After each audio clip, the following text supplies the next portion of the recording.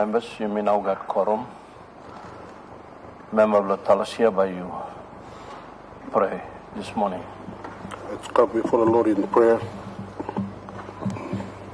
Heavenly Father, we humble ourselves before the foot of the cross of your Son, Jesus Christ, this morning. We thank you for all the wonderful blessings that, God, you continue to give us, our nation and our people of this country called Papua New Guinea. We thank you for the leaders of this nation that, Lord, they have been mandated by your people to lead them in the national parliament.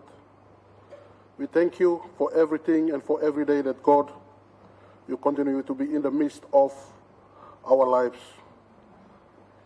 As we gathered in the national parliament this morning, O Lord, to discuss the 2026 national government budget, we seek your guidance and blessings. Grant our leaders wisdom, knowledge, and inspiration as they make decisions for the benefit of our nation. We pray for the Prime Minister, the opposition leader, and all the members of the National Parliament, that they may work together with unity and purpose. May they prioritize the needs of our citizens and work towards a prosperous future for Papua New Guinea. Lord, we pray for unity and love and peace throughout our country. May we recognize and appreciate the richness and blessings you have given us. Forgive us for our shortcomings and grant us peace. Let us pray the prayer that Jesus has taught us. Our Father, who art in heaven, hallowed be your name. Thy kingdom come, thy will be done on earth as it is in heaven. Give us this day our daily bread, and forgive us our trespasses, as we forgive those who trespass against us. And lead us not into temptation, but deliver us from evil. Thine is the kingdom, the power, and the glory, forever and ever. Amen.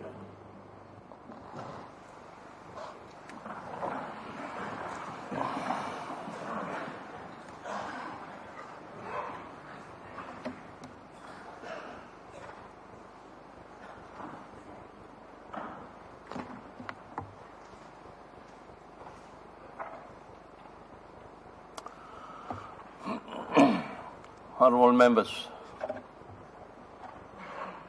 Lord, this morning, now Lord, this day today, throughout the week, come you me all get this fla. Skin, kirap, you me like come. Lord, this day today long. Talk the budget, the country blame me. But Lord, this day today too, and you me got sorry me come up. And especially Lord, this house. You may lose him one blah. One walk blue you me. Honorable Minister of Works. You may lose him now. The early hours of the morning. And one was set day. Lord, this house too. Look, si mouse, the parliament. Me lagi imbig bla talk sore. All people bla telephoning. Now all family belong on there's a time. All sore na you me too sore one time.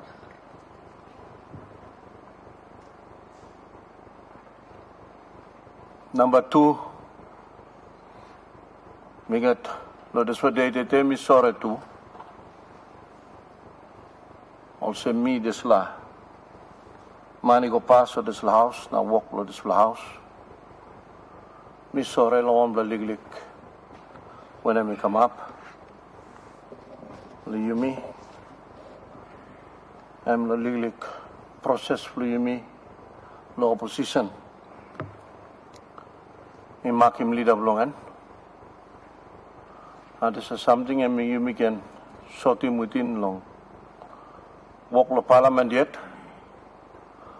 But you mean no make him also na you me go long court na court he come na you run him. This election blue me.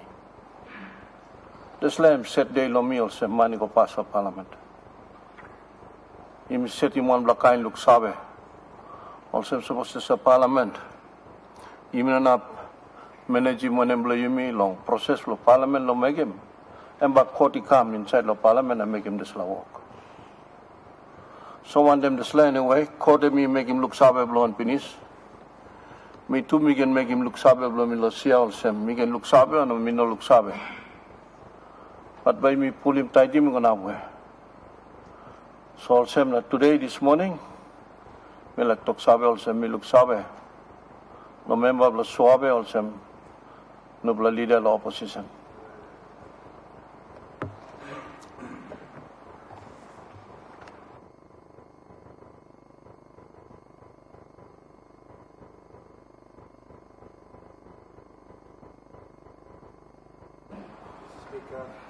Of Parliament to move a motion without notice. Question is that the motion be agreed to. Those in favor say aye. Those against say no. The ayes have it. Leader of Government Business. Mr. Speaker, I move that so much of the standing orders be suspended as would prevent order of the day number 95, government business, being called on forthwith. Question is that the motion be agreed to. Those in favor say aye. Those against say no. The ayes have it. Mr. Clerk. Order of the day number 95, Organic Law and Certain Constitutional Office Holders, Amendment Law 2024, Minister for Justice and Attorney General, second vote for 27 November.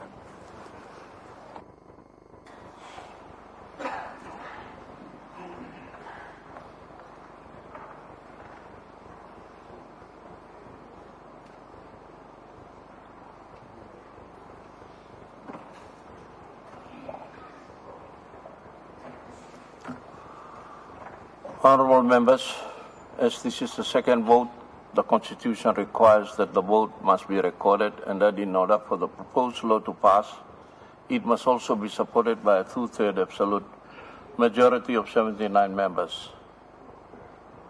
Honourable members, the Parliament will now vote. Clerk, please ring the bells.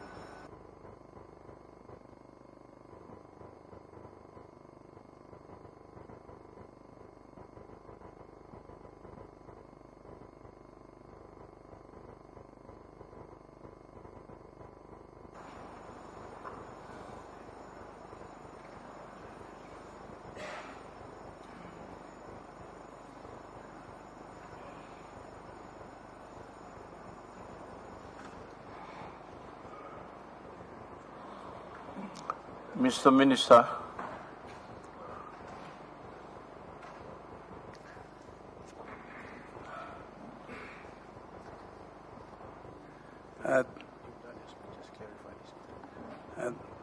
Thank you, Mr. Speaker. Just to clarify with the constitutional office holders, this amendment is going towards this particular constitutional office holders. Public prosecutor, public solicitor, chief magistrate, the clerk of national parliament, and the auditor general from 55 years and 60 years respectively to 72 retirement age and 75 compulsory years. Thank you. Just to clarify this, there's a confusion on, and these are the officers. We want to increase their age. Thank you. The question is that the proposed law without amendments be now agreed to. Those in favor, please stand.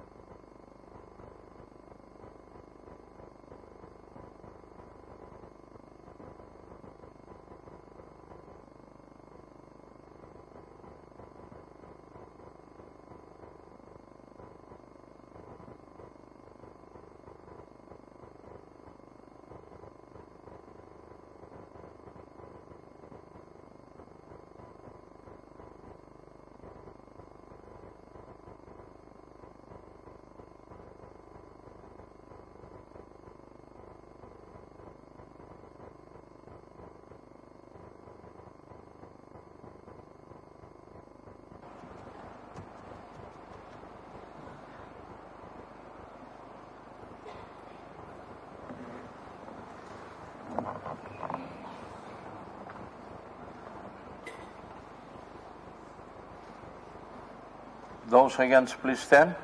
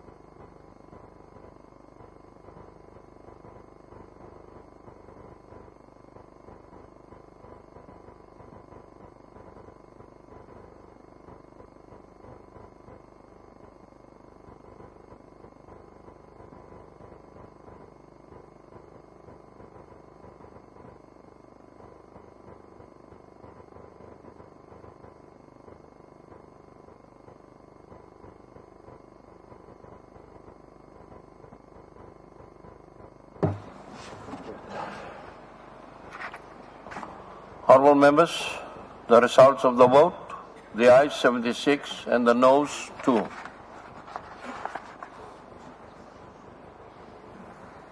Leader of Government Business. Mr. Speaker, I rescind the vote. I move to rescind the vote. Question is that the motion be agreed to. Those in favour say aye. Those against say no. The ayes have it.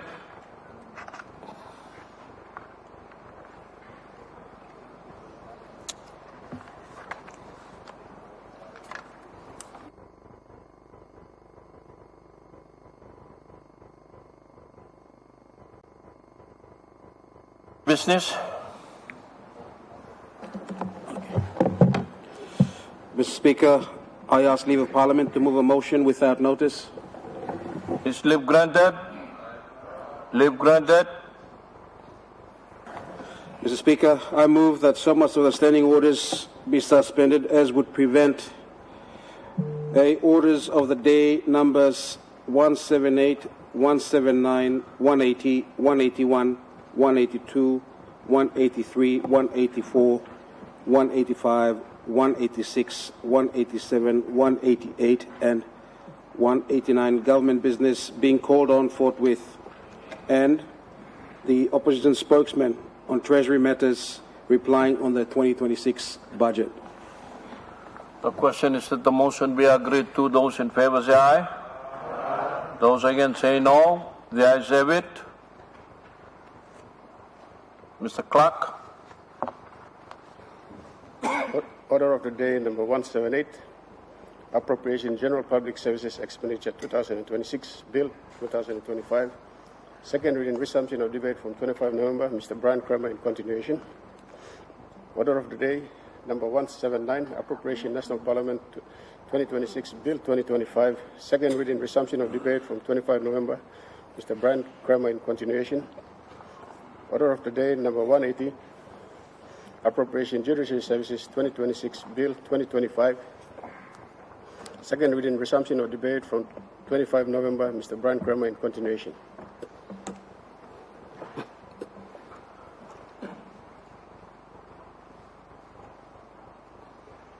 The Shadow Minister on Treasury.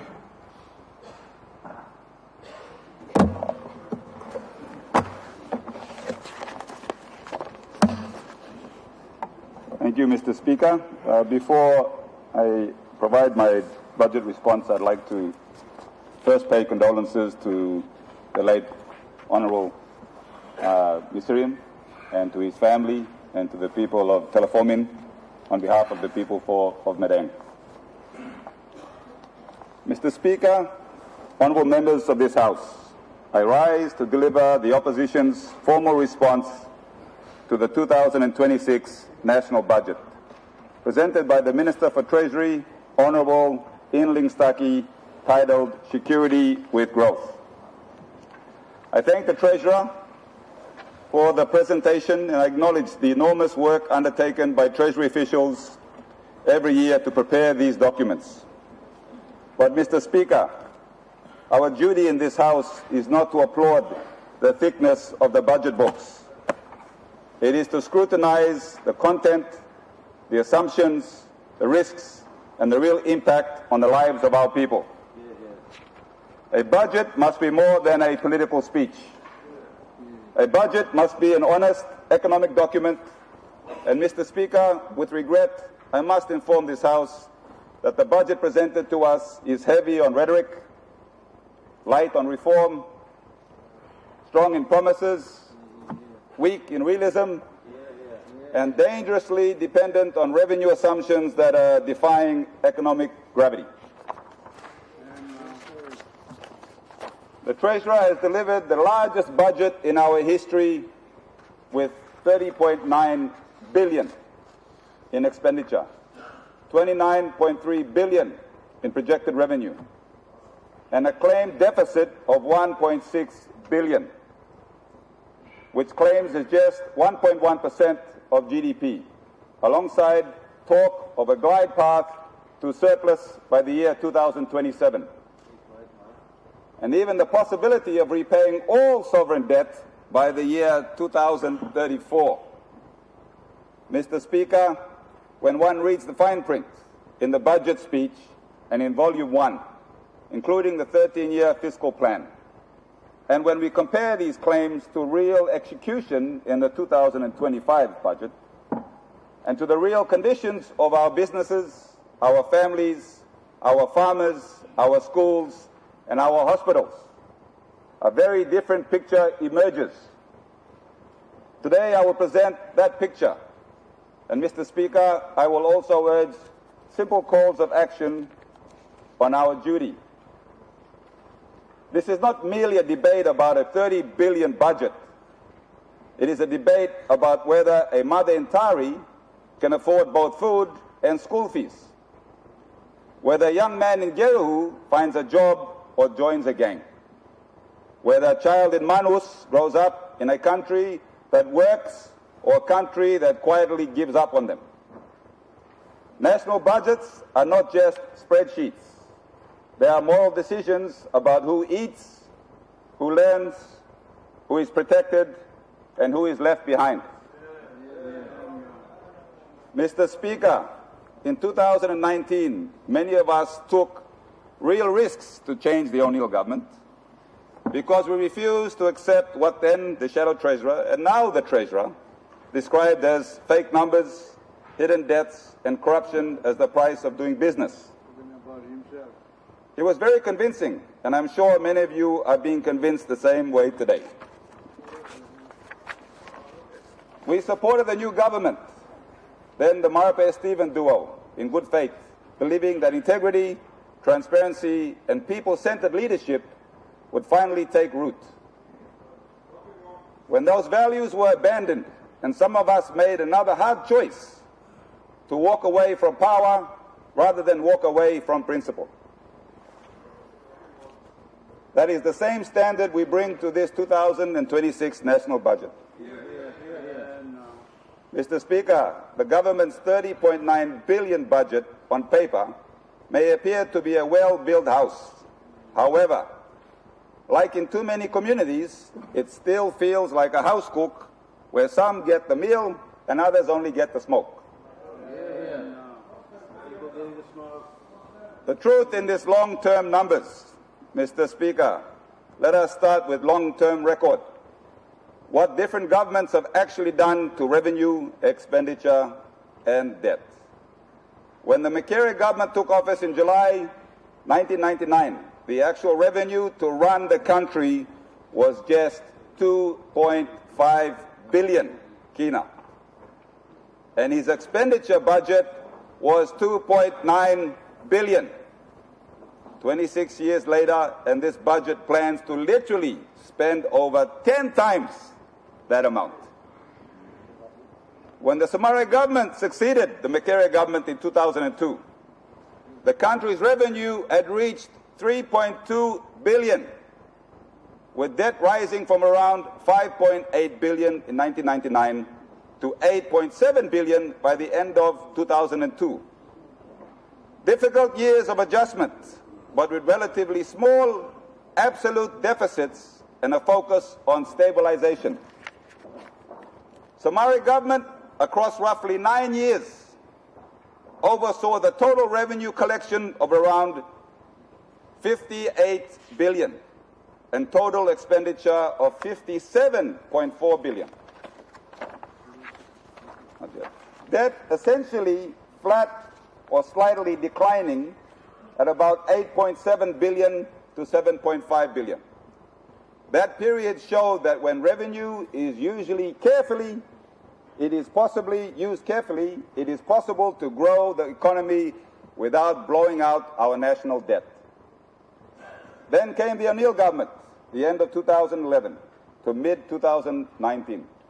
After 8 years in office, and thanks to the prudent fiscal management of the Somare government, the O'Neill government oversaw the collection of 91.6 billion in revenue, expending a total expenditure of 112.3 billion, a cumulative overspend of more than 20 billion, and debt jumping roughly from 7.5 billion under Somare to 33.7 billion under O'Neill. Mr. Speaker, those choices, aggressive spending, creative accounting, hidden liabilities, left the country exposed before COVID-19 even arrived. Mr. Speaker, the current Marape government has taken that pattern and amplified it to the next level.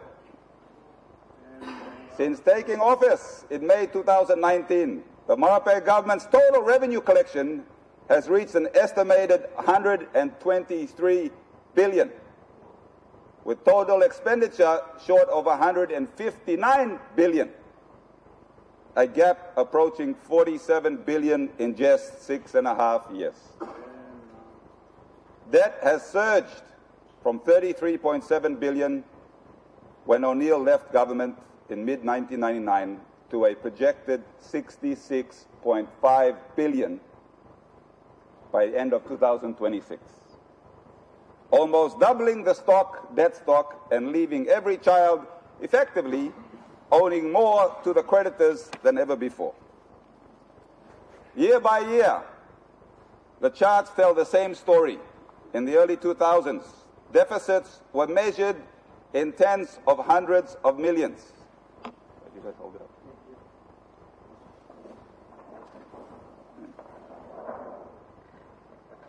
With at least one small surplus by the 2012, deficits were routinely in the billions, and the COVID years, the annual shortfall blew out to more than 7 billion. Deficits remain large, even as the government now claims to have fixed the boat. We have a point of order. Speaker, this is not a protest chamber. The circulation they've done is sufficient. I think the very standing order literate member for Medang knows exactly the decorum of the House. So I just rule to your wisdom. I leave to your wisdom to make ruling, please. Honorable Prime Minister, your point of order is in order.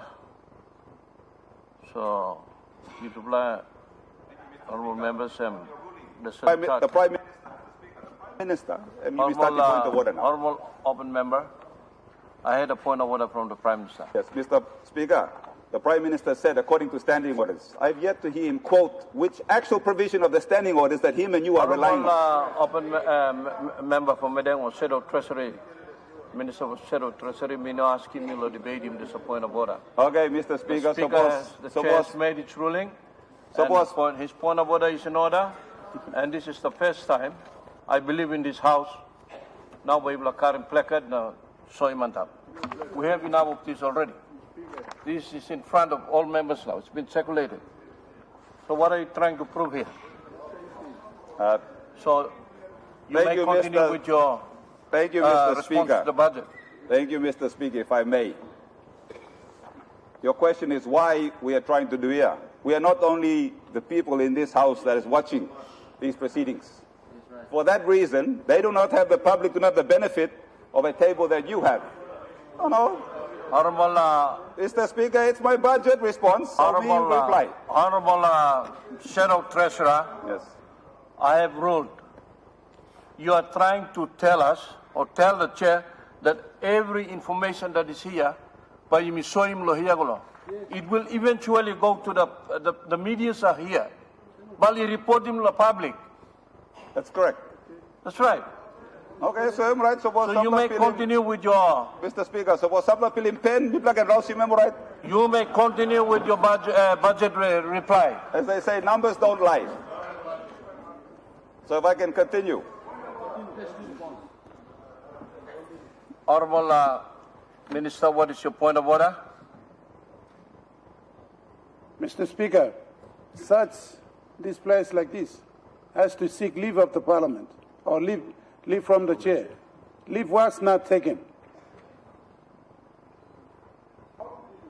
How did he bring it in?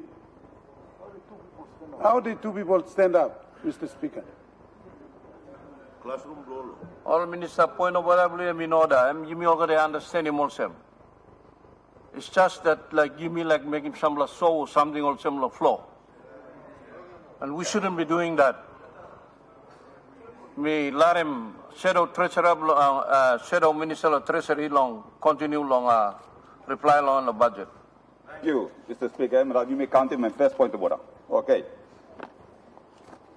So, as I was saying, Mr. Speaker, then came the O'Neill government. Oh, now you bloody disturb his speech for me. Okay, year by year, the charts tell the same story. In early 2000, deficits were measured in tens of hundreds of millions, as the good members of this House will see in the graph before them. With at least one small surplus by the 2012, deficits were routinely in the billions. And in COVID years, the annual shortfall blew out to more than 7 billion in 1 year. Deficits remain large even as the government now claims to have fixed the boat. With the legacy of those choices visible in higher interest costs, now at a record 3.6 billion budgeted in 2026. This is the truth.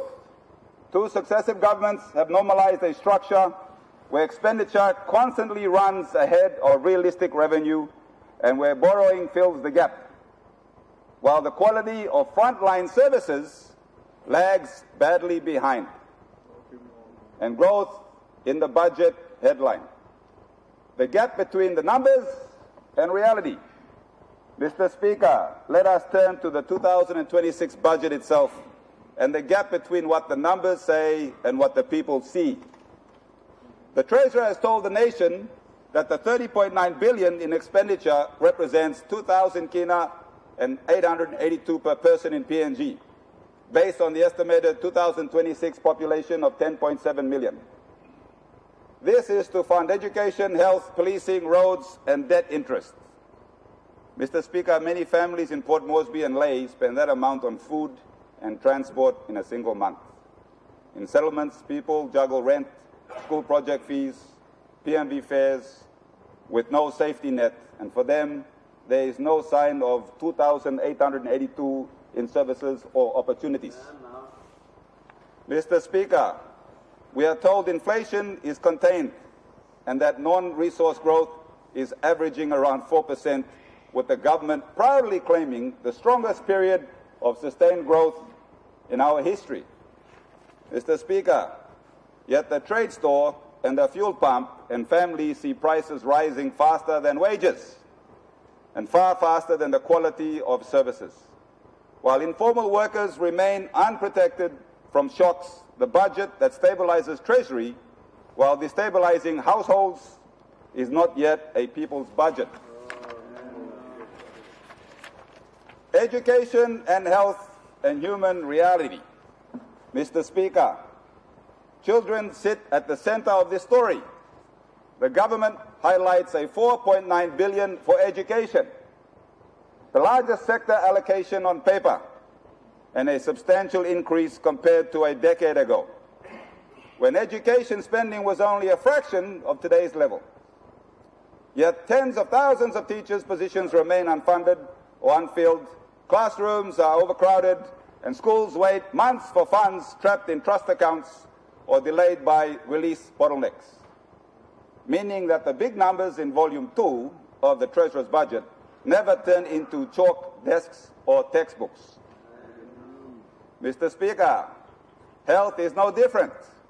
We see about 3.2 billion appropriated for medical supplies, provincial hospitals, church health services, and even a new medical university. More than that.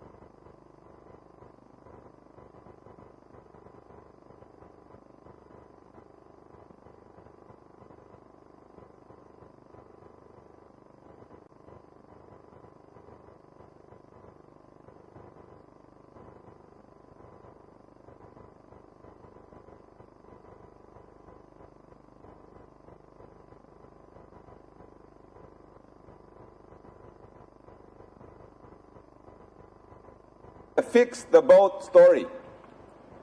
We are told the government has fixed the boat. The deficits have fallen from around 8.9% of GDP, or 7.3 billion, at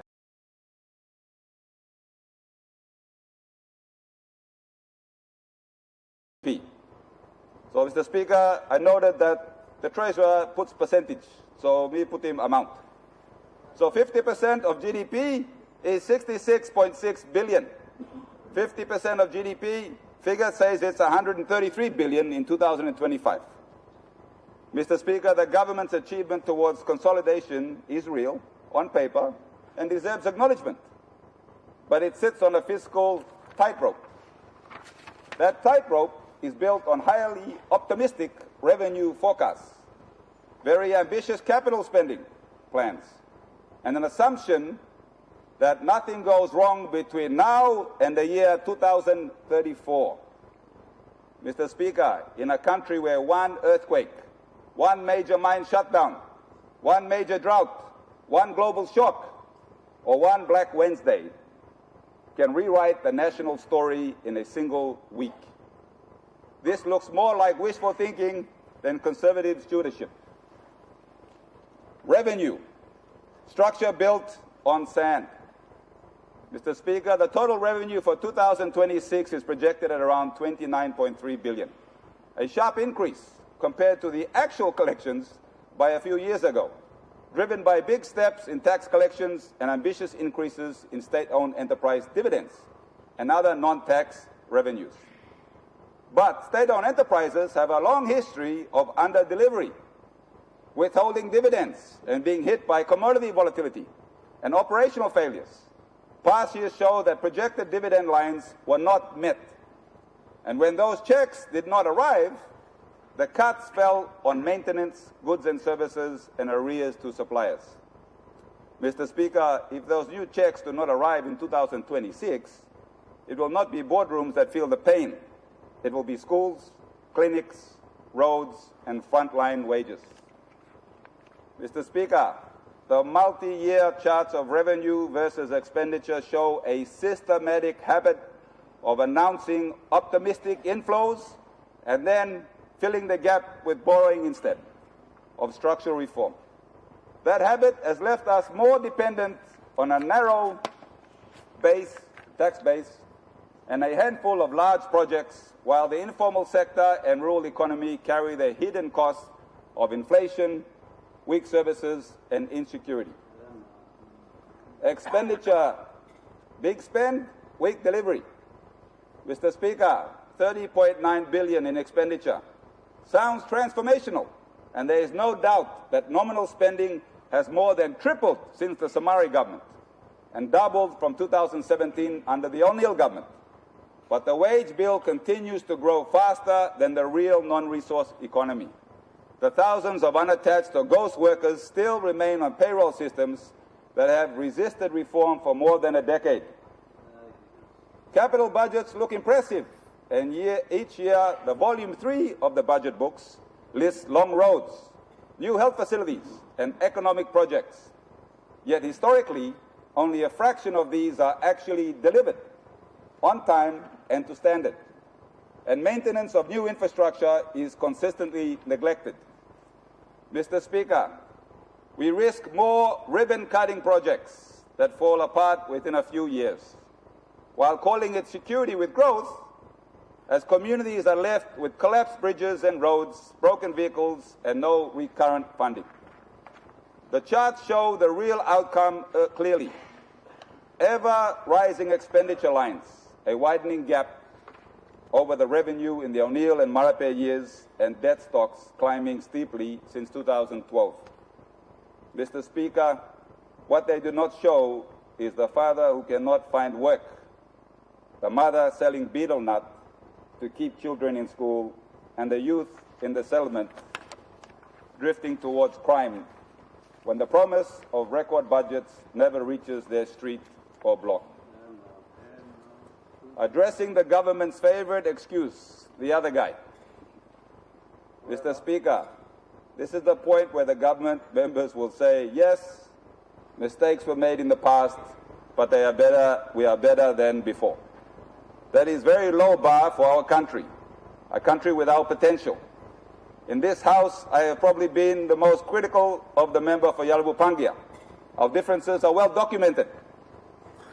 The O'Neill years left hidden debts, inflated numbers, and a mountain of arrears.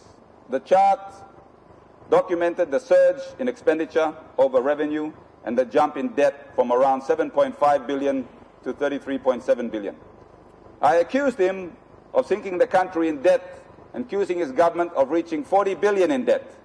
Mr. Speaker, the Marapek government has pushed our debt past 60 billion, an amount that would be incomprehensible against a debt level during the Samare government term. But, Mr. Speaker, there were also significant successes under the O'Neill government that I can admit. Peter O'Neill's 8 years as Prime Minister saw commissioning of the country's first LNG, during real GDP growth and boosting export revenues and billions in oil and gas revenue that the Marapek government now enjoys expending. The project now showcasing Papua New Guinea's ability to deliver major international investments. The O'Neill government did deliver transformative infrastructure, such as the Kumul flyover, and new city roads, APEC House, the relocation of Port Moresby's port to Motukia, upgrades in over 20 airports, and a 3 billion highway rehabilitation. It was the O'Neill government that reintroduced the free education in 2012, expanded health facilities, and constructed institutions like the West Pacific University. Under his leadership, Papua New Guinea hosted the 2018 APEC Summit, raising the nation's profile and attracting new investment, cementing his government's reputation for ambitious development and modernization across the country. Those years were not without controversy. That is precisely why some of us fought for change of government in 2019. However, Mr. Speaker, Mr. O'Neill is no longer in charge of the country's affairs or its finances. So the buck no longer stops with him. The Treasurer can no longer continue to blame the failures of this government on him. And Mr. Speaker, for the record, this is why I printed out a graph that actually confirms the actual numbers. In the minister's speech, he said that his government was burdened by deficits. You will see on the form that the majority of the deficits have been under this government and not the O'Neill government.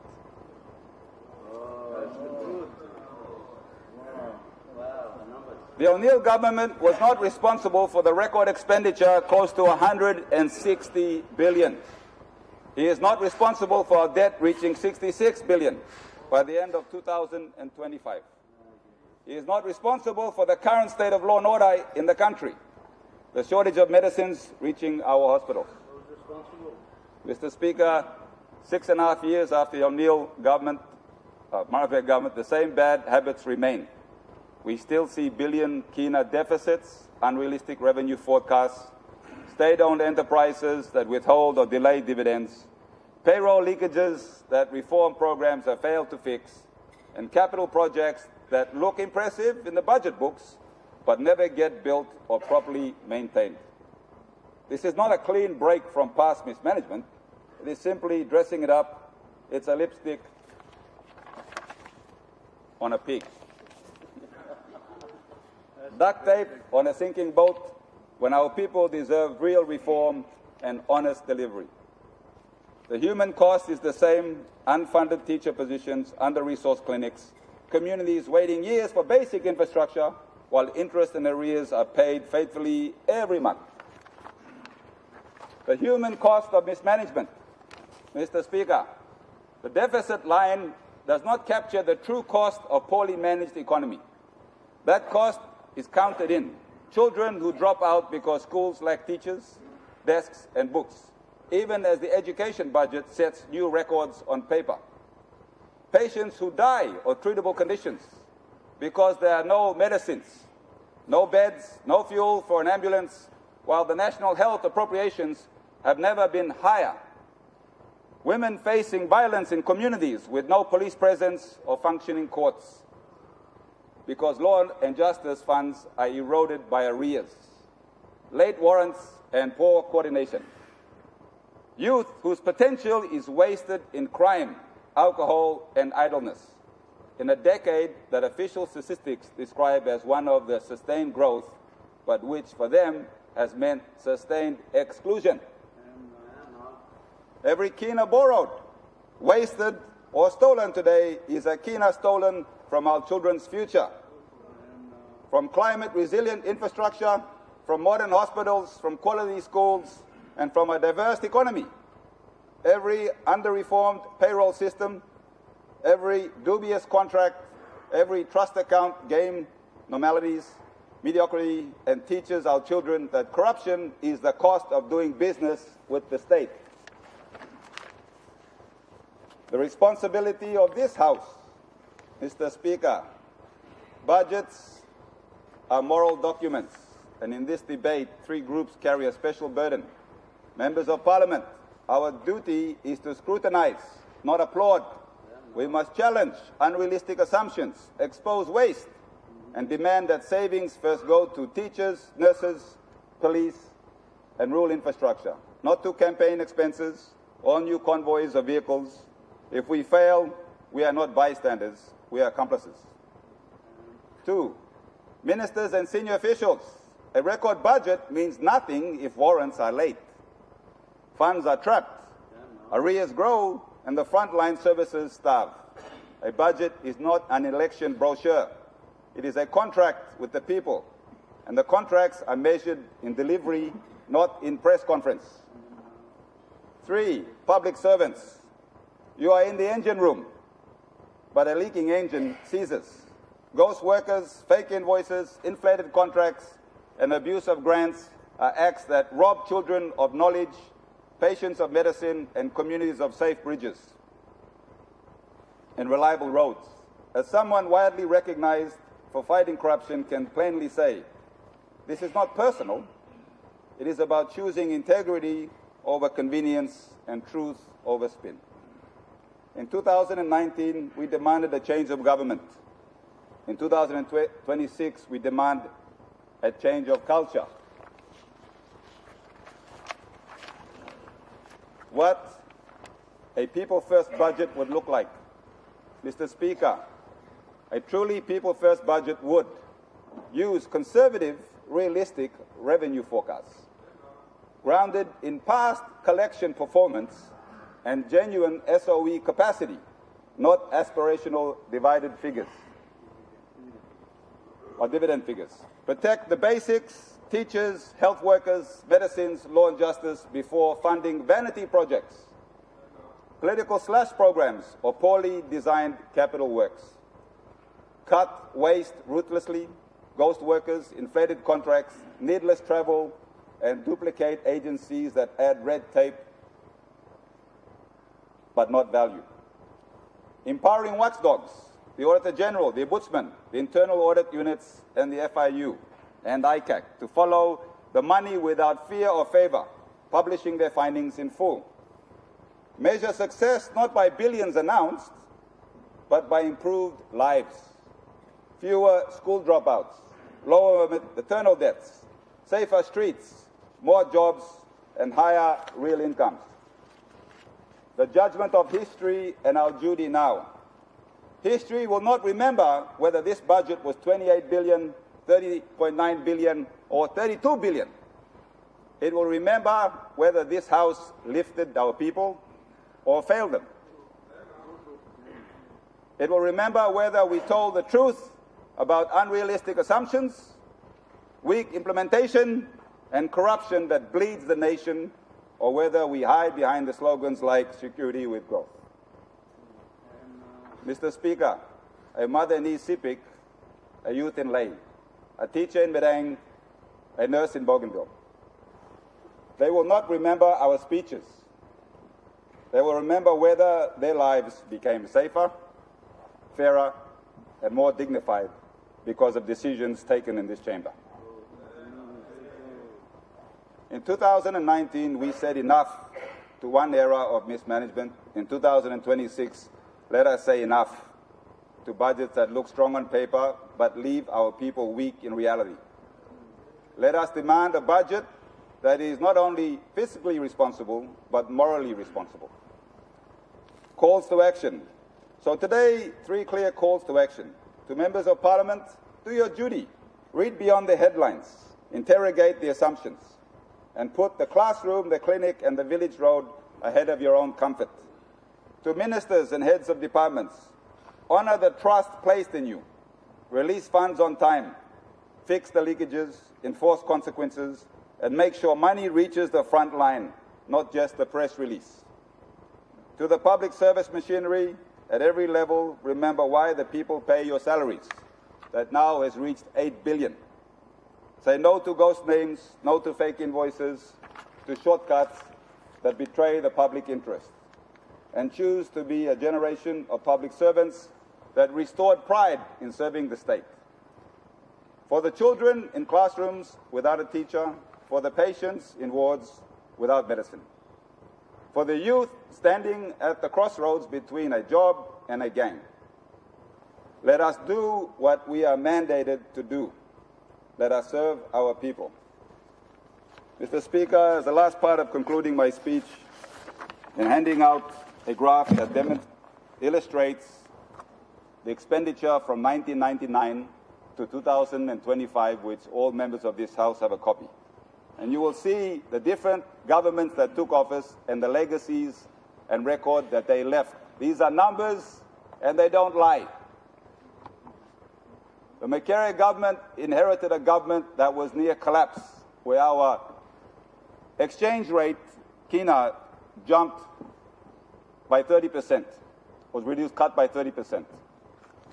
So they were managing the entire country with 2.5 billion, not 30 billion, where GDP, debt to GDP, had reached 70%, while we talk about 50%. Yes. So my question to the Marape government is, what will be your legacy? The record shows the legacy of Macarey's reform, and it shows the record of Samare's diligent management of the economy, where they left a 598 million surplus. The O'Neill government, deficits. The Marape government, the next level of deficits. Will the Marape government be the next line of the story? What will it tell? Right now, it tells of corruption, incompetency, inefficiency. I commend also the efforts of the Treasurer. The economy on the macroeconomic level, and I have reviewed all the IFM reports since 1999, 2000, from each time the new government took office, to understand what were the views of the IMF and how we're running our economy. And all the underlying issues that they raised every single time is the same. Accountability, transparency, good governance, excessive spending, inefficiency of public service. The same theme. Since 1999, they are saying the same thing. The only difference is that the likes of Macarey and Samare adopted what they said, and we have seen the results on paper. That is the difference. So, my objective view of the efforts of the Treasurer and the economy would be a -C in terms of the budget, because even if the Treasurer brought a perfect budget, he's not the one implementing it. The issue here right now is the implementation of the budget. A budget's just a projection on paper. Who implements it, that is the outcome. On the managing of the economy in terms of the public service machinery, then it's a D-. Yes, absolutely. Yes. But that's not the Treasurer's function. That's the ministers, departments, secretaries, and the Prime Minister is responsible because he appoints them. And who you appoint represents you. If I may, Mr. Speaker, just to conclude my speech, is to read a little section, paragraph, of a report done by the APG that describes the level of corruption. This is the same organization that carried out a full assessment of the country, anti-money laundering risk, and as we all heard, we will be grey-listed come February. It says, Mr. Speaker, if I may, it's called the Asia Pacific Group of Money Laundering. It is an intergovernment organization consisting of 42 members, of which PNG is a member, as well as an organization and observers from outside the region with PNG as a member. Now, I quoted a part of their report where it says, the threat of corruption and bribery in PNG is pervasive, deep-rooted, and entrenched in politics and business. PNG's National Risk Assessment identifies corruption as the highest money laundering threat. Transparency International Corruption Perception Index score for PNG is 30 over 100, and PNG ranks 130 out of 180 in the world. There are numerous open source reports and media articles highlighting corruption, including misuse of government funds and kickbacks, and bribery are widespread. Fraud is significantly underreported, making the level and value of offending difficult to quantify. In cases where corruption is involved, there is often related fraud, such as false documentation, to facilitate the activity. The crossover with corruption and fraud is significant, with fraud and mismanagement of funds found to be common among public officials. Mr. Speaker, the Prime Minister now enjoys his term to complete this term unabated following the recent Supreme Court ruling. He does no longer have to submit to political interest. He now has to decide, based on his faith and based on his legacy, how will Papua New Guinea remember his government. He has an opportunity now to clean up the mess. The Treasurer has done his part on the budget, but the implementation through our public service and corruption is an area that he is mandated. That is the Prime Minister, and it will stop with him and his departments. If the Prime Minister is truly committed to seeing the improvements in our people's welfare, then I would ask that he consider appointing members of the opposition and government to form a special parliamentary committee and allow us to go in and smash the rot. Because public servants cannot, international agencies cannot, they do not fully understand the landscape of how corruption is entrenched in our country. So with that, I conclude my speech. Thank you. The Chairman of the Permanent Parliamentary Committee on Plans and Estimates.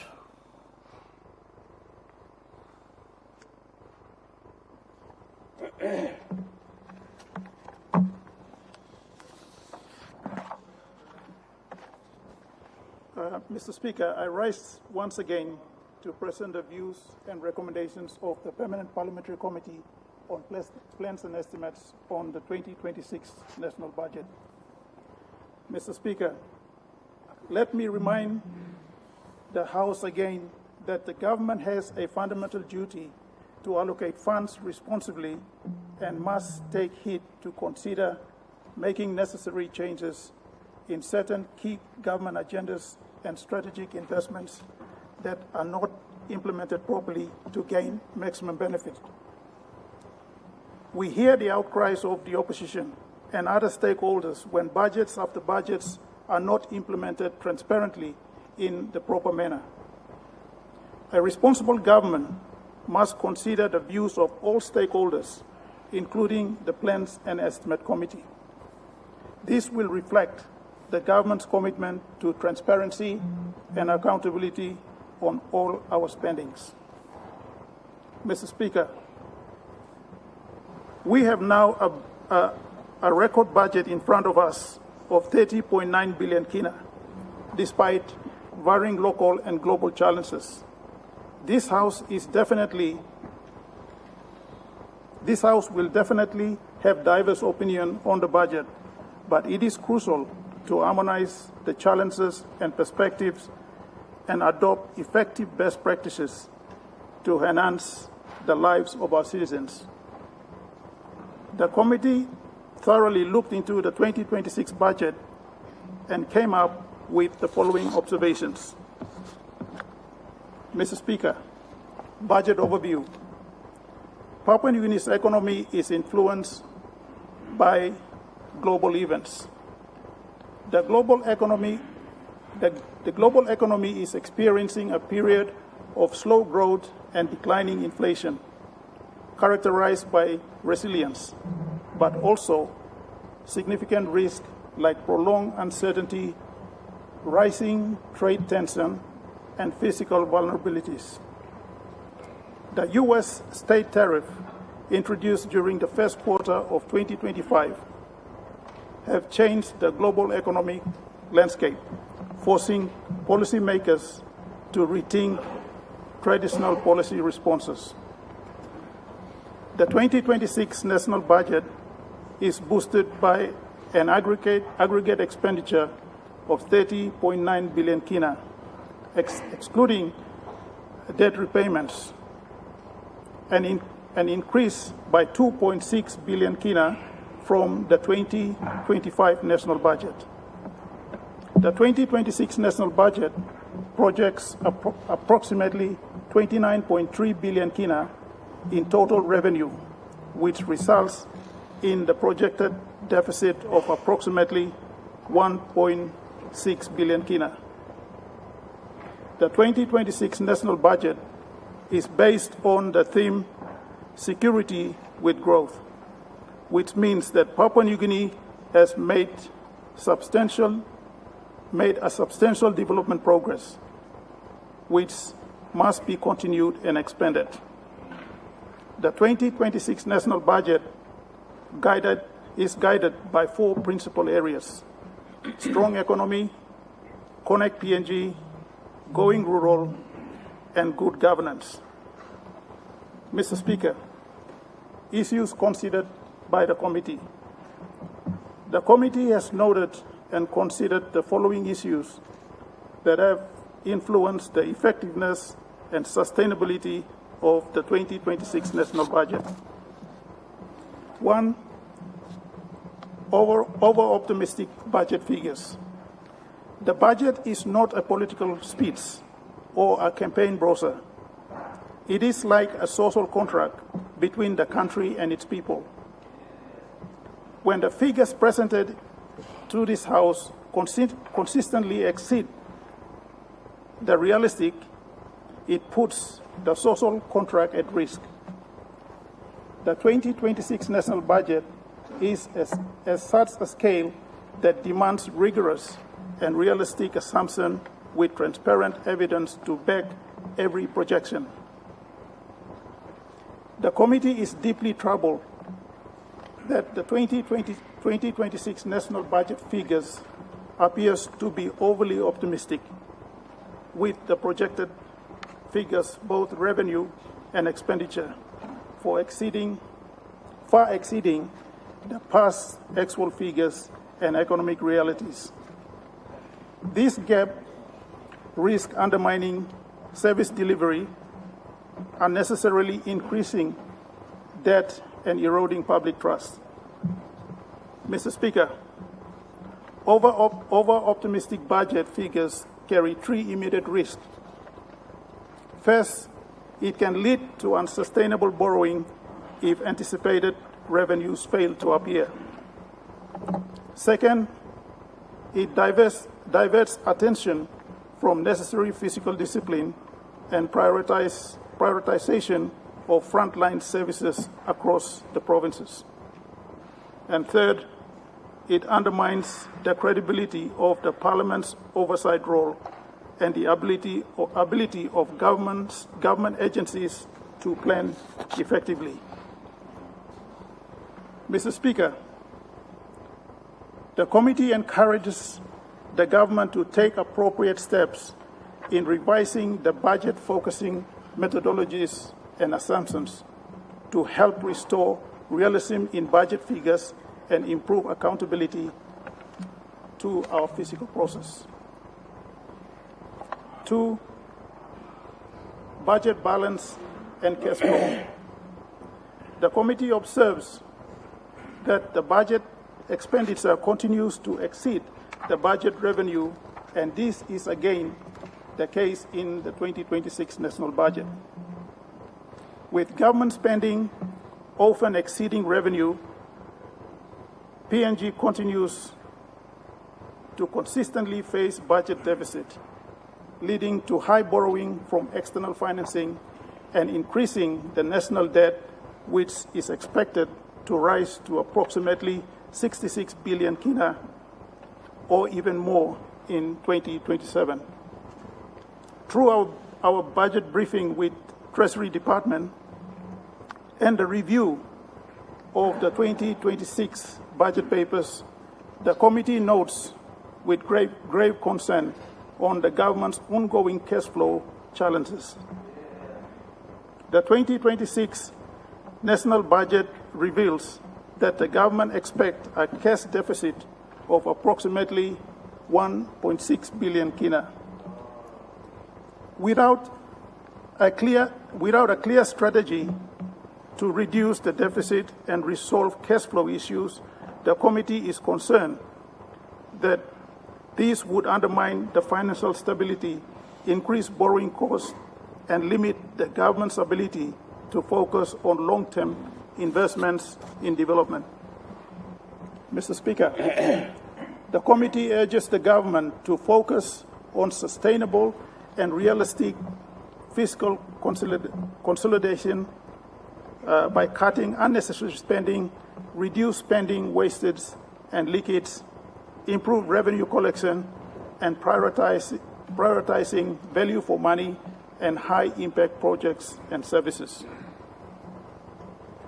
Law and order issues, number three. The committee notes that the government is proposing to spend about 2.465 billion kina in law and order sector, most notably with a 12% increase in the police department and a 17% increase in the judiciary services to address the declining state of law and order nationwide. However, it is widely acknowledged that significant challenges still persist with increasing crime rates, violence, and tribal conflicts. The 2020 national budget must clearly translate these allocations into tangible on-the-ground outcomes. Failure to do so risk undermining the 2026 national budget's effective implementation, forcing the redirection of vital resources away from health, education, infrastructure, and to address unforeseen emergency responses and security shortfalls. Mr. Speaker, Papua New Guineans deserve a safe, secure, and peaceful environment that supports social well-being and a stable and favorable investment climate to drive sustainable economic growth. 4, the amendment of IRC Act.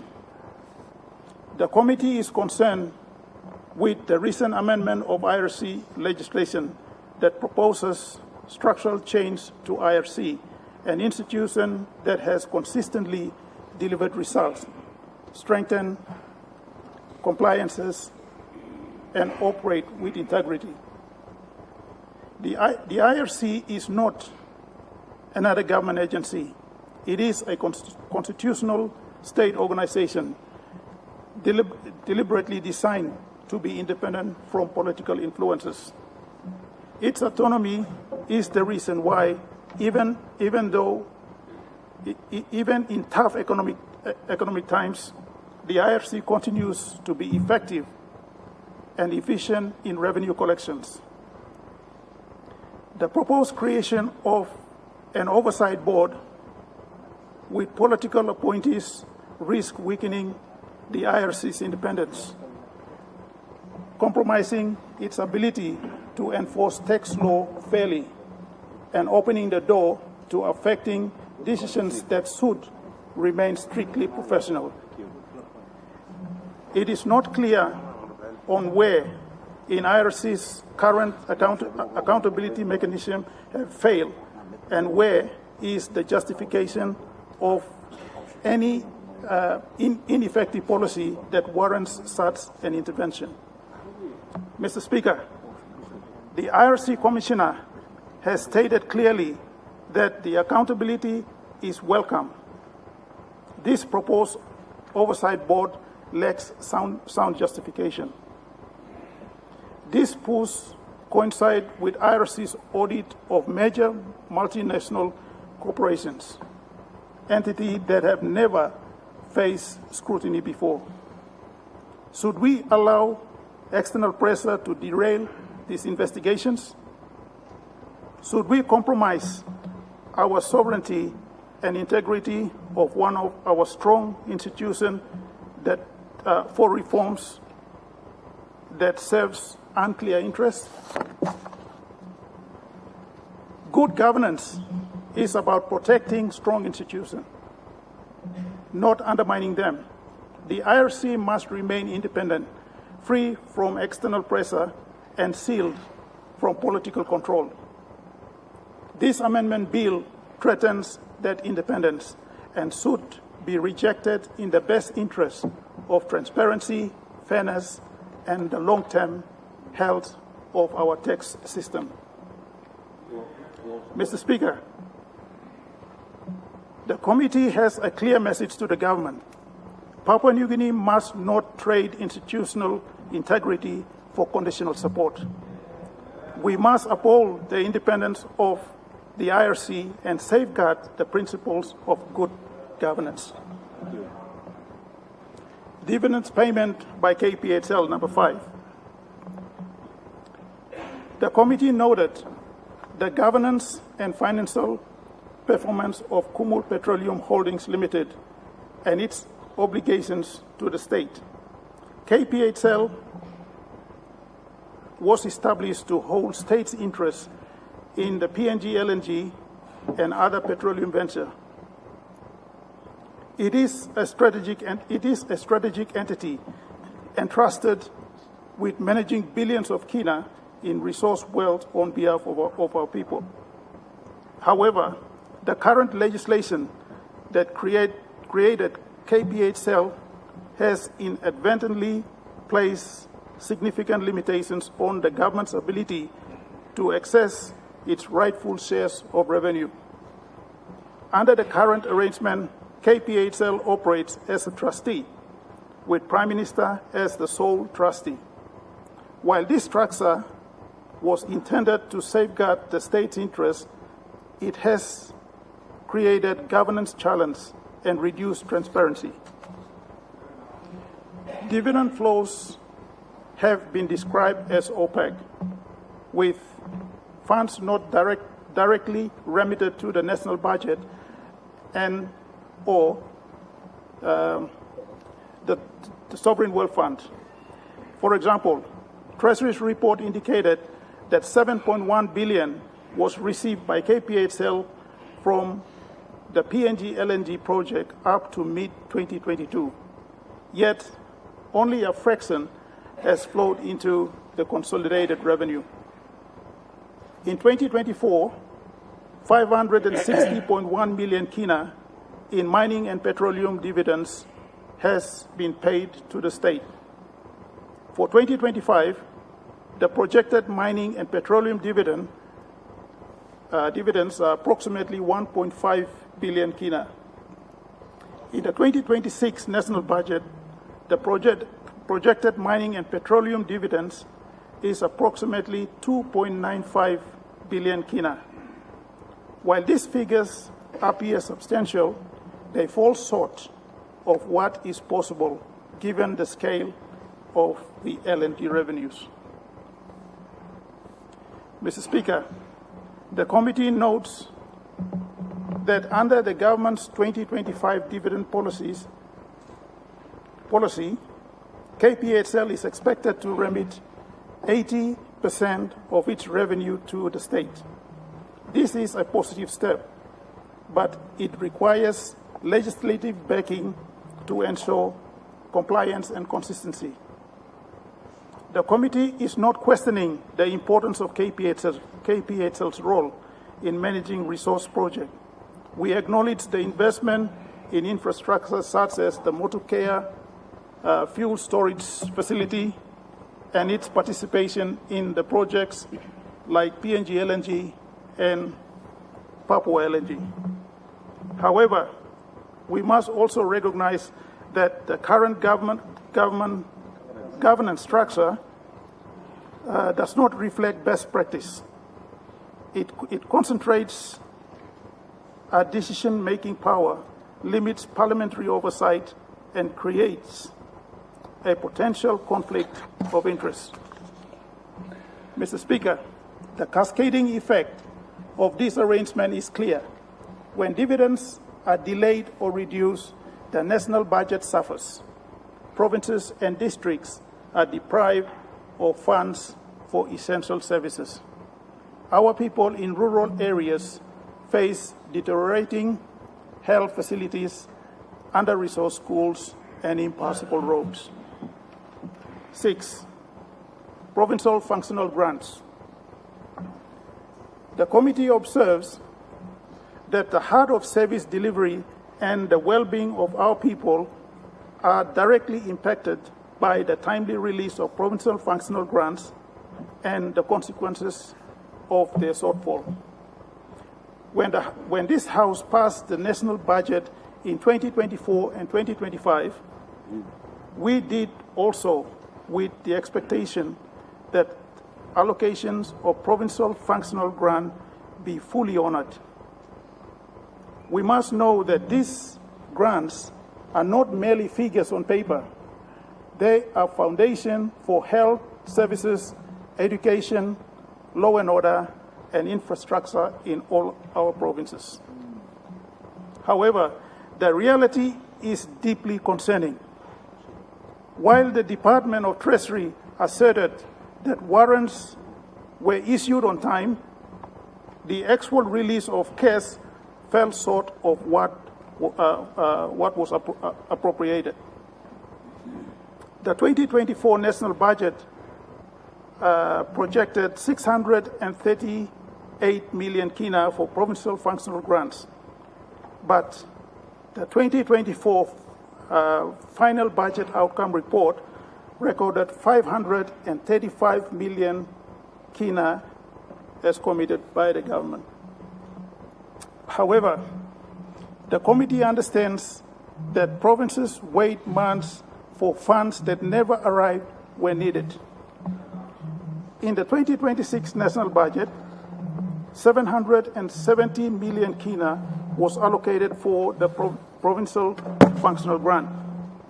The committee is now unsure if this proposed amount can be fully committed. Mr. Speaker, the consequences have been severe and far-reaching at the cost of cutting other operational and capital expenditures. Provincial administrations left scrambling. Many public servants could not perform their duties effectively. Some could not work at all. Hospitals lacked medicine, schools lacked materials, and roads remain impassable. This lack of funding has had a cascading effect on our communities. In rural areas where basic services have collapsed, our people have been forced to migrate into towns and cities in search of better opportunities. This rural-urban drift is accelerating. Families leave their villages because there is no functional health post, no teachers in classroom, and no roads to market. They arrive in urban centers like Port Moresby and Lae only to find overcrowding schools, shortage of classrooms and teachers, and settlement mushrooming without proper water, sanitation, or housing. Health facilities in cities are overwhelmed. Crime rates rise and unemployment grows. What began as a funding shortfall in rural areas has now become a national crisis of urban congestion and social instability. The delayed and under-release of provincial functional grant has undermined governance at the subnational level and place unbearable pressure on urban infrastructure. It has forced provinces and districts to rely heavily on PSIP and DSIP funds for core services, funds that were never intended to replace functional grants. Treasury argues that this delay were unavoidable under the Westminster system, which allows the minister to release funds up to, but not necessarily the full appropriation. Section 6 to 10 of the Appropriation Act were often cited as legal authority for reallocation reallocation to protect essential services. While this may be legally sound, it does not ease the burden of our provinces and cities. Mr. Speaker, the committee acknowledges the effort to clear the outstanding commitment in 2025, aided by improving domestic financing and moving towards a single treasury account. But the question remains, will this same predicament continue next year? Will our provinces again left waiting for funds that exist only on the budget paper or in the budget paper? The committee recommends that the government take the following decisive actions. First, ensure timely cash release for provincial functional grant in 2026. And this commitment must translate into real money in provincial accounts. Secondly, strengthen the cash management and focusing to prevent check floats and delayed payments. Third, prioritize transparency. Provinces and districts must know when funds will arrive so they can plan effectively. And finally, review the fiscal framework to protect subnational funding from being crowded out of wage overrun and debt servicings. National debt. Number 7. The committee notes that the national debt is expected to reach 66.2 billion in 2026, which is approximately a debt to GDP ratio of 45.5%. The 2026 national budget projects that the debt to GDP ratio will be decreasing from 42% in 2027 to 26.5% in 2030, but it is growing much slower than the economy. Debt repayments constitute a significant part of the expenditure in the 2026 national budget. While this shows that the government is looking at the debt recovery efforts, the committee is concerned on the over-optimistic projections that are not clear on the government's focusing methodologies and assumptions. Number 8, grey listing. The committee is aware that Papua New Guinea will be grey listed in February 2026, which is less than 2 months away, for failing to comply with and implement the requirement of the Financial Action Task Force, the Global Money Laundering and Terrorist Financial Watchdog.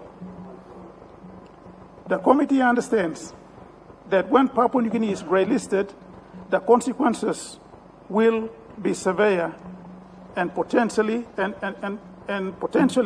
three main effects.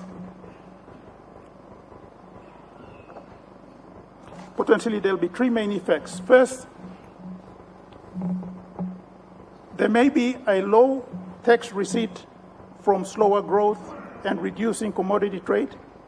Second, high debt servicing costs can occur. And third, there may be an increase in recurrent spending on anti-money laundering and countering financing of terrorism, reform, compliance and capacity building in financing regulators and law enforcement. This will potentially lead to foreign companies considering whether to continue or shut down their operations in PNG. Future investment opportunities may be impeded, and there will be a shortage of foreign currency, and banking system and networks will be greatly affected. Number 9, maintenance budget. The committee observes that in 2026 national budget, the committee observed that the 2026 national budget allocated approximately 331 million kina on maintenance, a 41% increase in the 2025 from the 2025 national budget. However, the committee is concerned that the lack of detail on how the maintenance fund is appropriately allocated according to the real on-the-ground priorities and needs, such as maintenance of existing roads, national highways, schools and hospitals in provinces and districts. The committee is of the view that there should be a clear detail on how maintenance funds are being allocated and whether the proposed maintenance fund in the 2026 national budget is sufficient to address the current assets conditions in the long term. Mr. Speaker, acknowledgement on enhanced funding for parliamentary services. During the 2025 national budget, the committee urged the government to enhance funding for parliamentary services, including opposition. The committee is pleased to see significant increase in the national parliament's budget in 2026. This funding will enhance the parliamentary services and support the operations of the parliamentary committees and the opposition. This reflects the government's commitment to transparency and effective governance. We appreciate these commitments. And to conclude, Mr. Speaker, the 2026 budget faces significant challenges from economic diversification and debt management to improving government service delivery and tackling corruption. However, with careful planning and a focus on sustainable development, fiscal responsibility, and improved governance, the 2026 national budget and future national budgets can address these issues and help set PNG on the path towards economic growth, social stability, and improved living standard for its people. Thank you, Mr. Speaker. You will find there's an attachment here. It's just the analysis that the committee has gone through. It's attached with the speech that I presented. Please have a look at it.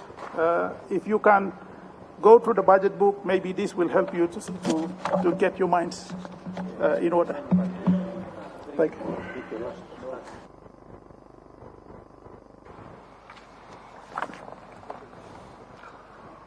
Honorable Governor Fuisvik. Thank you, Mr. Speaker. Before I give my response, I'd like to extend my deepest condolences to our people of Telefomin and family and friends of our late brother, the Honorable Solan Mirisim. Mr. Speaker, I want to start by acknowledging the excellent response by the Shadow Treasurer, first of all. And I also want to acknowledge the excellent response from the Chairman of Budget and Estimates, the Honorable Joseph Yobi. Mr. Speaker, this is the first time in this House that I have sat and heard a response from the Shadow Treasurer and the Chairman of the Budget Estimates Committee sound almost the same. And I'm thinking that maybe the same person wrote those two papers. However, I say that because it is quite rare for two different, one in government and one in opposition, to come out with the exact same failings in a budget, Mr. Speaker. Now, you will find, Mr. Speaker, that a lot of the things I wanted to say were already said by these two gentlemen. But I can tell you that I wrote my own speech, Mr. Speaker. And it took me many sleepless nights of going through the books. Mr. Speaker, I start by acknowledging one of our hardest working treasurers, 7 consecutive record-breaking budgets, Mr. Speaker. And, you know, we always sit here and applaud the size of the budget. We never go to check the size of the achievements. But in any case, Mr. Speaker, many Papua New Guineans are watching this debate and they are asking themselves one simple question. When will these record budgets translate into record-breaking solutions, Mr. Speaker? When will they feel safer in our communities? When will these young men and women find a job? Or even simply just to access basic medicine at one of our clinics? The disconnect between these grand budgets, massive record numbers, and the reality our people are living could not be greater, Mr. Speaker. The government can no longer ignore the fatal flaws in its budget assumptions for 2024, 2025, and now 2026. Mr. Speaker, they are repeating the same mistakes that we have seen in the last 2 budgets, and I will outline this as I continue.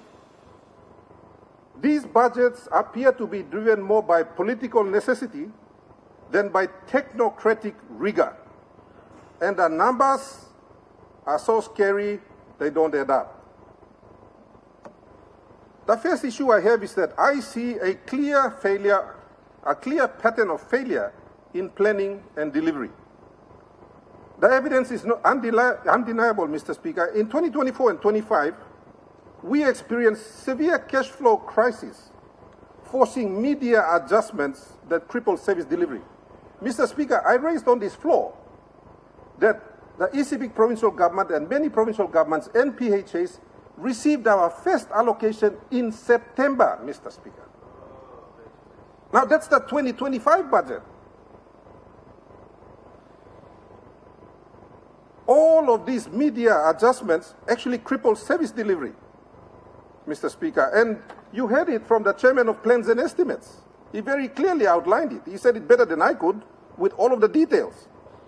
We had critical shortages of medical supplies last year. Mr. Speaker, we had this problem last year. My leaders, the ECP leaders, sat down and we allocated money to purchase medicines in November last year because the problem was already evident last year. This year, almost all Get a Health Center, all PHA, those in charge of the curative services, had to advise that they were shutting down. Now, all of these they're not isolated incidents, Mr. Speaker. These are symptoms of systematic failure in budget formulation and revenue forecasting, and the government is simply ignoring the message. The government's very famous slogan of building the richest black Christian nation sounds very hollow, Mr. Speaker, when in practice, it means that some black people are getting rich while the majority cannot even afford to buy Panadol. Our people's aspirations are not extravagant. They don't set out to become millionaires, Mr. Speaker. Our people simply want safety from harassment and violence and law and order. They want regular power. They want shelter. They want regular water. And they want food. And finally, Mr. Speaker, dignity. A young man wants to be able to get a job so he can feed his small family. He's not setting out to become a multimillionaire in this country. And he can't even get that.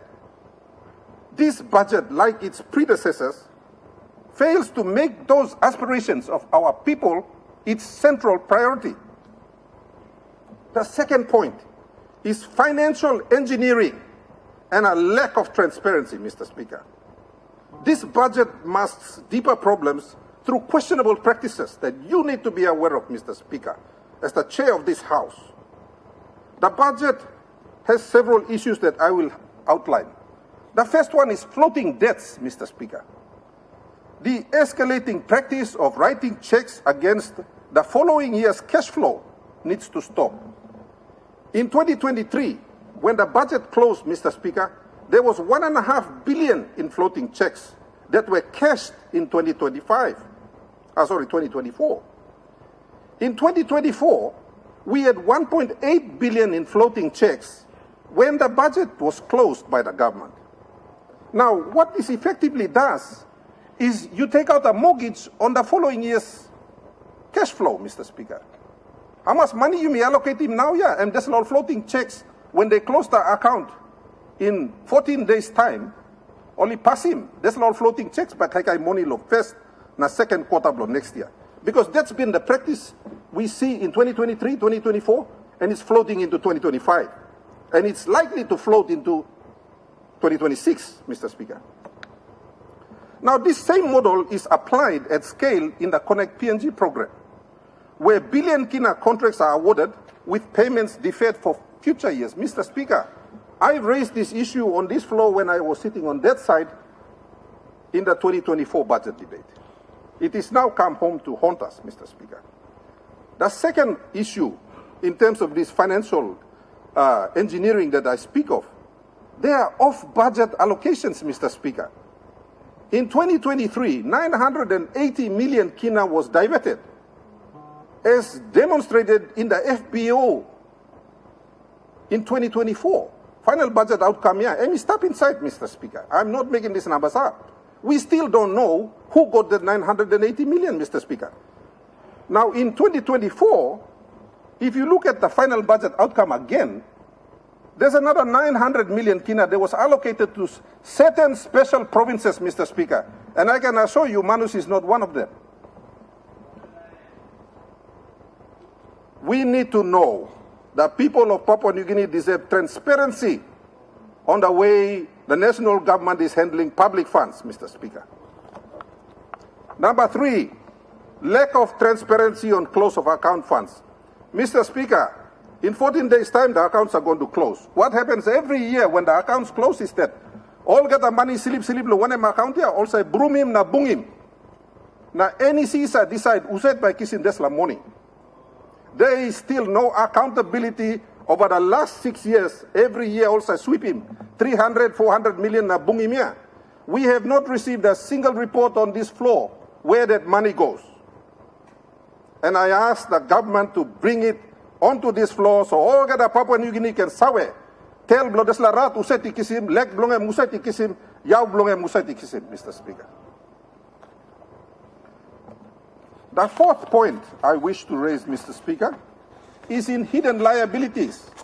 Now, I remind the House, I raised these issues in 2 subsequent budgets.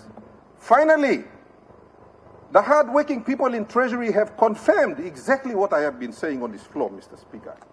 If you look on page 84, volume 1, the government finally admits, because for the first time in 50 years, they have put in a small line that says that the 66 billion kina debt, you can go page 84 of this book, number 1, volume and a second. Numbers don't lie, Mr. Speaker. Numbers don't lie. So, now only talk of this 66 billion kina debt does not include arrears. I am asking for transparency, Mr. Speaker. How much are the arrears? Is it 7 billion, 8 billion, 9 billion? How much? Why you play high team? Karimi kan na talk out talk threats so all the Papua New Guinea can sabe. What is the true debt? You are hiding it from IMF, you are hiding it from World Bank, and you are hiding it from the people of this country, Mr. Speaker. Mr. Speaker, I raised serious issues about the funding of the Connect PNG. Finally, if you look at the WEX budget, they are allocating 100 million kina a year for arrears. Now, oligat narbla arrears ken emoli high team backside lo Connect PNG because their own budget books tell us, Mr. Speaker, numbers don't lie. Those are your numbers, not mine. Now, what the government is doing is not fiscal consolidation, Mr. Speaker. It is a deliberate effort to keep massive state liabilities off the books. Only talk 66 billion, but true number is not on the books. We are not seeing it, Mr. Speaker.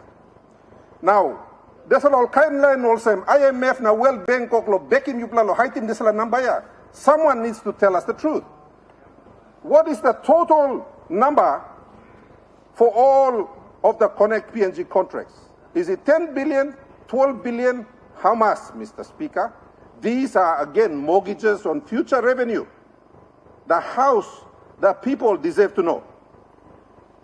This is clever accounting, Mr. Speaker, because what they are doing is only kisimol contractor working work now by paying more next year and a year behind. So trupla dinau ya emi stop finish, but only no put him on top so all people by look it, Mr. Speaker. Clever accounting, creative accounting. And I am asking again, is IMF and World Bank endorsing this practice of clever accounting? The next one is the unrealistic revenue assumptions and election consents. Mr. Speaker, he got some all budget items only put him inside long 207, where he no got clear explanation. This is like something. For example, under 207, there is 150 million kina for a contingency fund. Election contingency or 1M. There is 75 million for SDG number 8. There is no description on what they are going to do with that money, Mr. Speaker. And then there's 200 million for unnamed government obligations. Only put him lohap. He got 75 million, you blow open member, you blow harim staff. Only height him 75 million long 207, only talk blow district maintenance. So you blow open member harim, me talk him you blow now. And then there is 180 million, Mr. Speaker, for the PM slush fund. M2 is tablo 207. This year it was 200 million, Mr. Speaker. Very clever accounting. Now, this is all problem here. Na 2 plus speaker go pass it talk finish na me like repeating. They are dangerously high projections on revenue, Mr. Speaker. From KCHL, the estimate of increased revenue from this year to next year is 385%. This year, it only collected half that, Mr. Speaker. This is a fantasy. They need to tell the people of Papua New Guinea how they expect to collect extra money when it's not there. They did the same thing in this year's budget, Mr. Speaker. This year, they projected that SOEs will give them 153 billion. 1.53 billion. Now, they only collected 45% of that. And next year, they are expecting to increase collections from state-owned enterprises from 802 million to 3.1 billion. If they don't do it, you mean by expecting cash flow problem next year in up September. I know many MPs were promised money for their projects next year because by Halevi Molo winning 2027 election, me sorry lo yupla no good September next year yupla by waiting yet. This leads me to another problem, Mr. Speaker. The 2027 general elections, and I say this as chair of the elections committee. Mr. Speaker, there's some funding to the commissioner, but there's no funding to police and some of the other agencies that are going to be carrying out the elections, specifically. So me just talk out as well as a warning after what we've seen in the LLG elections just concluded about a week ago. You may not like to repeat him 2027, Mr. Speaker. Finally, the empty promise of provincial funding. Mr. Speaker, people belong ECP, long 2024, 44 million me play no kisim. Last time me raise him, me talk out also in 14 days time when accounts close, 45 million blow people blow ECP. I mean no come yet. PHA 8 million blow outstanding yet. As far as the people of ECP are concerned, 2024 was a fake budget. 2025 was a fake budget. Now, prove me wrong by making sure that 26 is not another fake budget, Mr. Speaker. Mr. Speaker, this is the government's seventh budget. It continues to blame votes of no confidence for its lack of performance. The truth is that poor performance stems from poor budget priorities. There are no new initiatives in this budget for manufacturing, even though they say so. Agriculture repeats the same old cycle of big promises and big letdowns. Boasts of creating 20,000 jobs are cold comfort when there are several million unemployed Papua New Guineans around the country. The recent demographic health survey paints a frightening picture, Mr. Speaker. 42% of our population are under 15. Unemployment rate amongst women is 70%. Unemployment amongst men is 55%. Mr. Speaker, despite all these record budgets, my province receives about 1 hour of power supply every day. We have just decided to make sure that Borom Hospital has a desalination plant so it can get water, and it will operate on full solar power so we can maintain services to our people, Mr. Speaker. This is the reality across the country. The government got its numbers terribly wrong in 2024 and 2025. I hope they are not wrong again in 2026. This is more than incompetence. It is fundamental dishonesty in its accounting to the parliament and to the people. Government has the numbers to pass this budget, no doubt. Its members have been promised many goodies for next year to help them with re-election. But, as I said earlier, you will all be grumbling by June or July next year, Mr. Speaker, as these promises fail to materialize. One final point. The PM has been calling for accountability from provinces. So I want to ask the PM, what about accountability from your office? The PM's budget for his office and his PIP and his 180 million slush fund totals 548 million this year, Mr. Speaker. The Prime Minister's office will spend more money than 16 of our provinces. Only 6 provinces will spend the same amount as the Prime Minister's office, Mr. Speaker. ECP has 700,000 people, and we are looking at a budget of 370 million kina this year. Manus is not going to receive as much money as the PM's office. Most of you here, your provinces are not going to receive. Central will not, West Sepik will not, Medang will not, East New Britain, West New Britain, New Ireland will not, Chimbu, Jiwaka, Western Highlands will not, Western Province will not, Gulf will not, Central, Milne Bay and Oro will not, Mr. Speaker. The Prime Minister needs to lead by example and show what all these monies, over $500 million every year that his office spends, has achieved before he calls for accountability from anyone else. Security with growth, Mr. Speaker. One can also take back PNG, the richest black Christian nation. It sounds like an empty slogan, sadly. These slogans are designed to mask a budget of false assumptions and failed delivery. Our people deserve the truth, Mr. Speaker. They deserve a budget that serves them, not just political fortunes for government cronies. This is not the people's budget. We deserve better. Mr. Speaker, Mibla member of parliament ibin kisintok gaman lo 2024 budget, the 2025 budget, the now 2026 budget. It is an insult to the intelligence of the members of parliament when the government front bench continues to make promises, big promises in budgets it cannot keep. It makes us all look silly. People outside on the street are laughing at us. And that cannot be the way that we continue to allow this noble work of putting people at the center of our budgets to flounder and fail every year, Mr. Speaker. Let me ask him, you member of Parliament, especially colleagues on the government side, you should be holding your front bench to account. No can lari mipla opposition kan na karim heavy pla work lo lug lo country. I mean work blo mipla one and work blo yumi olgata. So I appeal to you, honorable leaders, think of your people. 16 provinces will receive less money in next year's budget than the Prime Minister's own office. Thank you, Mr. Speaker. Honorable Minister of Education.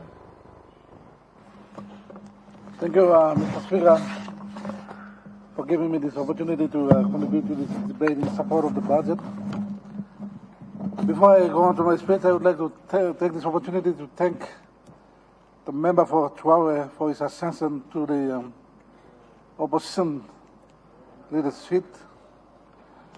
I also would like to pass on my condolences to the people of Teleforming, to the family members of the late Minister for Works, Honorable Sola Mirisam. And recent events have taken over. I also do not want to forget the 3 youths who died in the fire in Western Islands. I also send my condolences to the family members of the students who have died. I rise to commend and fully support the 2026 national budget presented by the Treasurer. Many times in public utterances, we tend to pick on education, health, and law and order as the favorite topics to debate on. But this budget is anchored on the government's underlying theme, security with growth. And for the education sector, this translates to what I term as security with growth through human capital investments. Human capital remains the bedrock of national security and prosperity.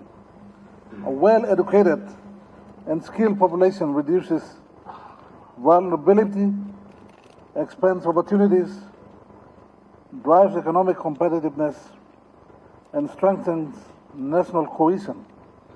Despite tight fiscal conditions, globally and domestically, the Maraba Rosso government has promised prioritized education because sustainable national security and future prosperity begins in the classroom. This budget will enable me to build our citizens into God-fearing, law-abiding citizens who are able to sustain their livelihood anywhere in the world. I thank the Prime Minister and the Treasurer for your leadership in guiding the budget process during these challenging economic times in Papua New Guinea. As we heard in the budget speech, the 2026 budget is framed against significant constraints arising from slower economic growth, reduced commodity revenues, heightened debt servicing obligations, increased demand from health, security, infrastructure, and social sectors. In response, the government has adopted a disciplined approach to protect frontline services, prioritize high-impact development programs, improve efficiency and accountability, and phase out non-essential expenditures, ensure value for money, amongst others. Against this backdrop, presenting a budget of $30 billion with the best budget deficit since 2012, I repeat, the best budget deficit since 2012, and prioritizing protection and advancement of education sector shows the government commitment to driving long-term growth through investment in its people.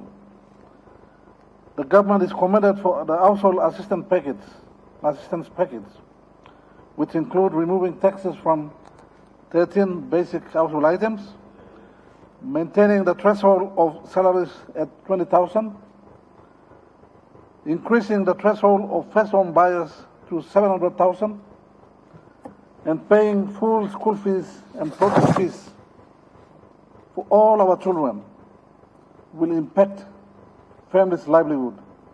I can sum that the government's threshold assistance package is timely and deliberate, moved to leave no child behind. Mr. Speaker, let me make a few remarks related to the education ministry or the education sector. A record budget allocation of 4.935 billion in 2026. The 2026 budget delivers the largest education allocation in Papua New Guinea history.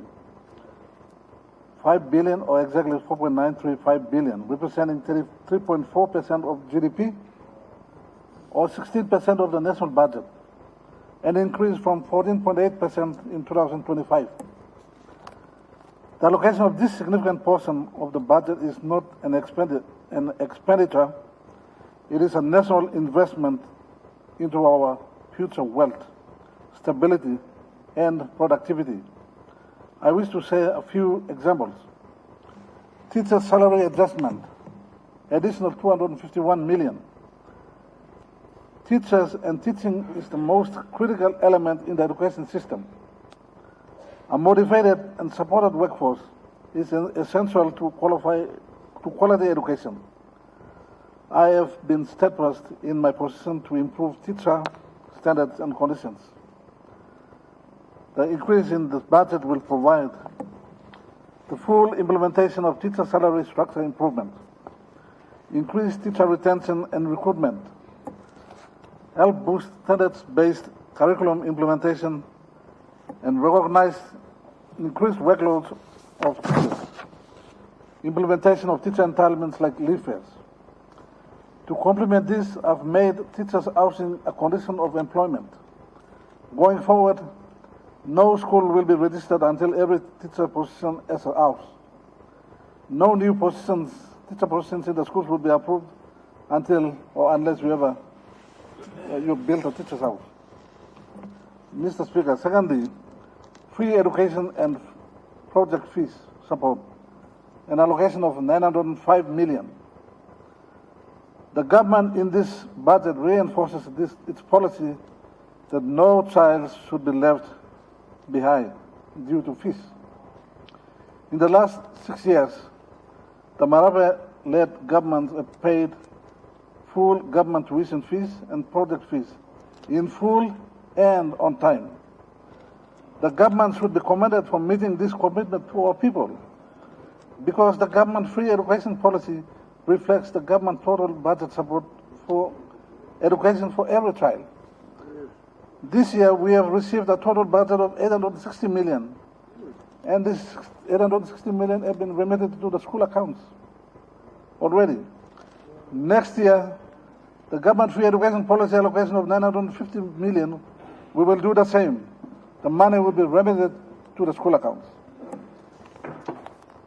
I want every citizen to note that the Marape Rosa government's 905 million school fee investment first ensures access to education for every child, and second, acts as a vital social and economic policy. By covering school fees, it allows parents to save 950 million or 905 million. In other words, by covering the school fees, the government is effectively putting the 905 million back into the pockets and bills of every parent and guardians in Papua New Guinea, thereby increasing their disposable income and purchasing power for essential family needs. As a consequence, significantly enhancing family well-being and security. Parents also have a responsibility. They must take up their responsibility in ensuring that their children are decently dressed, groomed, fed properly, have a private space at home for study, check on children's schoolwork, and even support building school infrastructure. Major achievements in the education sector since 2023. Mr. Speaker, despite the fiscal environment, the sector has delivered substantial progress. I wish to take this opportunity to highlight a few of the policies and programs in my ministry. Universal access to grade 12 education. The government upholds the right of every child to attain grade 12 education. To achieve this goal, we are maintaining the free education policy. We will continue to support parents at all levels of education, from general education to higher education, from elementary or early childhood learning to grade 12. Implementing the 166 school system structure, expanding Ford accessibility. We have expanded enrollment in Ford to 200,000 this year. We've started off several years ago at 30,000. This year, our enrollment in Ford has reached 100,000. And students have equal opportunities to tertiary institutions or institution selections. Selections at grade 12 is online for Ford students. We will remove grade 9 and grade 11 selections, but examinations for standards purposes will continue. These reforms are backed by an allocation of 120 million in the 2025-26 PIP budget to ensure continuity and quality. I commend the Enga, Western Islands, Juaca, Eastern Islands, Western and Ella provincial governments for building the capacity to remove grade 9 selections in 2025. Introduction to early childhood education and accelerated Christian education. We have in 2025 introduced early childhood education and accelerated Christian education systems. These changes mark a major shift towards strengthening lifelong learning foundations. Foundational learning is critical. Early childhood reforms ensure children develop Christian and cultural values, learn to read and write early, build critical thinking and social life skills and confidence. STEM scholarships. Mr. Speaker, a knowledge-based economy requires scientists, engineers, ICT specialists, doctors, and innovators. To date, we have 378 students on STEM scholarships in the United States, in China, in India, in Malaysia, in Australia, and in Fiji. Now, I'm proud to say that the majority of our students are performing exceptionally well in the USA and China. We want to produce a steady pipeline of engineers, scientists, ICT specialists, medical professionals who can be employed anywhere in the world. The ministry aims to provide 250 STEM scholarships annually, but this will depend on funding, and I'm happy the Barbados government has provided the funding to ensure I meet my dreams.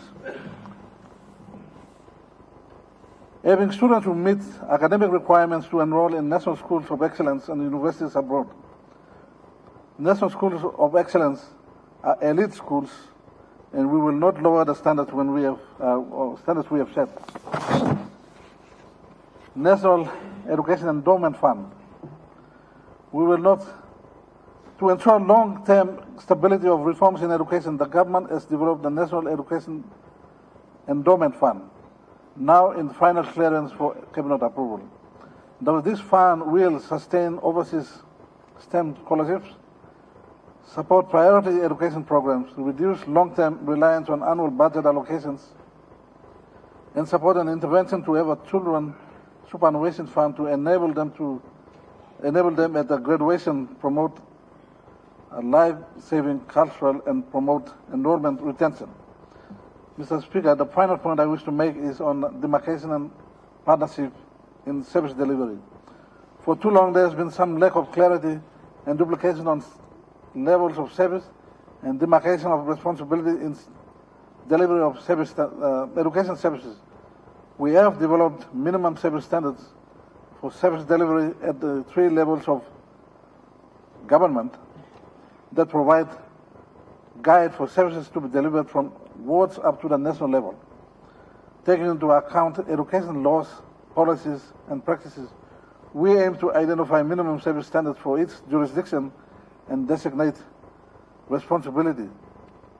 for planning, governance, resource and infrastructure by 2026. And the service standards will be distributed to the governors of each provinces. Mr. Speaker, in conclusion, investing in education strengthens national security by empowering rural communities, reducing inequality, and creating economic opportunities for the youth bulge that will define PNG's future. The 2026 national budget is balanced, responsible, and forward-looking financial plan. It upholds fiscal discipline while securing the nation's future by investing in our children. With a record 4.93 billion allocation, improved teacher salaries, expanded free education support, and expanding transformational education initiatives like STEM scholarships and endowment fund, this budget places education at the heart of PNG's security, growth, and long-term prosperity.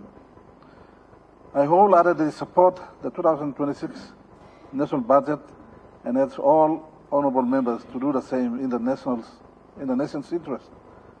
Finally, before I take my seat, on behalf of my family, my electorate, my ministry, I wish you, the Speaker, and all honourable members a early Merry Christmas and a Happy New Year.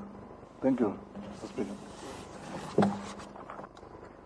The Honourable Member of Yalibu Pangia.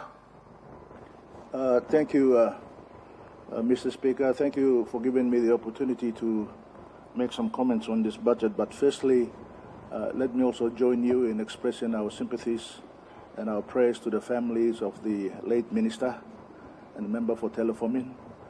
To his people of Teleformin, we share this great, huge loss to your family with you on this occasion. And we offer you our prayers and our condolence. But, Mr. Speaker, I also want to congratulate the Treasurer for bringing another budget to this Honourable House and pay respect to many of the Treasury officials who have worked so hard to prepare this budget for us for deliberations here today.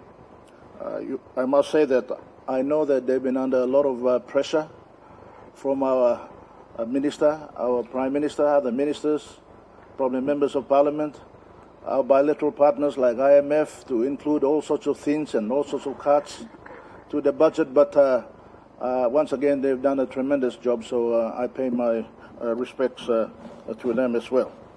Mr. Speaker, the Treasurer enjoyed making a few comments about the other guy, as he normally does at every budget session. I thank him for remembering me. But he made reference to my people of Yalupangia on a few occasions, and I want to remind him, they deserve my respect and your respect as well. We can personalize debates on this floor, but I want to say that the people of Yalupangia selected me to this Honourable House on 5 different occasions with massive absolute majority on first count, and they don't need to be insulted, Mr. Speaker. We can debate on policies and issues, but I think we have to have respect for our people. I did not get elected on saucepans and rice bags and things. I got elected in a very proper manner, Mr. Speaker. So, Mr. Speaker, with those, I also want to thank and congratulate the Shadow Treasurer for excellent presentation of his reply to the budget. It was critical, of course, of my government and many things that has happened in the past, but he is warming up, and I'm quite happy to see that. So thank you for the excellent presentation today. Mr. Speaker, this Treasury has seen and delivered very large budgets over the last few years, Mr. Speaker. But these large budgets have delivered less for our people every year, Mr. Speaker, less for our people. Services are declining. Law and order and health and education and everything is declining despite massive allocations. We don't know where the money is going, Mr. Speaker. Mr. Speaker, even the Prime Minister himself stated publicly and clearly that massive budgets, and it really does not know how it has been spent. So I think, Mr. Speaker, some of these issues around projects that are not delivering to our people and budgets that are not delivering to deliver services to our people need to be re-examined quite properly. And I thank the chairman of the Estimates Committee for bringing a very realistic assessment from their point of view that this budget, again, as presented, is unlikely to deliver on the promises that it is making, Mr. Speaker. Mr. Speaker, many projects and many things that we've been assuming that it'll take off the ground, like Papua LNG and WAFI and all these major projects that will underpin our economy, are yet to be delivered, Mr. Speaker, are yet to be delivered. Yet, we are spending massive amounts of money, Mr. Speaker, massive amounts of money. Of course, it is necessary to get the support of our landowners, but without project certainty and FID announcements, government is continuously spending money that is not readily available to them. We are spending money where we are cutting from other sectors in order to meet these demands. When there's project certainty, when you start spending money to all forums and engage with landowner negotiations, that is fine. But we are not talking about just 1 or 2 million kina to all a few meetings, Mr. Speaker. We are talking about tens of millions and sometimes hundreds of millions of kina. Mr. Speaker, I think we need to take stock, and I think, as the other speakers have stated, we need to pull back a little bit. And I know that our Shadow Treasurer made reference about past governments, and I've been fortunate enough to be involved in many of them in the past, so let me just make these few comments about that. In 1999, when Makerere government came into formation, we were coming at the back of the Asian financial crisis in 1997. 1997, the collapse of the Asian economies led to PNG economy also struggling and in very dire stress, Mr. Speaker. And of course, Sir Makerere introduced some very tough reforms and tough cost-cutting measures. And that affected the delivery of services, and many of our people reacted badly in the 2002 elections as a result. But those reforms were good for the country, Mr. Speaker, and you have to give credit where it's due. It was good for the country, and some of the benefits of that went over to the following government when Somara came into government in 2002. The benefits of the reforms that Makerere government did. And I've been fortunate enough to be part of that government at some stage or another, Mr. Speaker. But, Mr. Speaker, at 2002 onwards, for 6 or 7 years, we enjoyed some very good commodity price increases at record levels at that time for gold, copper, oil, and so forth. And the revenue flow was very good, Mr. Speaker, very good, as we are enjoying today. But, we thought that these prices would remain very high for a long, long time, as we are doing today again, Mr. Speaker. But the prices collapsed. In 2011, when we came into government, the trust accounts were dry. There was I think there was about 600 or 700 million in various trust accounts. And of course, Mr. Speaker, at the time, given the fast-growing population of Papua New Guinea, Mr. Speaker, our population is increasing at an alarming rate. As a result, we had to take some very tough decisions. We deliberately entered into a deficit budget, Mr. Speaker. And the Treasurer has, over the last 6 years, has done that as well. And getting into a deficit budget is not wrong, Mr. Speaker. As long as you are using the deficit budget into productive areas and productive projects, Mr. Speaker. So this notion that the deficit budget is not good for the country, you have to always have a surplus budget, is not quite true. It's not quite correct. Even the United States, the most powerful country in the world, has continuously been having deficit budgets for many, many decades now, Mr. Speaker. Mr. Speaker, so we deliberately went into a very high deficit budget early in 2012, and then slightly reducing it down, every year reducing it down. In 2019, when we left government, it was down to just over 2.1%, I think. If we had continued at that trend, and that's the time when the entire commodity prices collapsed, Mr. Speaker, I think US, for the oil was US $21 per barrel, I think, at some states within that period. So revenue was drying up. We were depending very much on internal revenue and borrowing domestically, which is quite an expensive exercise to do, Mr. Speaker, borrowing domestically. We borrowed heavily on concessional rates to build infrastructure, Mr. Speaker. All those years we did not invest in infrastructure that will drive our economy, Mr. Speaker, and deliver services to our people. That's why we had to borrow. When we took the office in 2011, the public debt was 9 billion kina. And when we left in 2019, by the 2000 numbers as the good set of treasurer and treasurers was in 2018, it was 26 billion kina. But we had to borrow heavily to build the infrastructure the country needed and we are enjoying today, Mr. Speaker. So I make no apology about that. Yes, no government is perfect. There's no angel running this parliament or this country, Mr. Speaker. We have to live within reality.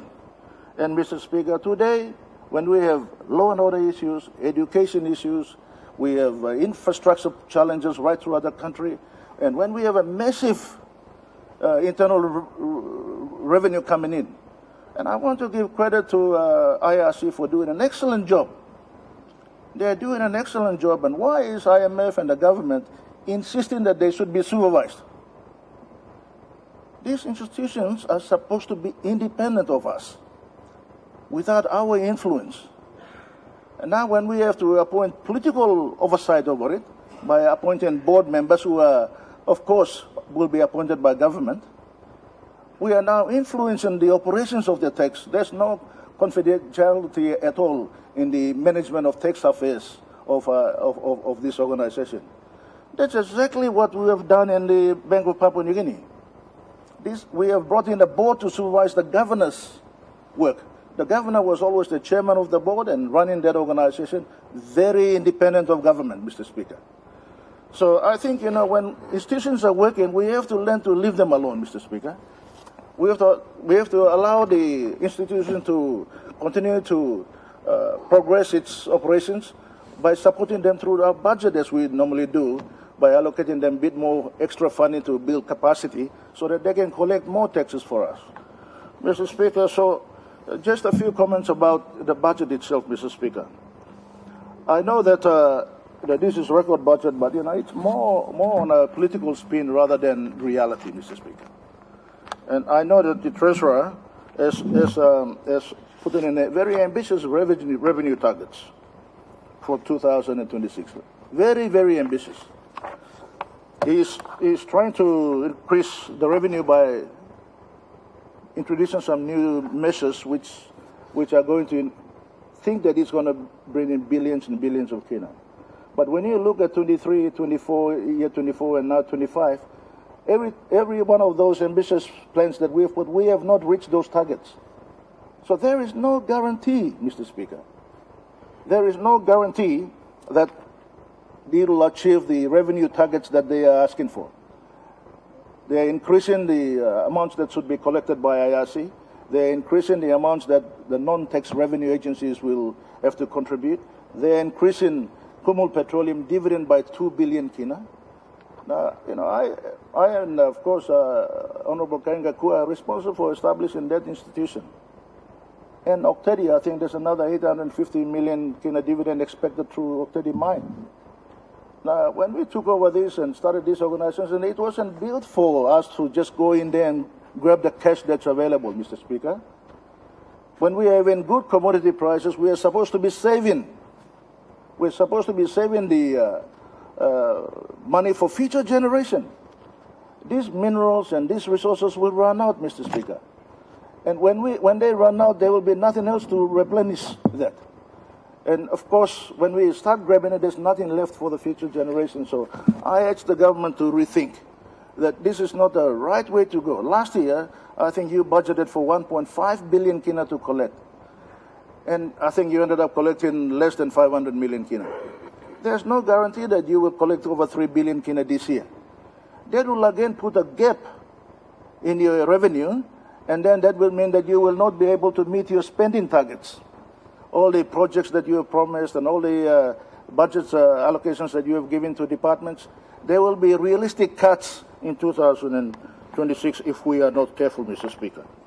Mr. Speaker, just some numbers that should help guide us through this. There is real cost of living crisis among families and our people right throughout the country. They are struggling to fund their day-to-day living. Using the numbers in comparison as the Treasurer has put it, a family in 2019 was spending 1,000 kina a month for their daily living. Now there's a need about 1,330 kina a month. And many of them are not even earning that much. Our per capita numbers may be high, but we are assuming that number translates to each individual earning that kind of money to pay for family expenses. It is not, Mr. Speaker. Mr. Speaker, when they have challenges in meeting medical bills, school fees, day-to-day, fuel, buying kai for families, this kind of revenue or this kind of money that they are earning is not able to sustain it, Mr. Speaker. Mr. Speaker, we also see that the Treasurer has targeted very significant number of growth for the economy next year. But if he looks at it, his growth average over the last 5 or 6 years has been just around 2%. 4.2% is unrealistic. Unrealistic growth. It is certainly not something that you can believe in, Mr. Speaker. Mr. Speaker, when we say about growth, it is quite artificial. The growth is driven by very high commodity prices. This growth is driven by high commodity prices. You have world record prices on gold. You got very high prices on in copper and, of course, LNG and oil and gas. So this is driving our growth in our country. It is not driving because everybody's got a job to contribute to nation building. What is lacking is projects that are going to provide employment. And Mr. Speaker, the Treasurer has got a job. You can laugh about it, but the rest of Papua New Guineans don't have a job. He's getting paid every fortnight, but everybody else is not getting paid. This is what we are talking about, Mr. Speaker, that we need to be realistic in our projections.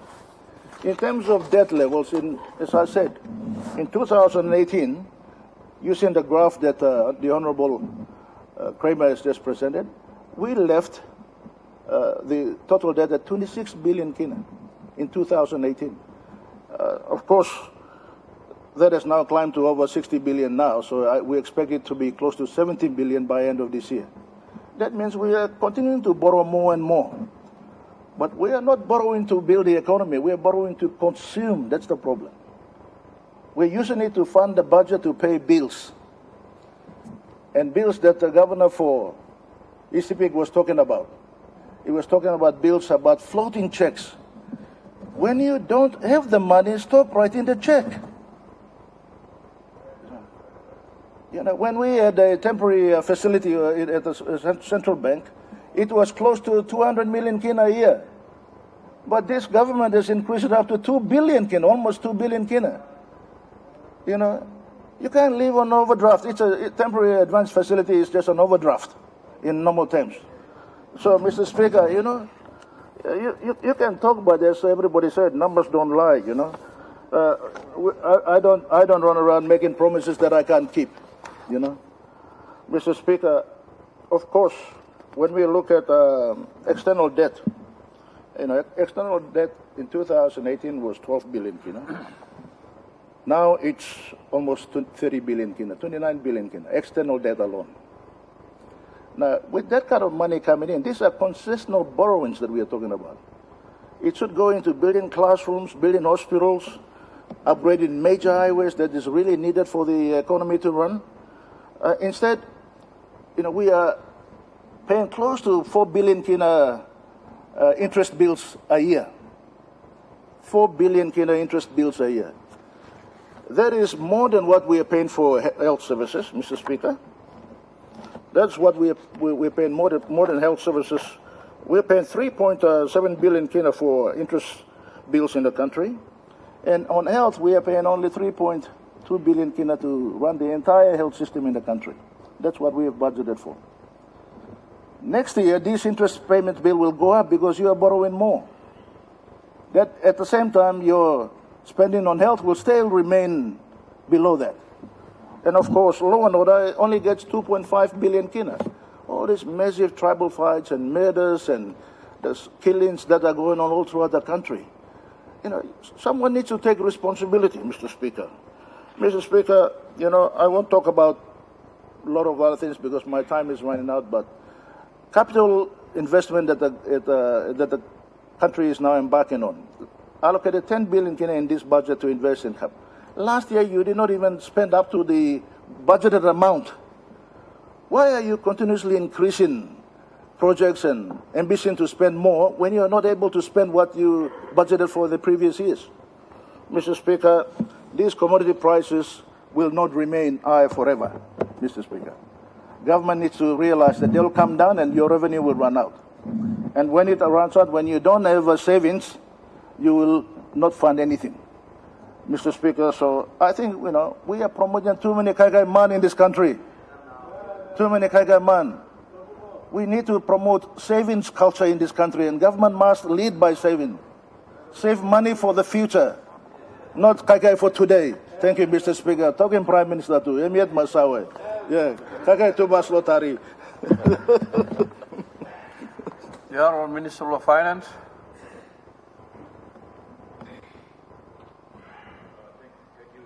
Thank you, Mr. Speaker. I rise to support the budget. My speech will be based more on facts and figures and less on rhetoric. You go ahead. Honourable Speaker and distinguished members, I rise to support the 2026 national budget, presented under the theme Security with Growth. This budget reflects the government's commitment to safer communities, better services, inclusive economic opportunities, and responsible fiscal management. The budget again places law and order at the forefront of national priorities. Increased support for police, the courts, defense, and oversight institutions will help protect our citizens, uphold the rule of law, and strengthen public confidence in the state. Education and health remains the central pillars of the national development agenda. Expanded investments in teachers, schools, provincial health authorities, medical supplies, vaccines, and church-run services will improve learning outcomes, reduce preventable illness, and reinforce the well-being of our people. Mr. Speaker, the agriculture sector continues as a foundational drive of inclusive growth. Support to commodity agencies, research, biosecurity, and standards will lift and produce incomes and strengthen economic export competitiveness across our districts and rural communities and economies. Our commitment to national connectivity is clear. The record public investment program delivered in this budget continues the work of building roads, bridges, and access links under PNG Connect. These investments open up markets, reduce transport barriers, and anchor long-term growth. Honourable Speaker, as we reflect on PNG Connect, I pause to acknowledge the passing of our member and Minister for Works and Highways, Honourable Solon Mirison, who championed the national connectivity and the extension of infrastructure into our most remote communities. We extend our condolences to his family, the people of Telefomin, the Department of Works, and his colleagues in this House. His contribution to PNG Connect will be remembered as part of his legacy to our nation. And for the people of Kerema in the hinterlands of Kaintiba and Kotidanga, we will owe him a gratitude of debt to ensure his dream and this government's dream, the Marape Rosso government, to connect Papua and New Guinea when the roads were connected in September 16. Honorable Speaker, the Department of Finance underpins these national priorities. Our job is to ensure that every kina appropriated by this Parliament is safeguarded, properly accounted for, and directed to priorities of the government. Contrary to what we have heard so far, the Department of Finance is responsible for the appropriations of government expenditure. If you look at the budget figures of 30 billion, recurrent budget takes up or consumes over little over 19 billion. What does this mean? This means that 66% of the national budget goes to recurrent expenditures. This goes to make sure that our teachers, our health workers, our public servants continue to get paid. This makes sure, when you look at the figures, the wage bill, every fortnight, we pay 250 million kina or more on public service wages alone. And if you look at a year, this goes up to about 7.7 billion in a given year in the appropriations. That consumes 25% of the national budget. And what are we all doing to expand the economy so that we can be able to sustain the expenditure of this government? When you look at the development budget, or the PIP, we are now at 10.5 billion, and it takes up about 33%. In the PIP budget, before I go on, if you look at the wage bill, there's only about 200,000 public servants in the country, out of a population of 10.5 million or so. This represents 2% of the total population, receiving 25% of the budget. So when we ask, where is the money going? This is where the money is going. 66%, or 2/3 of our budget, goes to recurrent expenditure. In the development budget, we have up to 10 billion kina. In fact, the GoPNG funds 7.6 billion of the capital budget. From this capital budget, not only the provinces and the districts compete for scarce resources, and I must repeat, the resources are scarce, but the needs and wants of our people are humongous. Big platumas. The 2026 budget provides a dedicated support across the institutions under my portfolio. The Department of Finance receives 69.7 million in the 2026 budget, and we continue to strengthen the nation's public financial management systems, including expenditure controls, cash management, and public accounts integrity. As the good chairman clearly articulated, the National Procurement Commission, which comes under my ministry, safeguards transparency, competition, and value for money in the state's procurement processes.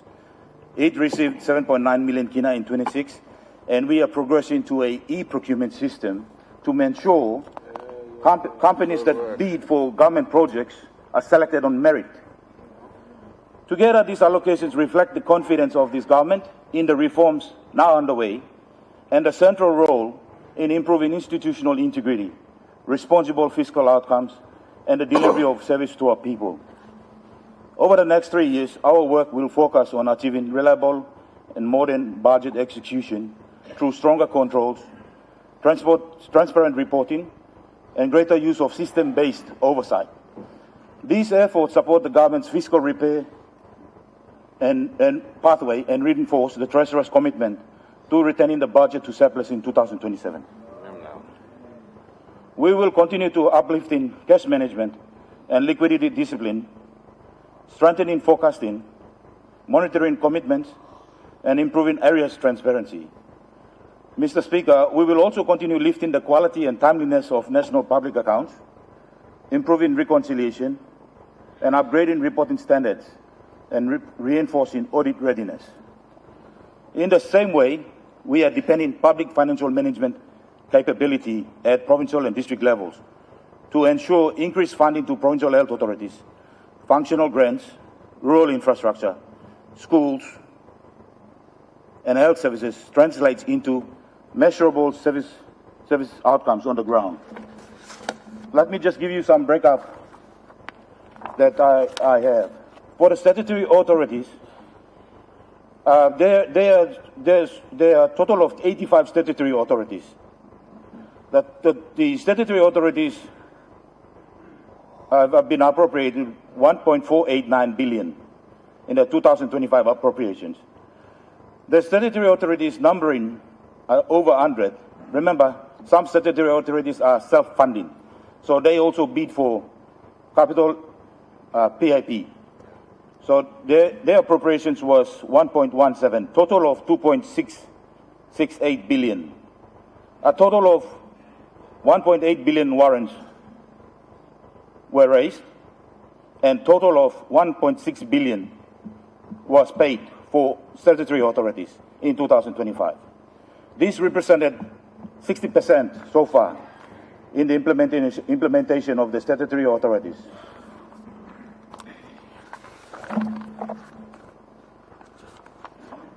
For the PHAs, the current appropriations in the 2025 appropriations, the total number of PHAs will receive 569.3 million in 2025.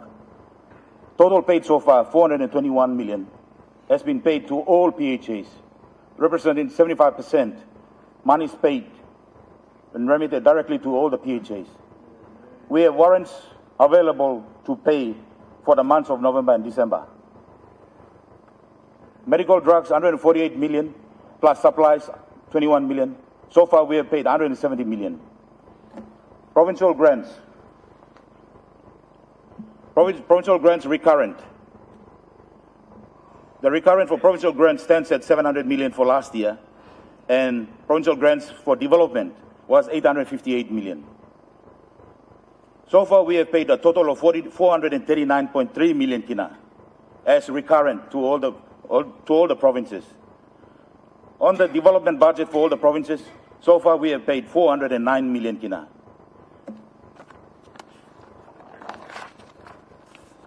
DSIP and PSIP cash transfers.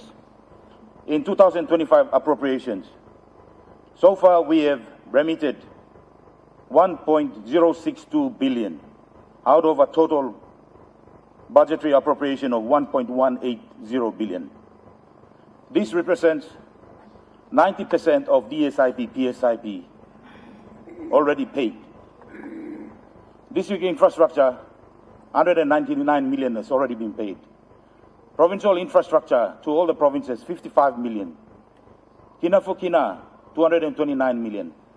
1.545 billion from the capital budget has been paid already to the provinces and districts. Now, tayo mi tok all classroom na, health center, you all district na province, we must take ownership. You must take ownership. While we are crying about classrooms, we must take ownership. Example, for Kerama district, in the last 3 years, we have built 34 double classrooms for the people of Kerama. So there's good stories that are coming out, but you must walk, blah. Don't talk like strata sol. There's truth in this, come on. So these are the facts and figures from this year. Now. Together, these allocations reflect the confidence of this government in the reforms now underway and their central role in improving institutional integrity, responsible fiscal outcomes, and the delivery of service to our people. Our portfolio also remains focused on strengthening governance in procurement and public contracting, reinforcing transparency, probity, and value for money. My ministry is driving its reforms as an essential part of the government's security for growth commitment, because national development depends not only on the money appropriated by this parliament, but on the integrity, the discipline and diligence with which those funds are managed. So the issues of accountability, guys. Mr. Speaker, the budget continues to support the reforms modernizing the state's financial architecture with a 2 million for digital payment reforms. The national rollout of secure electronic payment replaces outdated systems, reducing fraud risk, and improving speed and accuracy, and strengthening the confidence in public transactions. The work to fully digitize revenue receipting brings all state fees and charges in a transparent and traceable environment. Improved controls over government revenues are essential to supporting the fiscal repair pathway and protecting the state's income base. And further 2 million kina was allocated for this project. Mr. Speaker, the further expansion of IFMS as the core public management platform continues. This system standardizes expenditure control, strengthens compliance, improves real-time visibility of public accounts, and embeds accountability across departments, provincial health authorities, and other public bodies. 500,000 was specifically allocated to support PHA rollout to IFMS. Just to reiterate this point, I recently wrote to a statutory authority to allow my financial inspection division, based on certain allegations. The authority refused to allow my staff from the Department of Finance under the inspection division refused to allow them in. So we have a lot of issues. We at Department of Finance are allowed and mandated under the Public Finance Management Act for those who receive public finance to allow our officers to go and inspect their books. The further expansion of IMS as the core public finance management platform continues. This system standardizes expenditure controls, strengthens compliance, improves real-time visibility of public finance. Mr. Speaker, these reforms complement key fiscal outcomes reflected in the 2026 budget, which is sustained non-resource growth above population rates, moderating debt, a falling deficit, improved revenues, and continued progress towards a surplus in 2021. We are on track to achieve the 13-year plan that the good treasurer has continued to tell us, and we stick to the 13-year plan. They are the foundations of responsible financial governance and a modern state. Honorable Speaker, the 2026 budget represents stability, discipline, and continuity. Through strong systems, sound controls, transparent reporting, and responsible expenditure oversight, the Department of Finance will continue supporting this government's national priorities and ensure that public funds achieve their purpose for the benefit of our people. I thank the Treasurer for presenting this budget, and I commend the 2026 budget to the House. Thank you, Honorable Speaker. Thank you. Some truth. The Honorable Opposition Leader. Thank you, Mr. Speaker. Before I contribute to the debate on the national budget, I'd like to take this time to offer my deep commiserations to the family of the late Honourable Solon Mirisim and the people of Telefomin on behalf of the people of Trave and the opposition. Mr. Speaker, I'll start my debate taking cue from the excellent budget reply by the Shadow Treasurer, and just remind all members of Parliament about the handout that was given and the steep spike that has resulted from 2019 to 2026 in borrowings that has taken the total national debt stock to 65 billion kina. Now, Mr. Speaker, what this means is debt servicing for 2026 in the 2026 budget will be around 5.6 billion kina. That's a combination of interest, which is 3.7 billion kina, and principal repayments of 1.9 billion. That total 5.6 billion kina will take up 18% of the total 2026 budget. And this will have a crowding out effect on essential services like education, Mr. Speaker, law and order, health, and other essential services that our people so depend on. Now, this is a real concern, especially the debt servicing component of interest. From the total 5.6 billion, interest takes up 67% of the total debt servicing requirement in 2026, or 3.7 billion. So for far too long, we have gone on a borrowing spree, Mr. Speaker, and we have become addicted to debt. Now we will pay the price in 2026 going forward, because the lies promulgated by the good, hard-working treasurer, that guy sitting there next to the Bible, has now put the people of Papua New Guinea in a precarious position where we have high interest costs, and this will eat into future budgets, Mr. Speaker. Even with the higher allocations to law and justice, which reflects another failed budget, in 2025 we gave primacy to law and order. We said police will have to be equipped and funded and operational to effectively deal with the law and order challenges of Papua New Guinea. And where has that left us in 2025? Is the country safer than it was in 2024? The stark reality, Mr. Speaker, and the sad reality for the people is no. Death, murder, tribal conflict, gun-related killings, sorcery-related violence have just spiked, and they continue to go unabated. So what has happened to the historic budget that prioritized law and order in 2024 and in 2025, and now we're prioritizing law and order once again? These high allocations, Mr. Speaker, to law and justice, education, health in the 2026 national budget will be affected because of the scale of debt servicing that will compress the fiscal space and put immense pressure and trade-offs that will affect maintenance, operational budgets, provincial support, and overall budget execution. The budget execution in 2025 has been completely deplorable.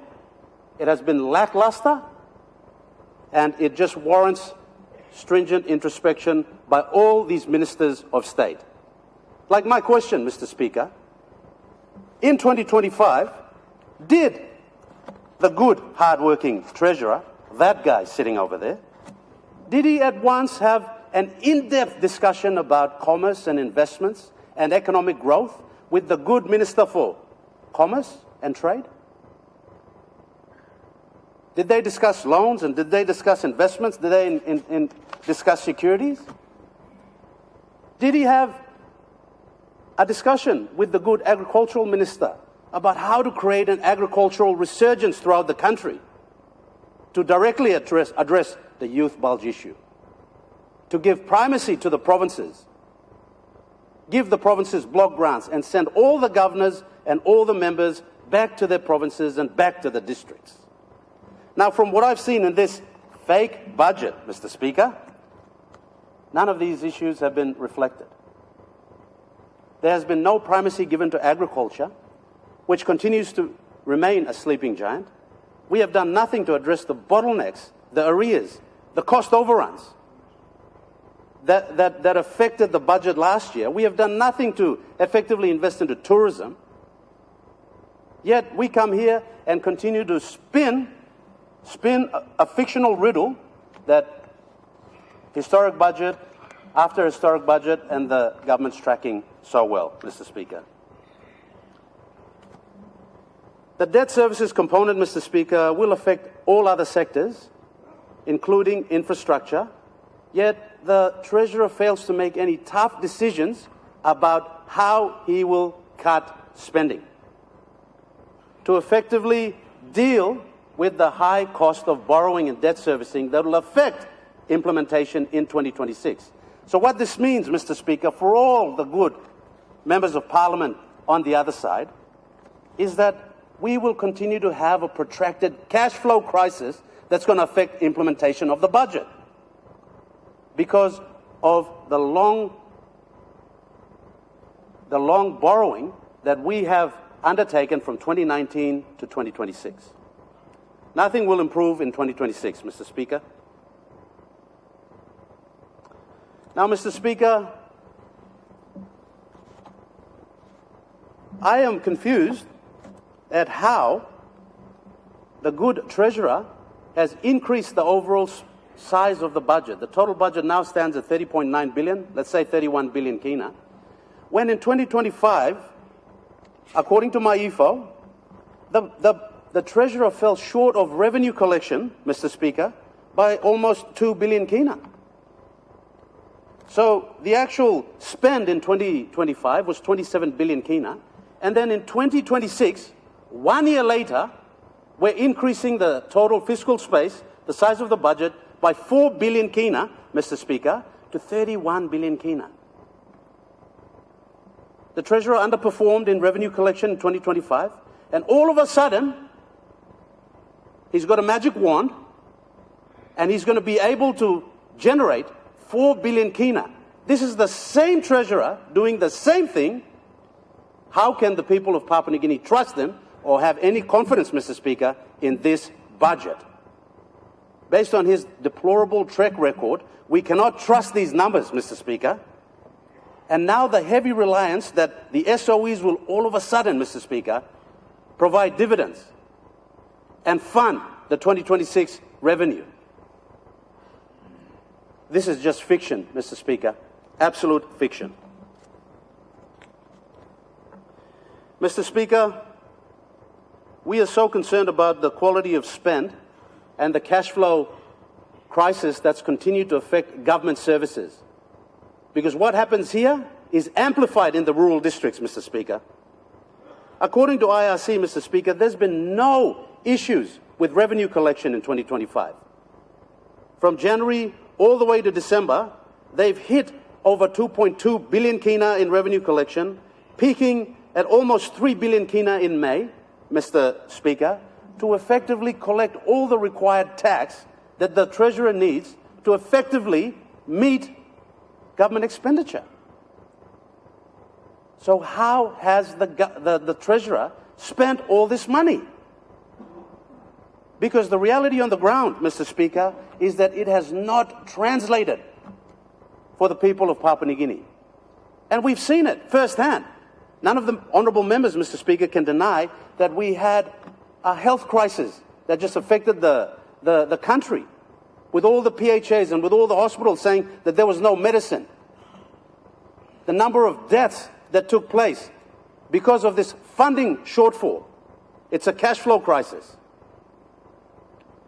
So, Mr. Speaker, I remain incredulous with the voodoo economics applied here by the good Treasurer. And unless this government knuckles down to make some tough decisions to stop selective warranting, that means we have to repeal Section 31 of the Public Finance Management Act. And unless we get serious, Mr. Speaker, about parliamentary oversight and start to enforce Section 3, Subsection 2 of the Public Finance Management Act, Mr. Speaker, which requires public expenditure, the Treasurer and the Finance Minister to publish the expenditure and revenues on a quarterly basis. So there's public scrutinies. So all members of Parliament can see how we're tracking and then make the right interventions at that point to correct a failing budget and failing implementation. Now, this level of accountability, good governance, transparency hasn't happened, Mr. Speaker. To sum up, Mr. Speaker, once again, from our own experience in the districts and provinces in Simbu, we see that this government has failed to effectively embrace equity in budget allocation and budget distribution. With too many pie-in-the-sky projects, Mr. Speaker, that will not see the light of day, with too much going to consumption rather than investment, Mr. Speaker, we see that there will be more of the same with the same people doing the same thing again. Now, Mr. Speaker, the good shadow treasurer gave this hard-working treasurer, that guy sitting there, a C-, Mr. Speaker.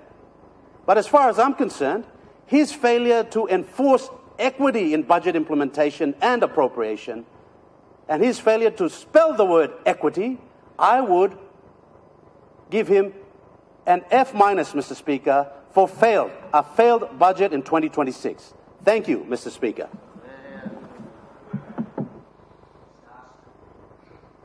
The honourable member Blom Talasia. Thank you, Mr. Speaker. I rise to make this official statement in my capacity as the Chairman of the Public Accounts Committee following the passing of the 2026 national budget. Before I do that, on behalf of the people of Talasia, I would like to convey our sincere condolences to the people of Telefomin and the immediate family of the late Works Minister, Honorable Solen Murison. At the outset, Mr. Speaker, I wish to formally acknowledge and commend the Marape Rosso government and the Honorable Treasurer for delivering what is indeed a historic and transformative 2026 national budget. This budget reflects responsible leadership, strategic vision, and an unwavering commitment to economic stability and improved service delivery for our people. Mr. Speaker, as this Parliament has now passed the 2026 national budget, it is important that we reaffirm one of the most critical principles of public administration. Good governance must guide every kina of public expenditure. The people of Papua New Guinea entrust us with this resource, and Parliament expects that they will be used lawfully, responsibly, and strictly in line with the purpose for which they have been appropriated. The Public Accounts Committee stressed that 6 very important measures. 1, all government expenditures must be firmly guided by each department's approved development plans and operational plans. No department or agency must spend outside of these plans.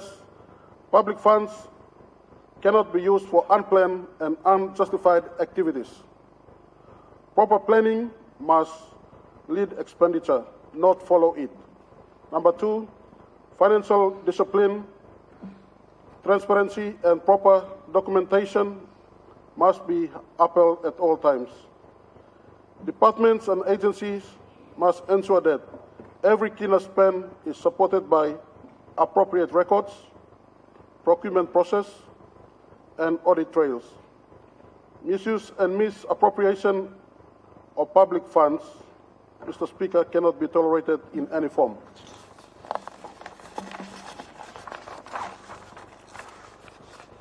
Number 3, the Office of the Auditor General must be adequately funded and strengthened. Mr. Speaker, the Auditor General is the constitutional guardian of public finance. A well-funded Auditor General's office will allow timely audits, proper oversight, and accurate reporting to Parliament. Without robust audits, accountability weakens. With strong audits, accountability thrives. Number 4, all government institutions must work cooperatively with the Auditor General's office and the Public Accounts Committee. Timely submission of financial statements, access to information, cooperation with audit teams, these are not optional. They are legal and moral obligations. Accountability must occur continuously, not only during crises or inquiries. Number 5, where audits identify weaknesses, misuse, or misappropriation, corrective action must be immediate. Mr. Speaker, this includes internal disciplinary process, improved financial controls, and where necessary, referral for investigation under the relevant laws. Public confidence is our institution depends on our willingness to act decisively. Number 6, stronger system must be built to ensure that the long-term integrity of public finance. This includes strengthening internal audit functions, financial reporting system, monitoring frameworks, and the capacity of public servants to manage funds responsibly. Mr. Speaker, the passage of this 2026 budget is not just the approval of government spending. It is a renewed commitment to accountability, transparency, and responsible governance. It plays upon every department head, every provincial administrators, every board, every manager, the duty to ensure that public funds are protected from waste and mismanagement. The Public Account Committee stands ready to work closely with the government, like the Auditor General and all public institutions, to ensure that every kina allocated is used lawfully, all expenditures are guided by proper plans, audits are completed on time, and Parliament and the people receive full accountability for the funds entrusted to government. Mr. Speaker, this budget gives our nation an opportunity to strengthen governance, improve service delivery, and restore public trust. Let us demonstrate through our action that every kina appropriated in this House is devoted to the public good. Thank you, Mr. Speaker. The Honourable Minister, Leader of Government Business. Mr. Speaker, me to me stand up long contribute lo budget lo yumi. Before I take this opportunity, me to me maki mouse belong all people belong me lo Bougainville, government belong me lo Bougainville, autonomous Bougainville government, na president long give him big bell sorry go long all people belong yumi long telephone long passing untimely passing of our minister and our leader, Honorable Solan Mirsim.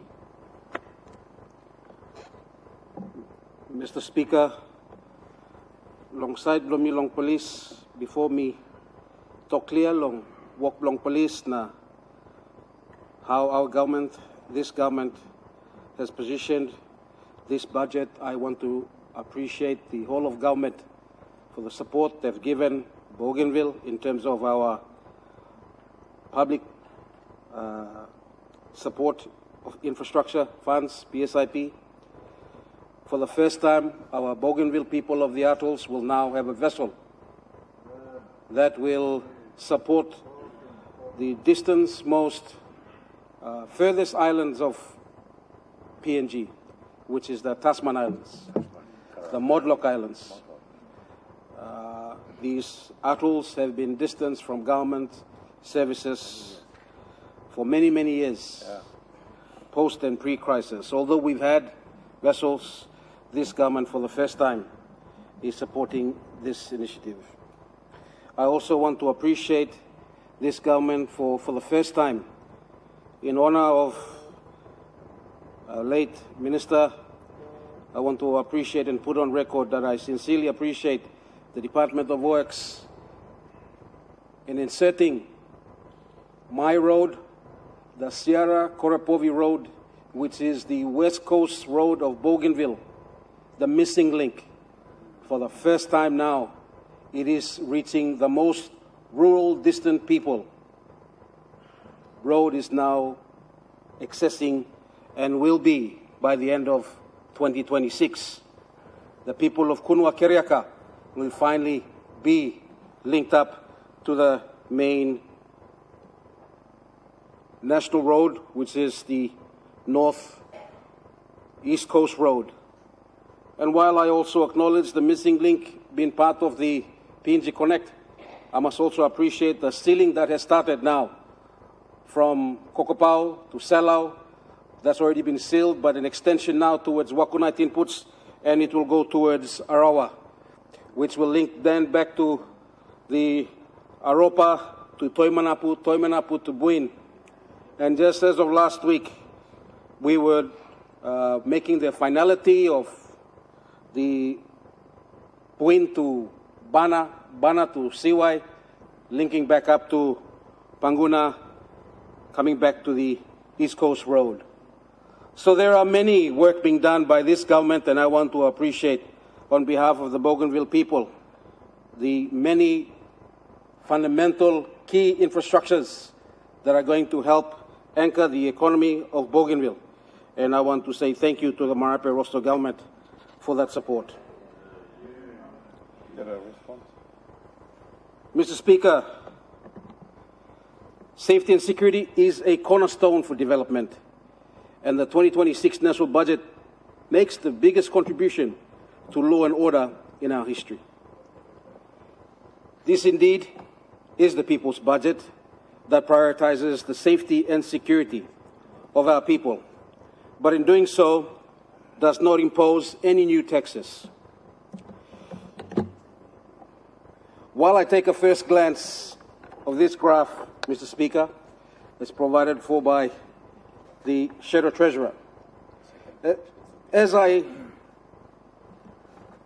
glance through, and in my layman's view of this graph, what I take from this is that the key take-home for me from this graph is that, firstly, the O'Neill government increased debt by almost 350%. This is the structural burden PNG still carries today. Secondly, the Marape inherited a broken system. We were faced with COVID, commodity collapse, and major shutdown of economies around us, but yet kept PNG stable. Most of Marape and Rosso's borrowing is concessional, cheaper, and targeted at fixing areas and stabilizing a nation. But what we must take note from this is that we can learn from our predecessors. Not to do the same mistake. Somare remains the benchmark of physical discipline. And fifth, the point I take home from this is that PNG must grow revenue, not cutting services to return to sustainable debt levels. I commend the Marape Rosso government for prioritizing discipline in services so that we can build a stronger future. This government does not look at individual security elements in isolation, but it takes a holistic approach. Allocations have been increased across law and justice sector. This covers police, the public prosecutor, the defense, correctional services, judiciary, and medical services, the Impeachment Commission, and the Independent Commission Against Corruption. From a police perspective, this budget empowers the RPNGC to meet its core operational functions, enable the implementation of the RPNGC modernization program. Now, looking at our budget for 2026, the police budget of $761 million provides the backing the RPNGC needs at this crucial time of change. The law and justice sector will receive an increase of 9.6% in 2026. This builds on the 9.5% increase in 2025. This forward momentum will continue over the coming years as our police force expands. The population gets larger and the crime environment becomes more challenging. We are rebuilding the force. Let me remind all of us, we are rebuilding a force that was isolated, neglected, not prioritized from the sorry state it was when the government was formed in 2019 to where it is today and then where it will be by the end of the decade. The Treasurer provided a good summary of the work of our frontline police who face the challenges of tribal conflict, domestic violence, and others breaking the laws of our land. The recent fighting at the University of Goroka and the violence in and around Porgera are reminders of the complexity of these problems. Added to this fight against domestic terrorists who kidnap, rape, and kill innocent people, we have other threats, such as the international criminal gangs spreading drugs around our country and poisoning our youths. While the underlying cause of crime are complex, as the Treasurer noted, the large part of the solution is to increase the number of trained police personnel. This budget allocates funding for the recruitment of more police and the additional training of officers already in the force. Under the direction of the Commissioner, Mr. David Manning, this government is delivering the great expansion of police numbers since independence. For too long, the RPNGC had been understaffed, and that is now changing, with police numbers to increase beyond 10,000 before the end of the decade.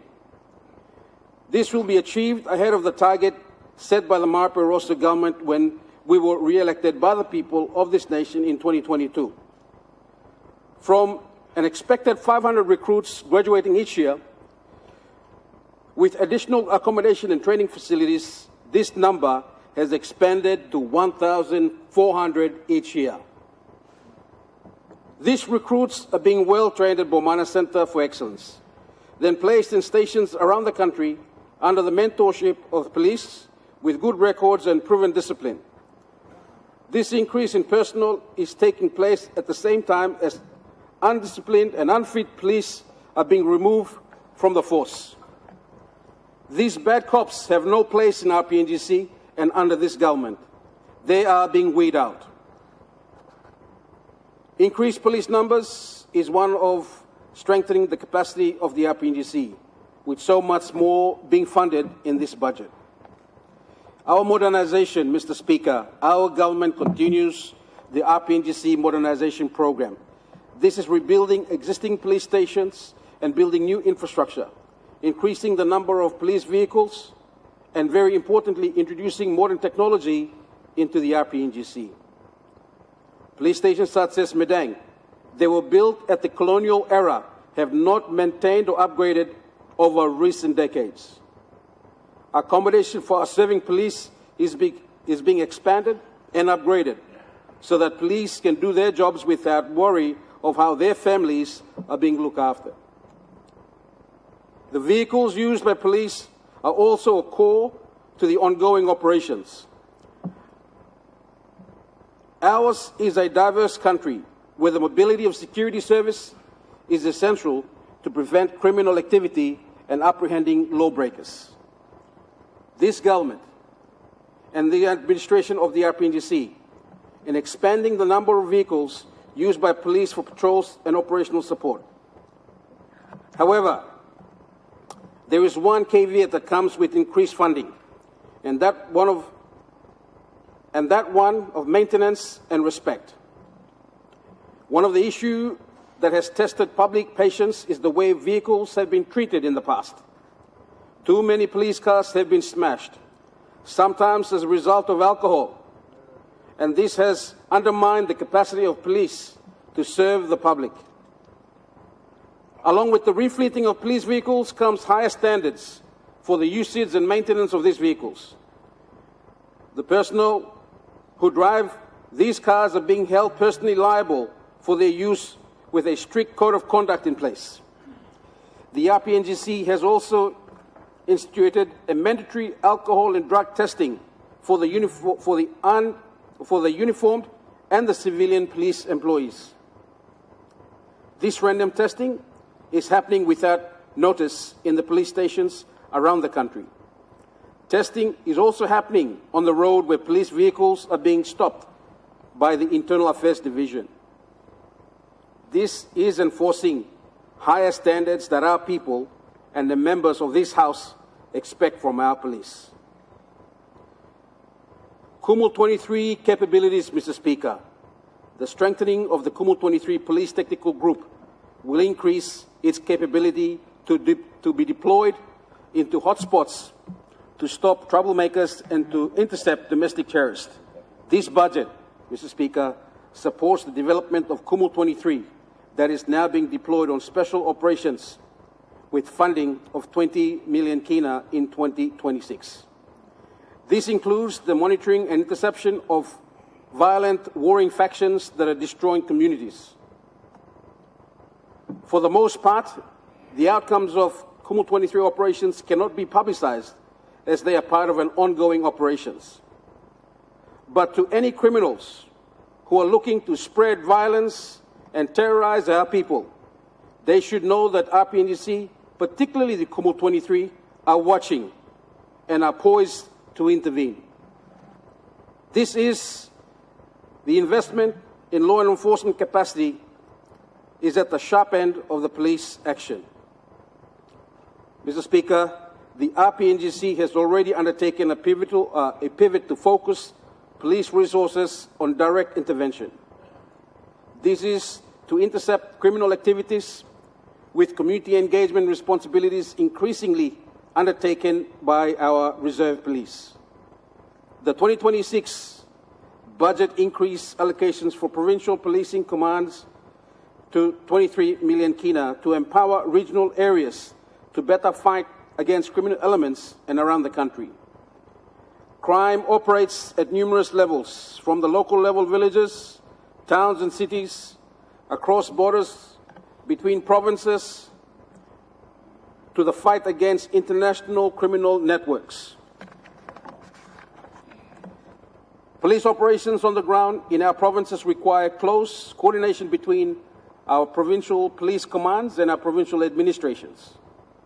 This will be particularly important as our security forces prepare successfully to undertake the 2027 national general elections, Mr. Speaker. Aside from the well-known hotspots areas, the 2022 elections were calm and peaceful, and the same is true for the recent local level government operations.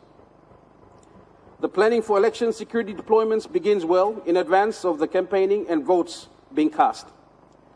Preparations began with the review of the 2022 elections, and this was factored into the LLG elections, and now for the 2027 national elections. The 2026 budget further enhances intelligence gathering to identify potential activities intending to cause disruption, and further training of security personnel and specialist operations. Mr. Speaker, the management of any police force in any country will always be controversial. This is because safety and security is an important issue for every man, woman, and child. Our police force is built on strong foundations that on the independence of 50 years ago was a most capable agency. But we are all aware that from the 1980s into the 1990s, and for the years after, RPNGC has lost its trajectory. Successive governments tried to rebuild the police, but came up short. They tried, I will give them that, but they could not find the right strategy. It is only over the past 5 years that progress has been made to stop the rot and to start rebuilding. This process began when Commissioner David Manning was appointed in 2019. The Prime Minister, the Honourable James Marape, told the Commissioner Manning, he has a core task at hand: restore RPNGC to be a trusted, credible law enforcement agency serving our people. This is what we are doing in our government and the RPNGC. My job as Police Minister is to stand here and tell this Honourable House what we are doing today and into the future to create a modern RPNGC that will deliver safety and security in our country. This starts with stability and continuity of leadership. In conclusion, Mr. Speaker, this budget that has been presented by our Honourable Treasurer enables us to continue the work plan of reform set by this government. Through this budget and working with our international partners, we are taking our police to the expected level. This will help our communities safer and build our stronger economy. I go back to the first point I made. Safety and security is a cornerstone for our development. Business needs a safe and stable environment in which to invest, create jobs, and provide a better future for all Papua New Guineans. This budget provides the resources needed for the police to keep rebuilding on this overriding priority of the Marape Rosa government. Thank you, Mr. Speaker. Honourable Member Blomeniamia. Thank you, Speaker. Lo Luke Savelo, for people Blomeniamia. First time through, before me making response, Blomilo, it's the budget where hardworking treasurer Blomibla presenting blame. Me like through Maki Mouse Blol, people Blomeniamia, also family where me representing blame. Me la pass him talk sorry Blomi Golo. All people blo telephone lo Lucy one plus strong pla leader, blo telephone also one pla minister blo country Blomi pla. Me taking this time lo pay him respect lo work where me make him lo save him country na paying this respect lem na passing bell sore blomi people blomeniamia igolo people blo telephone na lo sundown lo response blomi lo display good pla budget where treasurer me representing blem ba mi talk lili kasol before lo me sit down. At the heart of this budget lies the ambitions to bolster our nation's economic stability, security, social equity, and sustainable growth. As we dive into these provisions, it's imperative to critically assess the potential impact and the pathway it proposes for our nation's growth. Number one, economic stability. Mr. Speaker, the Treasurer has outlined a comprehensive plan to aim at fortifying our economic foundations. It is encouraging to see measures that target inflation control, fiscal discipline, and prudent debt management. The allocation of funds towards infrastructure development, particularly in transport and energy sector, promises to catalyze economic activity and create employment opportunities. However, it is critical to ensure that these investments are both efficient and equitable. We must be vigilant in monitoring project implementations and avoid overrun and delays. Mr. Speaker, economic growth and job creation are the bedrock of prosperous society. The budget focuses on stimulating economic activity and creating employment opportunities is commendable. Nonetheless, we must ensure that our growth strategies are inclusive and sustainable, supporting small and medium-sized enterprises, investing in education and skills development, and promoting innovations are critical to driving economic progress. Furthermore, we must address the barriers that hinder job creation, such as bureaucratic red tape and inadequate infrastructure, to enable our people to thrive in a competitive global economy. Capital investment. Number two, Mr. Speaker, capital investment is pivotal to our nation's development. The budget's emphasis on infrastructure projects such as road, bridges, and ports will undoubtedly spur economic growth, improve accessibility and quality of life for our citizens. In saying so, Mr. Speaker, it will be remiss of me not to acknowledge Marape Rosso government on behalf of the people of Meniamnia, who are major beneficiaries of investment by this government, such as road. Hence, we want to say thank you to the national government. Whatever you have given us, we assure you that we have invested in improving the lives of our people, such as road, building roads, police stations, water supplies, market, and the district office infrastructure. And we want to assure the government that we will try our best in whatever that you remit to us, whether big or small. It is our responsibility to manage it wisely and use it prudently. It is also vital to ensure that these projects are implemented and efficiently and transparently implemented. Mr. Speaker, the country has never known Meniamia. Country knows that Meniamia struggles in the mountains. We push and pull cars with bags of coffee. And most of the time, the people of Meniamia, when they could not transport the coffees, they bend the coffee trees when coffee bags, tons of coffee bags when they cannot transport them to Leh, when the next coffee season comes. But I would like to thank Marape Rosso government, and also would like to thank late Minister for implementing the Connect PNG, and people of Kuridanka, Kaintiba, Bema, Tawa, Lagai, Walala on the borders of Marwaka, they can be able to transport their coffee bags. This time around, they are not banning their coffee bags, but they are earning money with those coffee bags, whereas previously they have been banning those coffee bags. When we are talking about building bridges and roads, we're not only talking about, the government is not only talking about building in towns and cities, but reaching those communities, rural communities, the hinterlands and the islands. It's important to acknowledge the government and what the government is doing. Menyamnya, everyone knows that Menyamnya is the tucked away and rural hinterlands.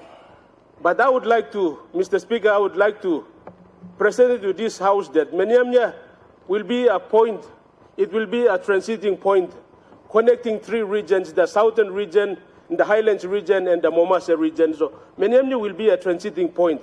If it is not for the support that Marape Rosso government has given, Menyamnya will still be a mountainous place. But through the effort that the government is putting through Connect PNG and this capital investment that brings out those commodities to the markets, Menyamnya will be a transiting point, and Menyamnya will be the center for three regions to pass through. So I would like to acknowledge and place on record the effort that Marape Rosso government has done to the people of Menyamnya. There are some districts and provinces where so much have been given by the national government, but to commensurate such level of investment on the ground, there is nothing to show for. So it is up to us in managing those resources that the government has given us and remits yearly. It is up to us, each districts and each provinces, to show for those. Additionally, prioritizing investment in critical sectors such as healthcare, education, technology will lay a strong foundation for resilient and prosperous Papua New Guinea. Number three, social equity. Mr. Speaker, one of the commendable aspects of 2026 budget is its focus on social equity. The increased funding on education and healthcare is a step in the right direction. Investing in our human capital is essential for long-term sustainable development. We must also ensure that these funds are utilized effectively to bridge the gap between the urban and the rural areas. Access to quality education and healthcare should not be a privilege, but a fundamental right for all Papua New Guineans. Number four, agriculture and rural development. Mr. Speaker, the emphasis on revitalizing the agriculture sector is indeed needed. Agriculture remains the backbone of our economy, and empowering our farmers with modern techniques and technologies, improve infrastructure and access to market will significantly enhance productivity. Mr. Acting Speaker, the allocation of resources towards rural development should prioritize building resilient communities that can withstand economic shocks and environmental challenges. Number five, Mr. Acting Speaker, the security of our nation is paramount. That's police and defense. The budget allocation towards enhancing our police and defense capabilities are a step in the right direction. However, it is essential that these funds are utilized effectively to strengthen our law enforcement agencies and military. Adequate training, modern equipment, improved infrastructure, and necessary the safety and security of our citizens. Moreover, we must foster a culture of accountability and integrity within our security forces to build public trust and maintain peace and order. Fiscal prudence. Mr. Acting Speaker, while the budget aims for ambitious growth, it is essential to maintain fiscal prudence. The projected revenue streams and expenditure plans needed to be realistic and achievable. We should be cautious of over-reliance on external borrowing, which could potentially lead to debt distress. Instead, enhance domestic revenue mobilization through efficient tax systems and broadening the tax base should be prioritized. Transparency and accountability in public finance management will be pivotal in gaining the trust of our citizens and international partners. Finally, Mr. Acting Speaker, private sector engagement. The role of the private sector in driving economic growth cannot be overstated. The budget provisions for intensifying private investment and fostering public-private partnership are crucial. It is equally important to create an enabling environment that can mitigate risks and ensures a level playing field for all enterprises. Regulatory reforms and ease of doing business should be at the forefront of our economic agenda. In conclusion, Mr. Speaker, the 2026 national budget lays down a robust framework for our nation's progress. It reflects a vision of inclusive, sustainable, and prosperous Papua New Guinea. Nevertheless, the success of this budget hinges on its implementation. It is our collective responsibility to ensure that allocated resources are used prudently and wisely, and that the policies translate in tangible benefits for our citizens. As we move forward at the dawn of nation's 50th anniversary, let us remain steadfast in our commitment to building a resilient and equitable society. Together, we can overcome the challenges that lie ahead and pave the way for a brighter future for Papua New Guinea. Mr. Speaker, with these few remarks, I support the 2026 national budget. Thank you. The Honourable Member for North Fly. Thank you, Deputy Speaker. Thank you, Thomas. Me, Sanablo. Taking cue to firstly pass my condolence on behalf of people Blomilo North Fly, Igolong, late Minister Blom Works, Emidai, people Blomilo Teleforming, Mibla Tupla districts are sharing my border, and it is only our heartfelt moment this morning that Mibla realizing was and pass on. So people Blom North Fly at this occasion, Mibla talk sorry, people Blom Teleforming one time, family blame. Me to Sanablong, give him debate Blomi, Igolong this budget. I won't take up much of the time, or some previous speakers have spoken. Firstly, me acknowledge him, all colleague opposition members is speaking, beginning with the Shadow Treasurer. I give him, Nami like talk, thank you, Nami, endorse him this plan, I give him full support. Long statement, only walk him, so as others have spoken. I thought at this occasion, Mr. Deputy Speaker, meeting also me must place him on record, and a very important piece of legislation where meeting also me must mention him in this budget debate, so that it becomes a reference and everybody and the country is aware. So the point I'm here trying to contribute to this debate here is that I was thinking that the opposition in the context, at this time, we do not have the ultimate whip or the power to debate on the budget, because I'm not admitting it. And the point I'm trying to bring here is, in conjunction to the ruling of Section 145 by the Supreme Court, where Mibla got respect for this ruling, or some Mibla realized him, or some opposition, me realized him personally, I realized that the full powers of the opposition has been stripped off by the executive government or the government. Because why? Section 145 amendment, Mr. Deputy Speaker, and we lock him government, and safeguard him government, he go along next election.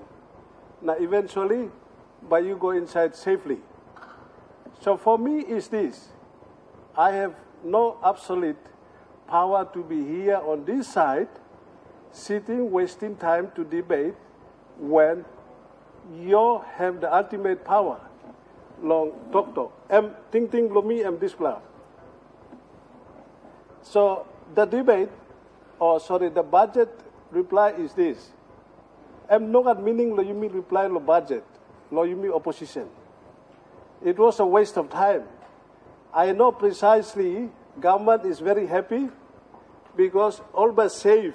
Right, you go inside the election, eventually into another 18 months by all tabiat, na all by tilim this la kai now by mikatime.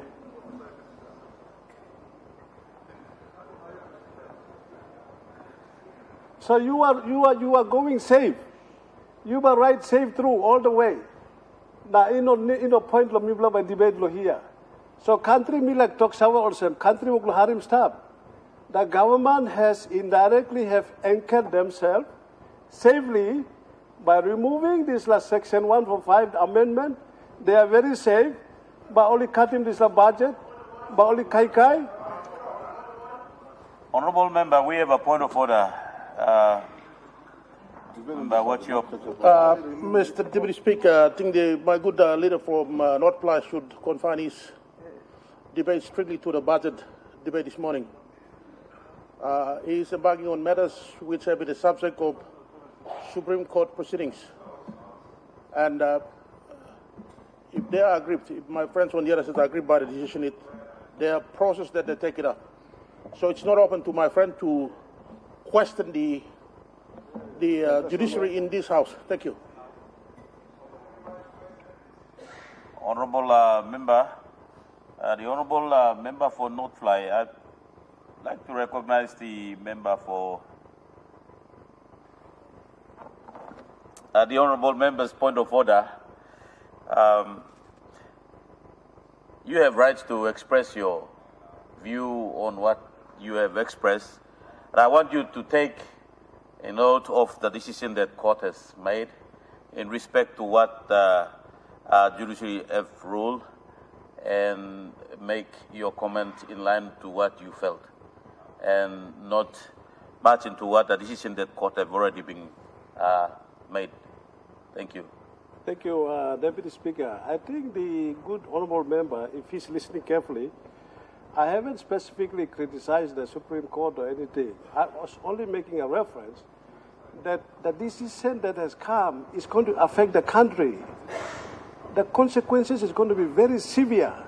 And that means, in line with this budget, what's going to happen, the government, you will enjoy the luxury of celebrating. You celebrated since yesterday. And as far as I know, everybody is living at Hilton Hotel. You are dining. You are celebrating. You celebrated yesterday. Honourable member, we have a point of order. Can we focus on the debate on the budget, please? We don't stay at Hilton Hotel. That is completely wrong. Thank you, Mr. Speaker. Honourable member, I think I'd like you to stick on to the budget in related to the reply debate. Thank you, Deputy Speaker.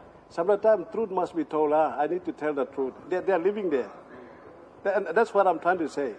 So I don't know who's footing the bill of the Hilton Hotel. Every minister is living there. That's correct. That's correct. I must tell you guys. So this is part of the debate. Honourable member, we have another point of order. Minister for Justice. Mr. Deputy Speaker, this is a lie.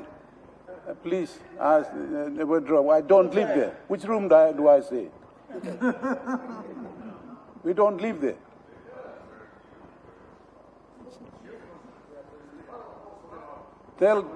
Give the facts. This is people's house. Don't mislead. That's right. Talk on the budget, figures.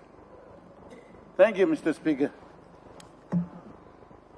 Honourable member, the point of order the minister is raising is like he's interjecting. To to remind you that much of the members are not living there at the Hilton, and they are mindful of the comment you're being made because people are watching us out there. So when you put on your debate, you stick to what the budget is being said. So, members, you have the floor. Thank you, Deputy Speaker. You know, some of them, maybe I don't want to name some of them, but they live there. And so it's not a coincidence. Every time I go for coffee, I see them there. And how do you, who pay for that? I'm told that Pangu government lives there. That's what I'm saying. So anyway, I leave that point. But my point coming to the debate is on the budget. The budget, the way it's framed, it's purely centered around the election budget. With Joseph anchoring down to stay in power full until 27, and then by you come on save, you are already enjoying yourself. So I was going to say this to the country is that suppose people you harim stop, or government you indirectly, what they have done was they have removed the whip, the power that opposition has to hold them accountable is been removed. So now they will write on save using what they have appropriated now. They will feast on this until to 27. And that's the point Honourable member, we have a point of order. Point of order, please. Honourable Deputy Prime Minister, what's your point of order? Mr. Speaker, please, gentlemen, this is a house of honourable people. Let's keep, it's an important thing we're trying to discuss here. Let's have some decorum in the house. And let's stop making innovations and making things that submissions on things that are not true, please. Let's keep some semblance of propriety in the house, Mr. Speaker. Thank you. Honourable Deputy Prime Minister, your point of order is in order. Honourable member, let me remind you that the bill that has been passed and you've been alluding to is passed by this Honourable House of Parliament. And it becomes property of this Parliament, as we have said. And the court have alluded that what has happened in this floor of Parliament is fair to the Constitution, which court has ruled. So please make your comment in related to the budget.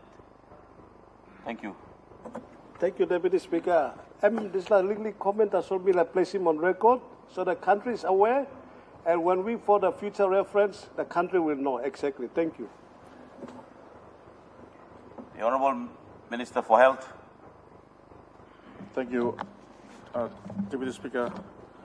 Firstly, me passing people talk sorry blomi, making people blomi long. Pomio district, the look savelo in long. The Works Minister, the Honourable Solon Mauritian, people blomi la telephone. Me pay people tribute blongem, people longem. We look savelo. I make it possible long all carry more than 600 books medical supplies from Port Moresby, Eagle or Milan Bay, Alatao. By road, for the first time, in history, and I'm paying people tribute to go along. Mr. Speaker, people sit down here. My district, firstly, my district covers over 11,000 square kilometers. We have 119 wards, 7 local level government, 80% of Eastern Britain landmass. Province. You build more bridge stop, road local place, but we talk take the Mara Brosa government, the support team, took la big ship. Now the ship today making sure that people will connect stop now, Salem Cacao Cobra Blow stop. All the round to mass. We talk thank you this la. The Department of Health Ministry in charge law 28 agencies. That's including 21 provincial health authorities. Now not back have inside. So I rise to make my strong statement supporting the 2026 budget that's been passed by the Treasurer, the Maraproso government, totaling 30.9 billion kina. That is framed around the theme security and growth.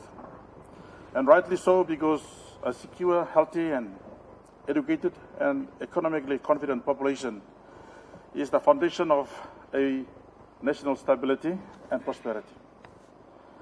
Mr. Deputy Speaker, I acknowledge the statement today made by the Minister of Finance saying that to date, more than 70% of all funding for PHs has been released to date. That's over 1.9 billion kina from the 2.7 billion kina allocated this year's budget. 2026 budget, the Marabarossa government committed or allocated and appropriated 3.21 billion kina to health sector budget. That is an increase of 15.8% of this year's budget, 15.8%. This increase of 439 million kina next year's budget marks one of the most substantial year-on boosts in recent years and reflects the government's determination to strengthen the health system, improve service delivery, and uplift health outcomes for our people. Mr. Speaker, the 2020 allocation also reflects deliberate policy choices by our government to invest in the areas that matters most. The public investment program sees a substantial increase of 39%. That is 614 million kina in 2025 to 858 million kina, enabling major infrastructure upgrades. Personal emoluments increased by 43%. That is 1.39 billion kina this year to 1.48 billion kina next year. Reinforcing workforce stability and goods and services rise by 17%. That is 754.4 million kina this year to 888 million kina next year's budget. That's mainly to the provincial health authorities. Mr. Deputy Speaker, funding to the provincial health authorities has increased by 87.6 million kina, bringing the total PHS allocation to 1.5 billion kina. There is general increase across health functional grants, reflecting strengthened support to primary health care. The total medical supplies procurement and public health commodities, that is malaria, TB, HIV drugs, and vaccinations or vaccines, has increased to 55 million kina, representing 18% increase. Overall, the allocation has increased from 294 million kina in 2025 to 349 million kina in 2026. Mr. Deputy Speaker, vaccines funding increased by 40%, targeting child health and disease prevention. Church health services, our important partner, funding increased by 22%, particularly supporting Christian and Catholic facilities across our country. The development partners envelope for health increased by 33%, demonstrating strong donor confidence in our health system. Mr. Speaker, the health sector is allocated a total of 858 million kina, which is an 8% increase from this year's budget in capital investment. These key investments for this sector include, again, 100 million kina for the district hospital program. I'd like to commend the ADB for an important program that is happening right across our country, revolutionizing the infrastructure for the first time. We have committed 375 million kina to the provincial hospital program, and we're seeing some new level 5 hospitals starting next year.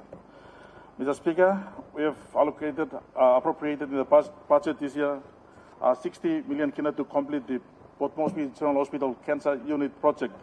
This is a very, very important project that we will see. Once completed, no one in our country will be going overseas for cancer treatment anymore. And this allocation of 50 million kina as an initial allocation for the new medical university as a startup program. Mr. Deputy Speaker, in 2026 budget provides one of the strongest boosts to our public health program communities in recent years, reflecting the government's commitment to reducing the burden of communicable diseases and improving population health outcomes. The allocation for HIV treatment drugs increased from 11.5 million this year to 15 million next year.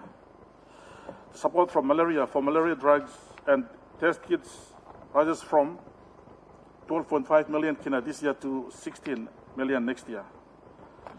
And this is to strengthen the endemic provinces like East Sepik, Beled Bay, Medang, and Manus. The allocation to TB drugs experienced one of the largest increases, rising from 12.5 million to 19 million in 2026. That is an additional 7.2 million. Vaccination also received a substantial reinforcement, increasing from 18.96 million kina this year to 26 million kina next year. In addition, Mr. Deputy Speaker, for the first time, the government has provided 6.2 million specifically to start the rollout of HPV, or human papillomavirus vaccination, in our country, marking a major advancement in our efforts to prevent cervical cancer, the most common cancer affecting women in Papua New Guinea. For the first time, we're going to make this vaccine available to public health system. This is a very important point that we must make it clear to every one of our people today. In recent years, concern about medical supply shortages have been among the most frequent issues raised by our people, and we fully understand that. This government has listened and responded decisively. In 2025, 242 million kina was appropriated for medical supplies. In 2026, this increased to 267.3 million kina. To date, 70 to 80% has been released to the medical supplies in our country. Mr. Speaker, we acknowledge the medical supply chain challenges still exist, including long lead times and cash flow delays. But this budget demonstrates the government's commitment to fix the system properly and not through ad hoc responses through sustained funding and long-term supply chains. Mr. Speaker, let me clarify to this House our eligibility as a country, as was a question raised by the Honourable Governor of ECB last week with regard to Global Fund reducing their support. That is mainly to the public health programs. Mela to clear also Global Funds is supporting tasol malaria, TB, and HIV drugs, almost of a give mercy in long all medical supplies in general. Important to make him law today. It is important to emphasize that Global Fund assistance only complements the government efforts, and the government of Papua New Guinea pays for all medical supplies used across the public health and church health agencies, while Global Fund resources support only the public health commodities like HIV, malaria, and TB drugs. Mr. Speaker, while support remains stable, the Global Fund has indicated that global financing pressure may result in a gradual reduction across all regions. Papua New Guinea is also affected. Across the region, Global Fund support will also reduce. The government has anticipated this.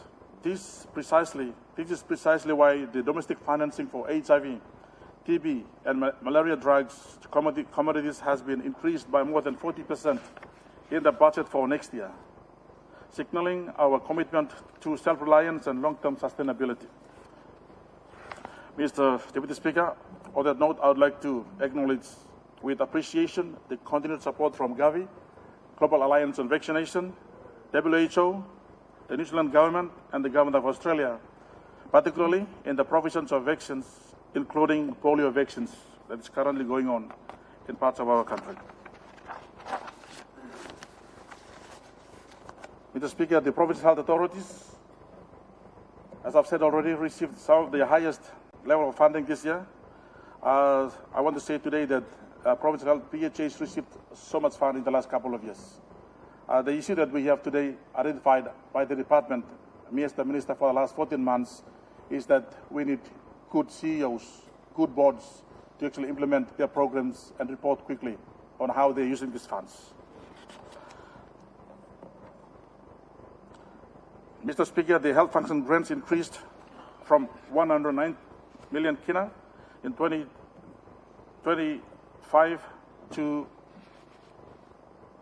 148 million kina next year. These are kind of funds that are supporting the PHAs to roll out immunization programs. And members of Parliament, you can refer to the budget. This increases in utility rentals, capital investments, goods and services, right across the health sector. The capital boost is also closely aligned with the National Health Infrastructure Plan, ensuring that provinces move towards a more equitable distribution of health facilities in our country.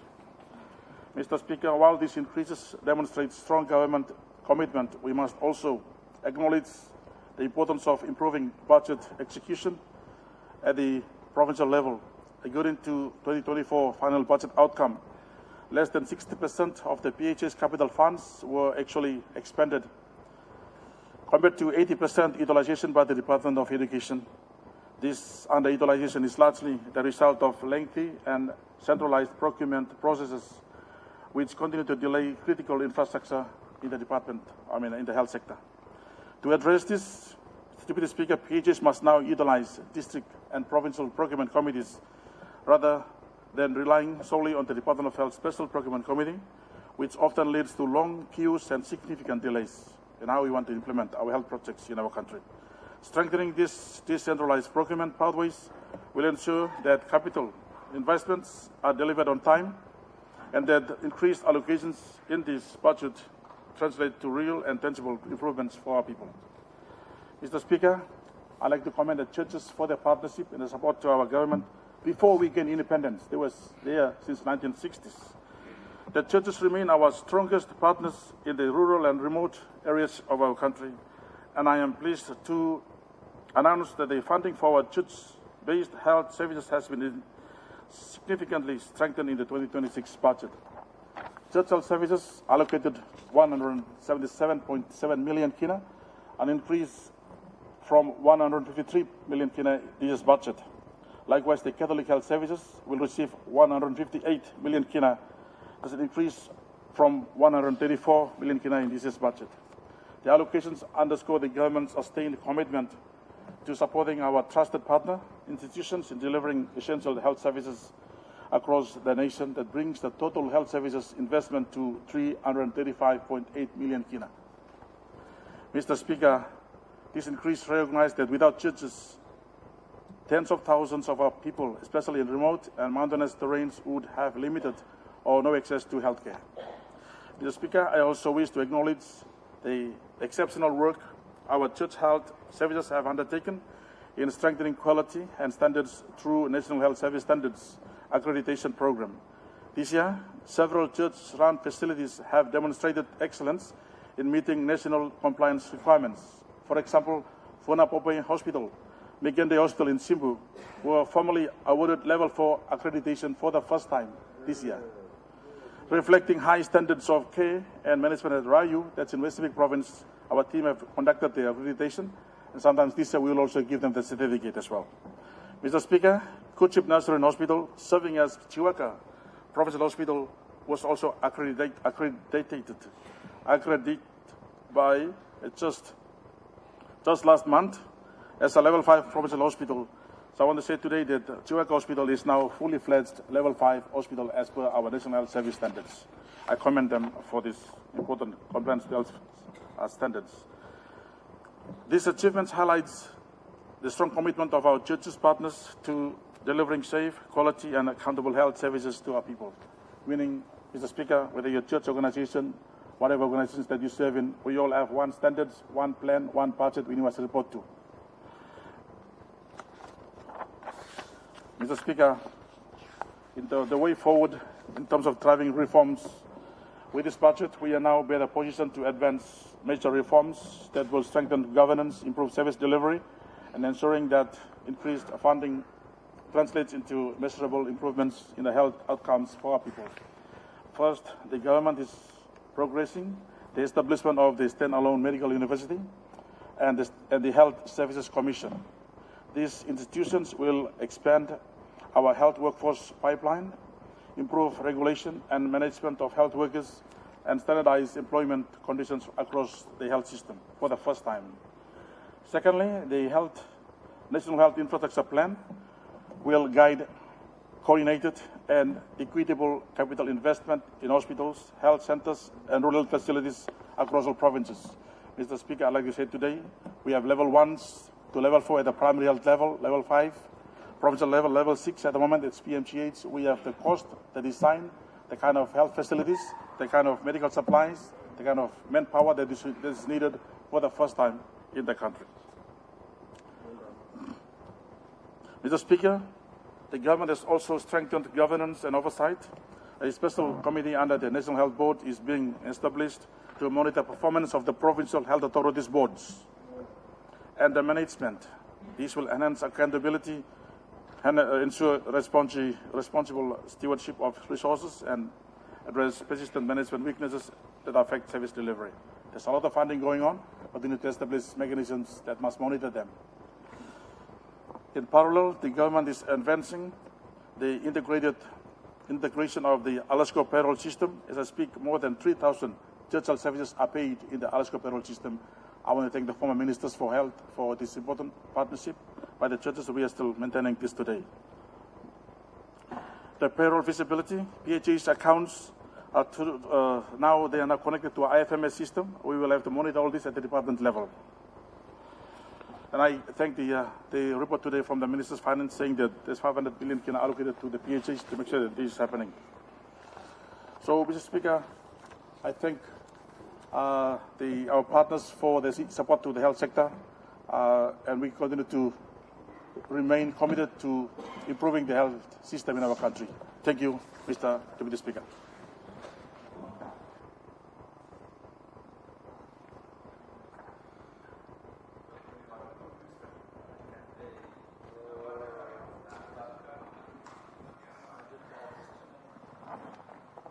Honourable members, I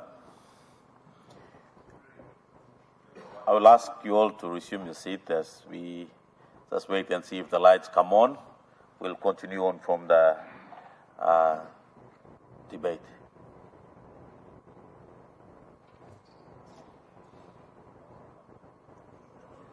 Clark, check him all outside.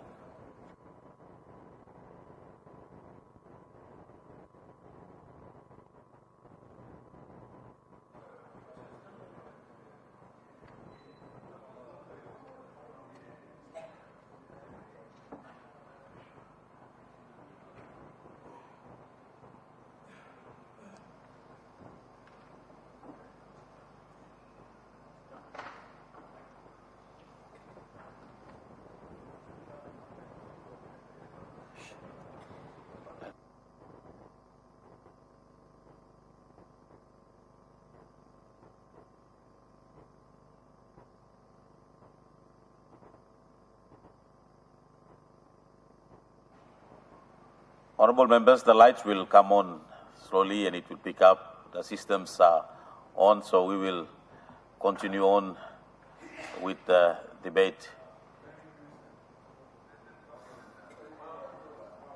The Honourable Member for Wawarea. Yes. Thank you, Deputy Speaker, for selecting the people of Wawarea to comment on this important national agenda budget.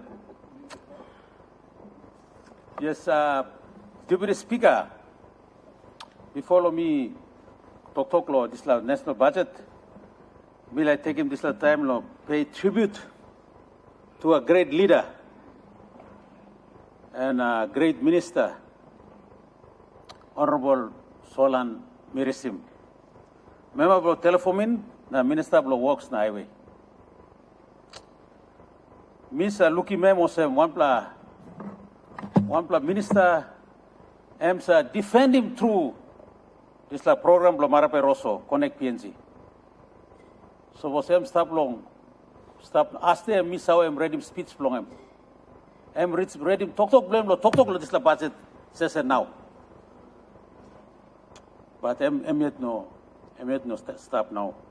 I'm Lucimi, hard-working minister. Bel Blumi and Brook lo RM this story lo now morning. I'm defender lo Connect PNC program. Planting Paponing or stop lo city in a town. All looking Pinis road. All looking Pinis government service. Now only appreciating one of something and walking stop. But me all gonna plant line lo rural PNC. Me no looking road. Me no looking government service. This minister defend him na carry this program lo Connect PNC. Na bring him go inside lo rural communities. Me Maki Mouse long all people lo me lo Wawarea. But me call him name lo one place. All no been looking road before. Now all look him.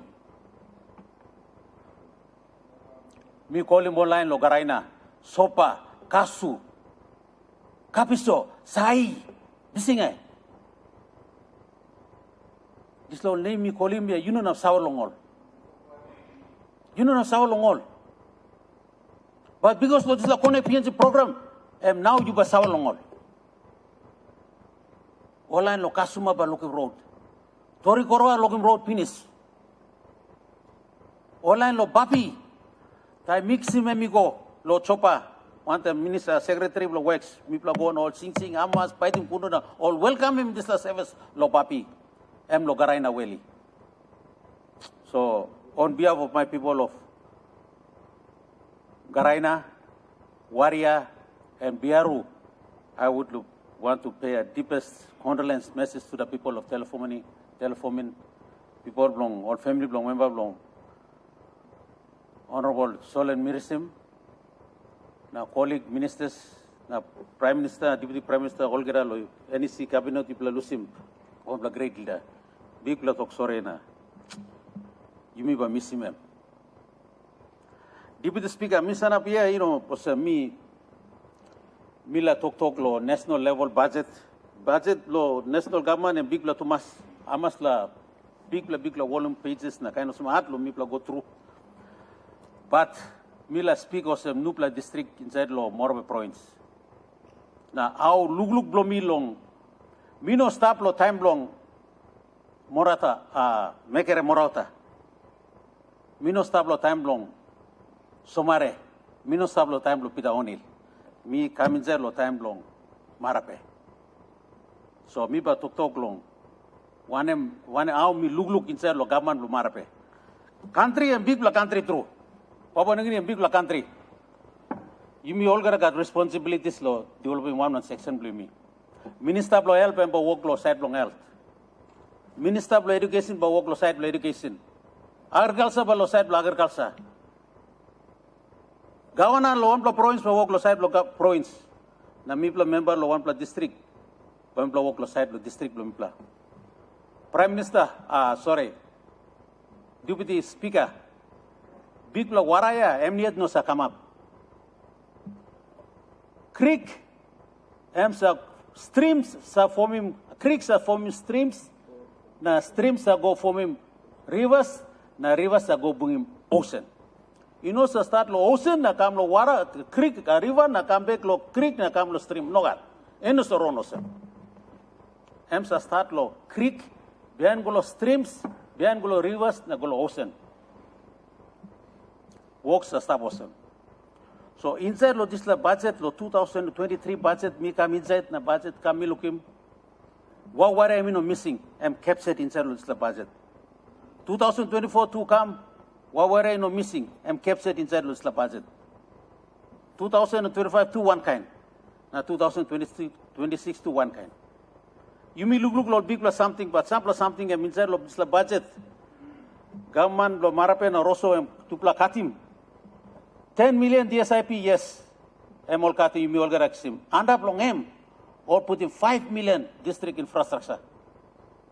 Now narapla 5 million or putting kina for kina funding grant. 20 million pay here, all give all get a one district. Suppose you know XIM and you know supporting government program. You know something MTD before. Suppose you XIM and you support him.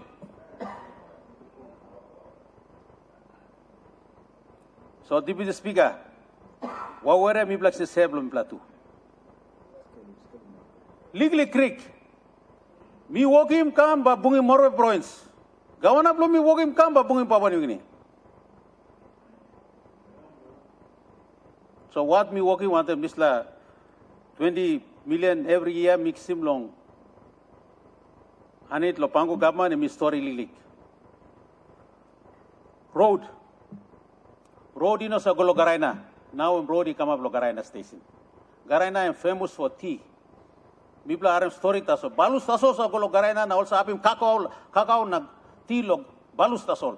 Now all karem cacao from Garaina all the way to Lane all Salim. We talk lo Lili Creek ba Golo bungi big lo warai and walk lo come up awesome now. Road, road Lokaindi is the most economical road inside Morwe province. I'm generating over 100 million kina pay annum. Low effects. But it has been neglected for so long. But with this government, road now I'm coming good Lokaindi in all manner or go some gold blown go Salem. Amas la forex or generating Lokandri stab and Minosa beyond by Mare Batokni Imbarem. That's road is happening.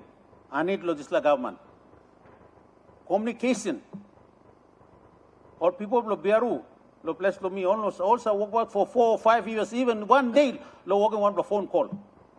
Now all Sinan house blow, no working phone call blow.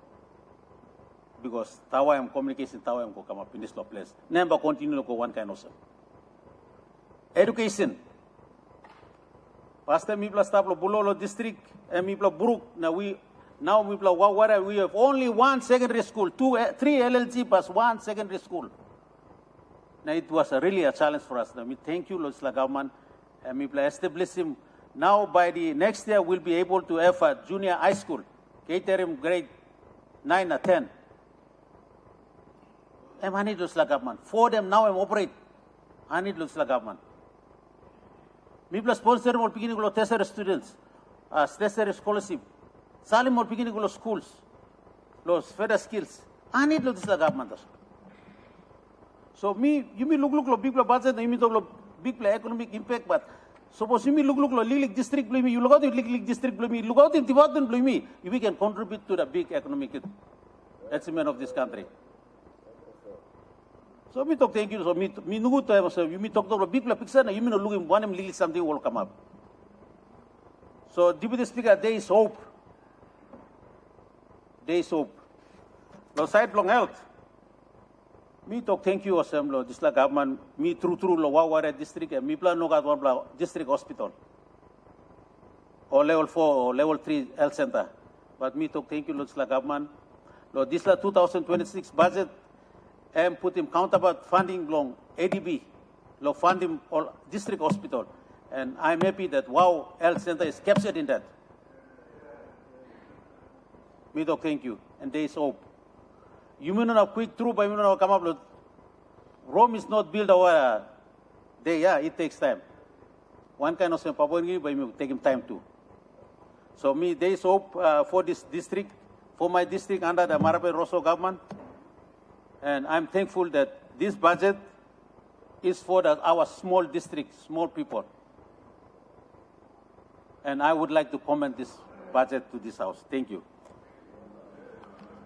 Honorable Minister for Planning. Mr. Deputy Speaker, firstly, let me pay my condolences to the Honorable Solan Mirisim, who was sitting next to me, and now he's got a better place, bigger place, but he's still sitting next to us. But I want to extend condolences to the family and, of course, to the people of Telefomen. Mr. Deputy Speaker, I've got a very detailed speech, so I don't want to bore you with too many of the details, but I will try as much as possible to go through it. If my time runs out, I will want to have it incorporated in the answer. Thank you, Mr. Deputy Speaker. It is an honor for me to be allowed this opportunity to present the 2026 capital investment budget to this Parliament. I have this privilege to provide the outlay of the 2026 capital investment budget and the important tenets and components of the financing, as well as the rationale of funding and sectoral allocations within the context of the total national budget of 2026. The budget theme growth, security with growth, places emphasis where it matters. That while we focus on economic progress and growth, we must be mindful of the risks of security and safety that we must deal with at the same time. The 2026 national budget marks two major milestones. It is the fourth budget supporting the medium-term development plan 4, and secondly, it is the first post-independence Jubilee budget. The 2026 budget is guided by the principles of the 13-year budget repair plan on consolidating the government's drive at achieving fiscal balance in the medium term and economic growth in the long term. In presenting this budget, I'm pleased to reiterate the Marape Rosso government's commitment in supporting the long-term agenda of supporting national prosperity through economic growth, as per the theme of Medium-Term Development Plan 4. The aggregate capital investment budget funding of 10.8 billion, is consistent with the required annual funding of the MTDP4. I would like to put on record here that this government has remained true to its commitment on financing the priorities of MTDP4. At the end of MTDP3, the capital investment budget was 9 billion. This was increased by 11% to 10 billion in 2023, which was the first year of the MTDP4. This has been maintained constant over the 10 billion mark throughout, including the 2026 budget. Sustainable levels of funding are essential to consistently deliver our key development outcomes and in order for us to meet our development targets. The government of Papua New Guinea continues to remain financier of capital investment budget, that is the government, accounting for 7 billion or 71% of the total capital investment budget, while the concessional loans is 1.2 billion and donor grant financing contributes 1.9 billion of the total capital investment budget. This budget has prioritized sector investment based on MTDP4 priorities in supporting Marape Rosso government's development vision on economic and growth. I can confidently say that by enabling annual budgets as such, the government will take control and steer of its own development path, but with the support of our development partners and the private sector. Over the past 2 years, we have seen this materialize, resulting in the delivery of major outputs in many key sectors of our economy because of the consistent funding through the annual budgets. The capital investment budget of 10.8 billion is considered the biggest allocation yet, with an increase of 5%. Through the capital investment budget, the national intent is achievable, and that is we can be able to grow the size of the economy to 160 billion by 2027, be able to generate 25 billion revenue from 2027 onwards, and create 1 million additional jobs by 2030. The 2026 capital investment budget is framed to support key economic growth drivers to boost economic generation, optimize tangible development outcomes, and improve service delivery to our people. Our expenditure focus and delivery strategy in 2026 is three-pronged. Firstly, the budget allocation to fixed commitments of government. These are fundings in high-level commitments of government which are legal and require prioritized funding each year due to the legal bearing they have. The spending areas include DSIP, PSIP, infrastructure development grants to mining and oil and gas provinces, Bougainville commitment, loans, grants counterparts, and other major transformational projects of government. A total allocation of 2.9 billion is allocated for this category.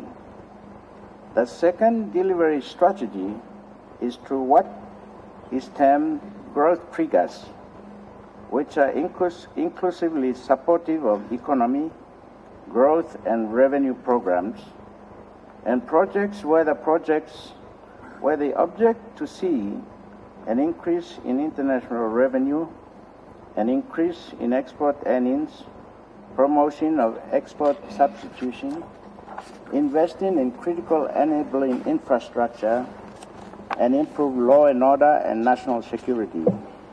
A total of 3.9 billion.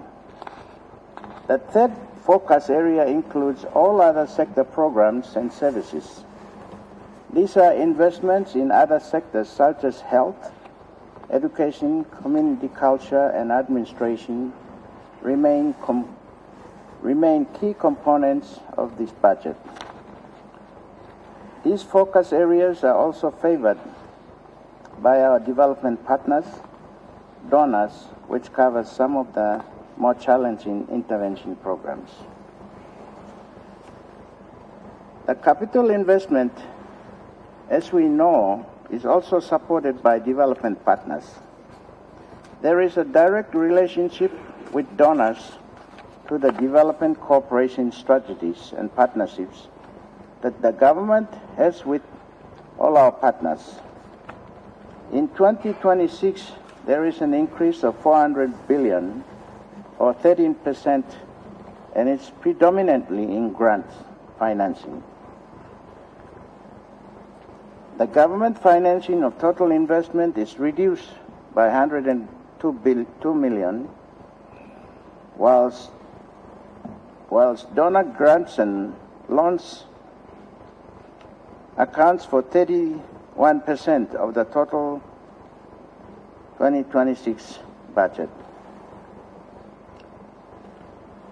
There are more than 15 bilateral and multi-development partners, international NGOs, regional organizations, private sector foundations, and climate finance institutions.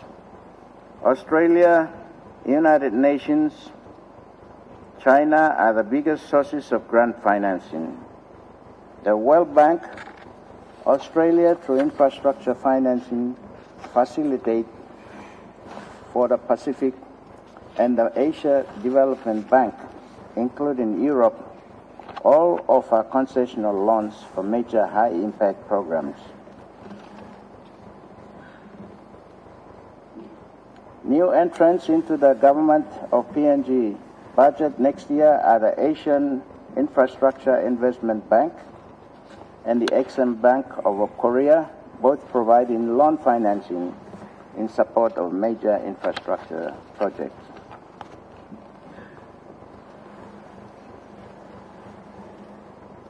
The 2026 is a critical year as the government strides towards the end of MTDP4 and to display a positive scorecard against the MTDP4 targets in 2027.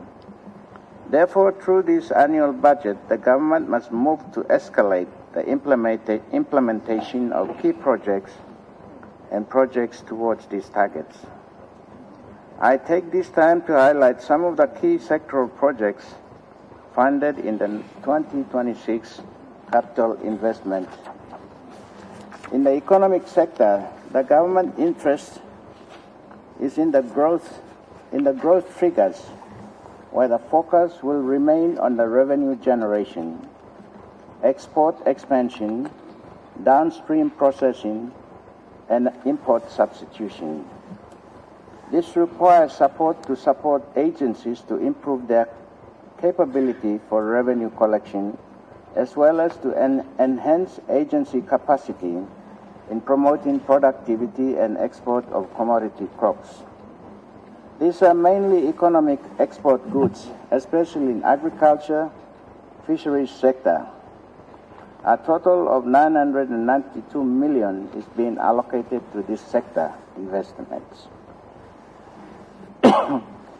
Key investment in this sector also include the support to the Lands Department to carry out important expansion activities that contribute to freeing up more land for investment and development. Over 140 million is allocated to this program. The funding to agriculture sector is aimed at empowering our citizens to unlock economic potential in agriculture,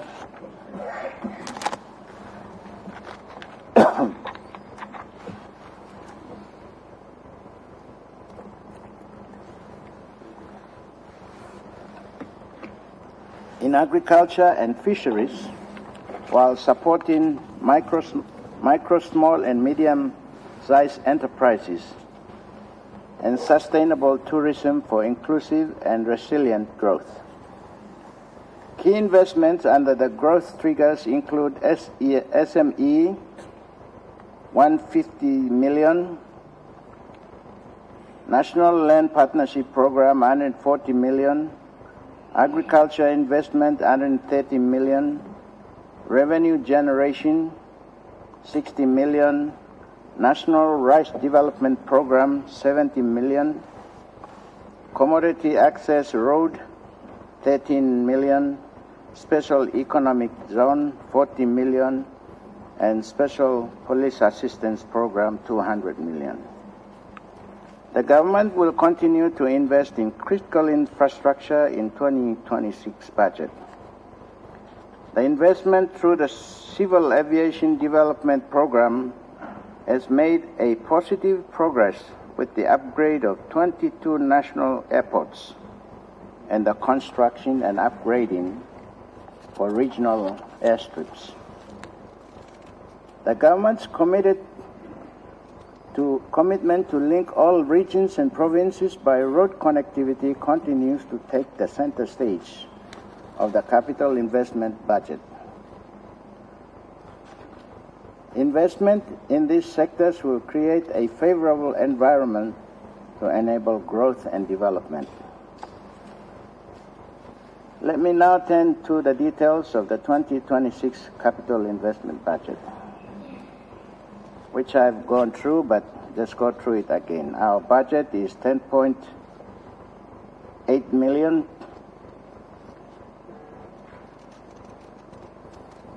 The sectoral appropriation capital investment budget is distributed as follows. Administrating sector 2.9 billion. Education 609 million. Health 858 million. Community and culture 206 million. Law and justice 463 million. Economic 992 million, transport 2 billion, utilities 558 million, and provinces 2 billion. I would like to now discuss the detailed sector investments of the 2026 capital investment.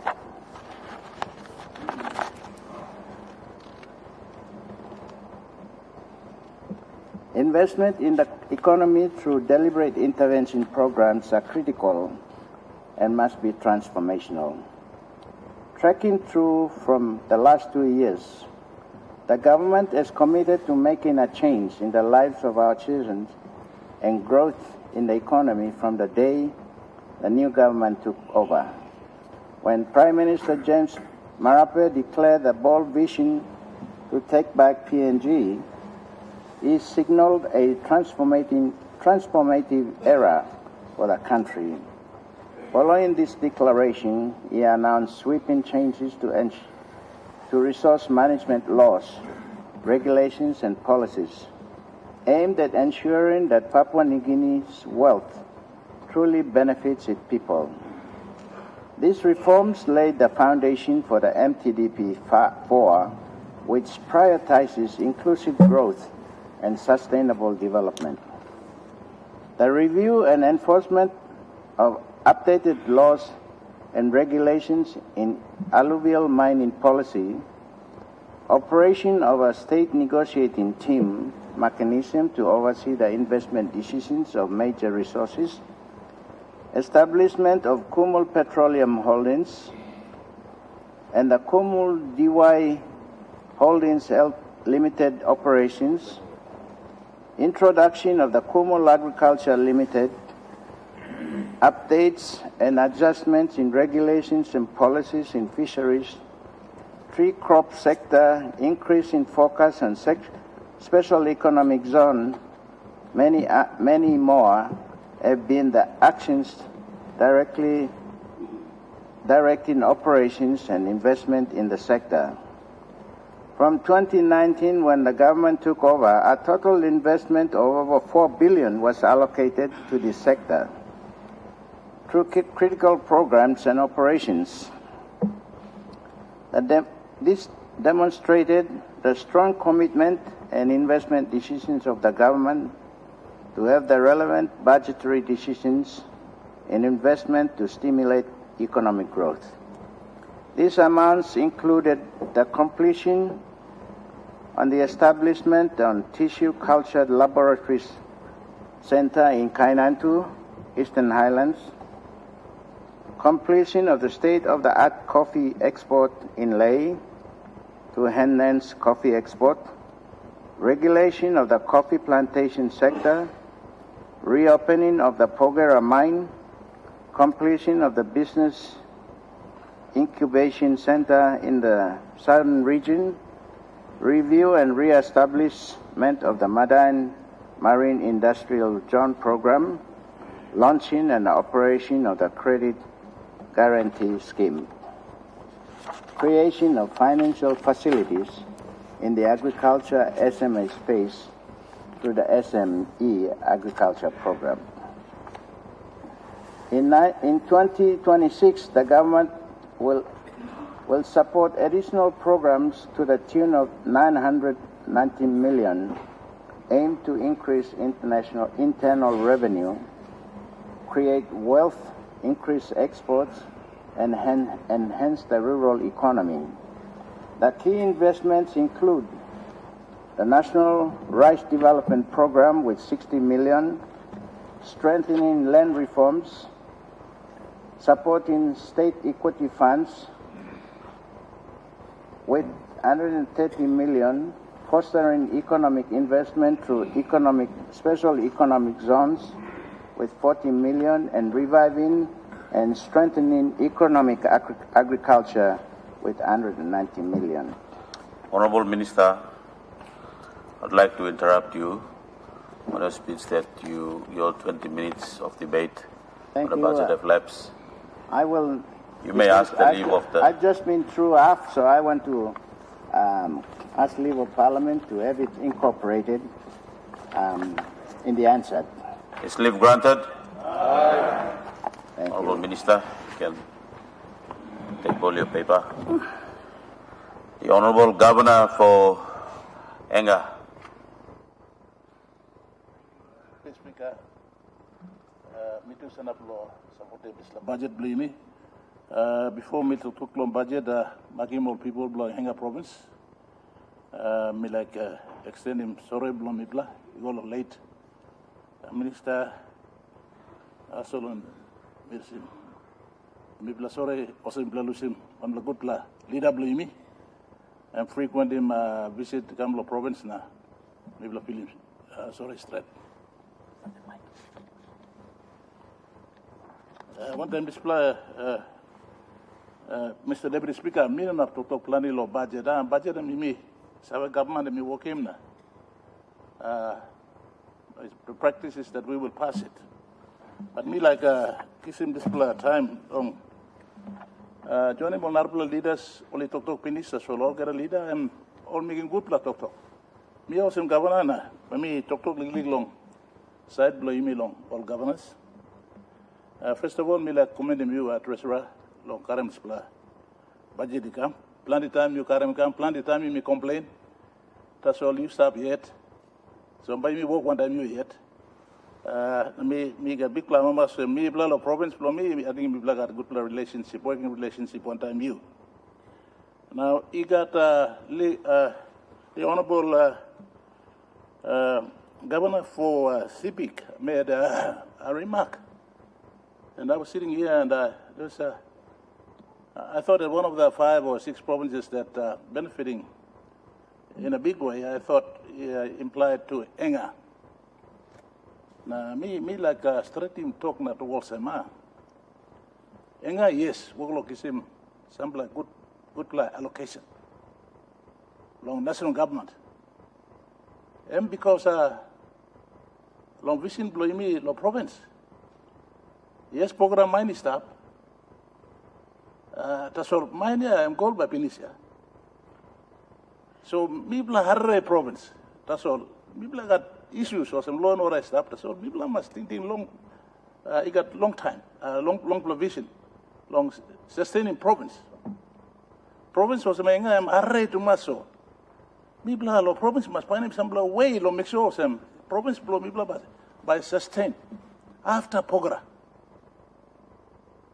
So me bla starting vision blow me long, starting university. Long here, 2011. 2009, me bla starting concept long Ausik, Enga provincial, Ausik. So you know Kama state as well. And long bla time, yes, me bla benefit of all this bla project, this bla 2 bla Enga provincial hospital. Now, Innovative University of Enga, ino belong Enga province. Mibla host. What is wrong with Enga getting more money to put a national institution in my province? Bayibla civic taso baygat. Bayibla mosbi taso baygat. No God, mibla tu masigat. Lo look blomi, lo province blomi. Lo agriculture too, me bla limited. You mean I'm growing coffee too? So one bla way long sustaining Enga's economy, lo put him on institution, long province from me. Over time, when we manage law and order, all beginning bakam, you bla, all people bla bakak simarasin lo Enga. So these are national projects. So no can look at number na. You know, isolating Mibla or targeting Mibla law budget. So, me sina niya na tamenga ibla na kolim lahap na mitako ibla lugosem Mibla benefit no gat enga benefit long put him national institutions. That's why the former government of the Honorable Peter O'Neill come on top now government and we only concentrate on giving him funding, to complete him all this project. So last year, that's only me completing Ausik. Last year, that's only me completing university. So Mila, thank you, Prime Minister, former Prime Minister Peter O'Neill long, starting project one day me black army awesome. That's all I mean important also. Me also thank him, current government. Without the kind of support, and this is the kind thinking where Prime Minister can come along, make sure also me black completing this project which we started. In 2007, 2009, he came here. And me finish him now, me how much long this government stuff. Yes, he got some negativity stuff long government. And one kind of all got a government. Long Enga provincial government, me work, that's all. People don't mean work yet. That's normal here. Let's accept it and move on and just do our bit for this country. Now today, you may remember, you know what, recent long complaint. Before time, you come inside the parliament, no got DSIP, no got funding your district. Now funding your district, yeah. You make him funding the province too. So it's about us leaders. I look at me, at least 2 billion or something long budget every year. 2 billion plus, I think. Long district in the province. In big money too much. Suppose you me organize good country by Sanisha. So you can look on national executive now. You may cross the stuff. Let's do our bit at our own level, huh? Because we're giving funding now. People almost are giving funding. So me like Osema, talk tasol, long strategy Osem. Yes, Enga was benefiting in the last 3-4 years. Long finishing all this project. And today, lo display here, me got 800 plus Papua New Guineans studying in Enga in the innovative University of Enga. And me contribute on nation building. Ausik, I'm now start law open this year. If fully operational next year, by me looking more Papua New Guinea can benefit law Enga. So me like talk sabe of them, talk tasola. No good looking number na ibla thing of me benefit long. All legally road law province or legally projects law province tasol stuff. No god. I'm more sample something got impact on nation. So I'm me like straight him legally thinking no good me got, huh? I mean, good lot of me here talk also because me in the province from me and me benefit on Tupla project in a big way in the last couple of years. So thank you through long Marabe Rosso government for actually making that project completed. Now we can start to benefit from this project. So me thank you straight on this plan. One concern me as a governor me got treasurer and prime minister and land be me long government. You people must start like a consultation, no budget, meaningful dialogue, meaningful consultation. How na you plus long one something I may need blowing a province or Narbla province. Sit down the story that's all enough. Meaningful dialogue. Every province is different. Priority blow different. I will contribute to nation development there. All become low blow yet. Some people like in agriculture. Some people like in education in a big way. Some people like in fisheries. So let's consult more. When people give him mandate here, long governing government. Give us some respect. So you can get dialogue now, you work him good. Yes, people are putting money to solve. Time people are looking money, Lord, some program now. You make a need program. How by me shifting money you must consult so that we can get, allocating proper resource from all activity. So legally heavy you got all provincial governors, stable them. Now two, how much meeting you got long devolving powers? Ayo, me counting me here, me short with now. What is wrong with just allocating at least 10 or 20 million or 30 million to start the process of giving more powers to the provinces? Give him the so-called block grant or talk, okay? Give him 20 million or 30 million or long. Start long working more sunny immediate. If you have at least 10 LT provinces or well-to-do provinces, by you looking more the country, look block country, but look better. Suppose you make all provinces in down or local national government as well, you stop. And by Nogate.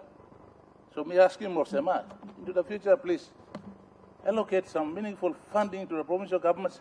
Because in my assembly, since me kissing governor, me talking more council president, you come inside the assembly, blow me, you think big. No can carry him cap blah or some president come inside the assembly. Lose him cap blah as a president of district. Come to the provincial assembly and thinking big, now you make developing province, so you make can compete one them East New Britain.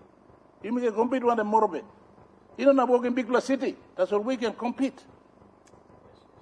So suppose you are not giving me resource. How about me thinking big? Me send up university in hospital because we thought big. Discipline him all, council president, no can ask him lo karana. Can also ask him, me discipline him all. Now run him all province staff, so please me asking Prime Minister and Treasurer, going into the future, my Deputy Speaker, it is good to give more powers, no provinces, so that we can all compete. Let me come up with more country blowing me.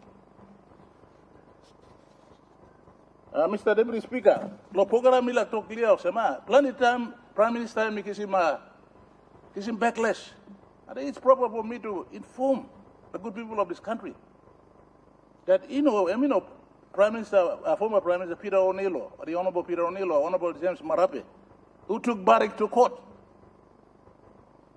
On record, I want to say that it was the Enga provincial government which took Barrick to court for and on behalf of our people because we wanted greater return for our investment. So we waited 6 years, 5 to 6 years. People no complain. People wait. At least now, after 6 years of waiting, 5 or 6 years of waiting, now you may look at Kage come up now. Are we happy with the outcome? So, Mila took Sabah, yes, country been Sabah 6 years. So you must also understand that the provincial government and the people of the province who own the resource had a say. We were not being looked after properly. We were not getting what we wanted. The country may have been benefiting, but the province wasn't. And I think this new arrangement is going to help everybody. The country is already benefiting. It's better terms. In terms of tax, corporate tax, income tax. We've got 3,000 jobs already in the mine. So, Mila took Sabah on record. People blaying, how much wait 6 years now we can look at some can come up with progress. So, Mila, thank you, Prime Minister. You may progress when we took Sabah to Sola. So, you can appreciate him. Security, law and order, thank you through the Treasurer and government. Lo put in plenty money, you go long law and order. Law and order, you may put in plenty money, that's all you must look him. This black money it must equate to a better performing police force. Talk enough. You must make sure also money here must equate long improvement of enforcement. Me looking also in the country enforcement no staff. Yes, recruitment come up. Now plenty time me talk him. Government blow me finish. Yes, you can recruit. That's all. Who said all mentor staff law district now, province. All Bagara finish here. All young play go all join him all here. We have to find mentors in those districts and provinces so that the graduates or pass out, all policemen and Mary only pass out, only go on come under very experienced, honest, hardworking officers on the ground. So Emila thank you long government. Ask him government look this blah. Because recently I got 18 new graduates, new policeman Mary only pass out lo bomana ikam me look him lo province lo me no what one blah NCO or one blah money take charge long all this blah 18. In 2 or 3 weeks time me look him also more start long dressing long all standard go down. Only chewing boy. So me like took Sabah. So no good me put a number I go na. This is a number by come up one blah liability lo state. So let's get it right. So also me give him legal advice. That's all. Otherwise, Deputy Speaker, every budget is good as the implementation. So now the only me now power blackout. Power blackout. I must time by you mean talk was a mean by fixing power. You mean of fixing power. I mean legally something, but it is one of the most important services for our people. We have to fix it. The Prime Minister doesn't fix him. Who's that Minister or who's that Managing Director or whoever? Take ownership and fix power in this country. Suppose what work, go straight, come up good, fix him what. I think it's about time we started to fix some of the basic things in this country. We start to fix more basic something. We total big plus something. Some plan me playa. Me play grassroots na. Oh, the big plus something me talk me play no clear. We just want the government to fix power. Fix the existing roads. Upgrade them. Fix the schools as we have now doing. Health. And that's all people asking. That's what people are looking to government to provide. So, Deputy Speaker, I'm not going to pull in time. Thank you for giving me opportunity. Before I sit down, I want to take this opportunity on behalf of my people of Enga to congratulate Honorable James Nomane for now being the opposition leader. Basically, I'm congratulating him because I recognize that he's a young, energetic politician who's coming. You know, I'm one of those persons who is trying to mentor him because he's a relative of mine from the province. So thank you, long all opposition member, long recognize him leadership, long him. You must work him good, talk good, no can go over here. Thank you. The honourable member for Northeast. Thank you, Deputy Speaker. Lord Luke Sawel of our ground, Lord last ministry. Before we start, family blooming, people of Mosby Northeast, talk sorry or late. The hard-working minister, Solan, what I'm all people belong to telephone. Number two, me like talk thank you. Law opposition, Law Makim James, no money Yomba, Law Kama opposition leader, Law Disla House, so that then by strong him Disla House. Law Yumi, Law government, and by Pai strong, na balance him Disla government by go yet long. Election by go yet also. Thank you. Number three, Treasurer, you are a superman. You have done it. The historical budget of 30.9 billion, that's the historic for this country. When it's become a history, you have people behind you. Prime Minister, Deputy, the ministers, and the people of this country.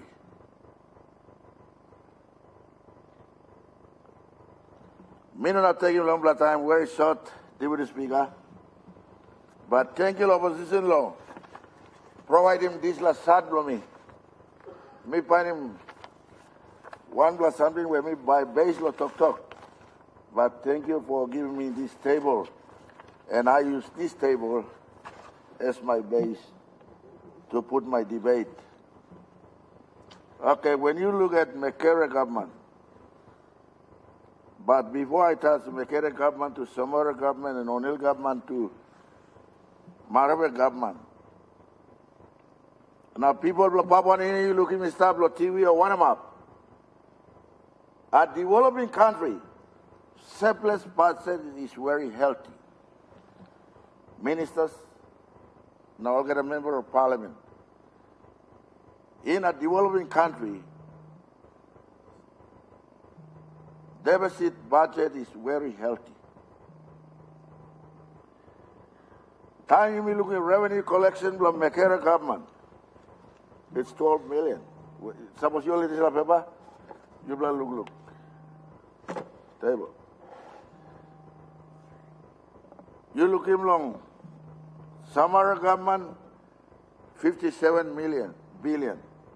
And then you come along, O'Neill government, 91 billion.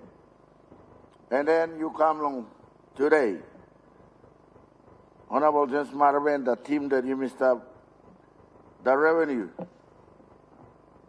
152 billion.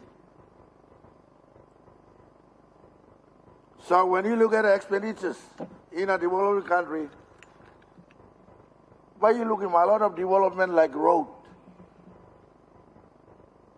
a lot of infrastructure development will come up. And then you see your revenue going down. Sometimes we get loan to balance it. Some time with all IRC, customs, only no collecting enough money. But as the development of our country going looking since the revenue increases, the expenditure also increases. So we have to suspend. So by the customs, find out some lawlessness of banking money, some only hiding money because of less legal bank. But ministers and members, Customs and IRC have done extremely well in the few 5-6 years back to tie up all the collections. Now bring him this law, money come inside, at least helping me work in this law budget. One time on team law treasurer, they work tirelessly overnight, law come up in this law budget. So time we look in deficit also, it's very good. So in totality and how you look at it, you may work of progress. So deficit by increase yet. But now you look him. Plant the money got good work him. Now look him, all kind of ministers, they talk about their ministry and their performance. Now district too, you talk also. Now countries transform now. All kind of district all transform going up. Change. Now by country by change. And okay, let's go back to microeconomics. You may talk SME. Sustainability blow line blow email place. Now you think national government doesn't most people working now increasing revenue blow you mean? No God. You blow member too must buy 1 million SME.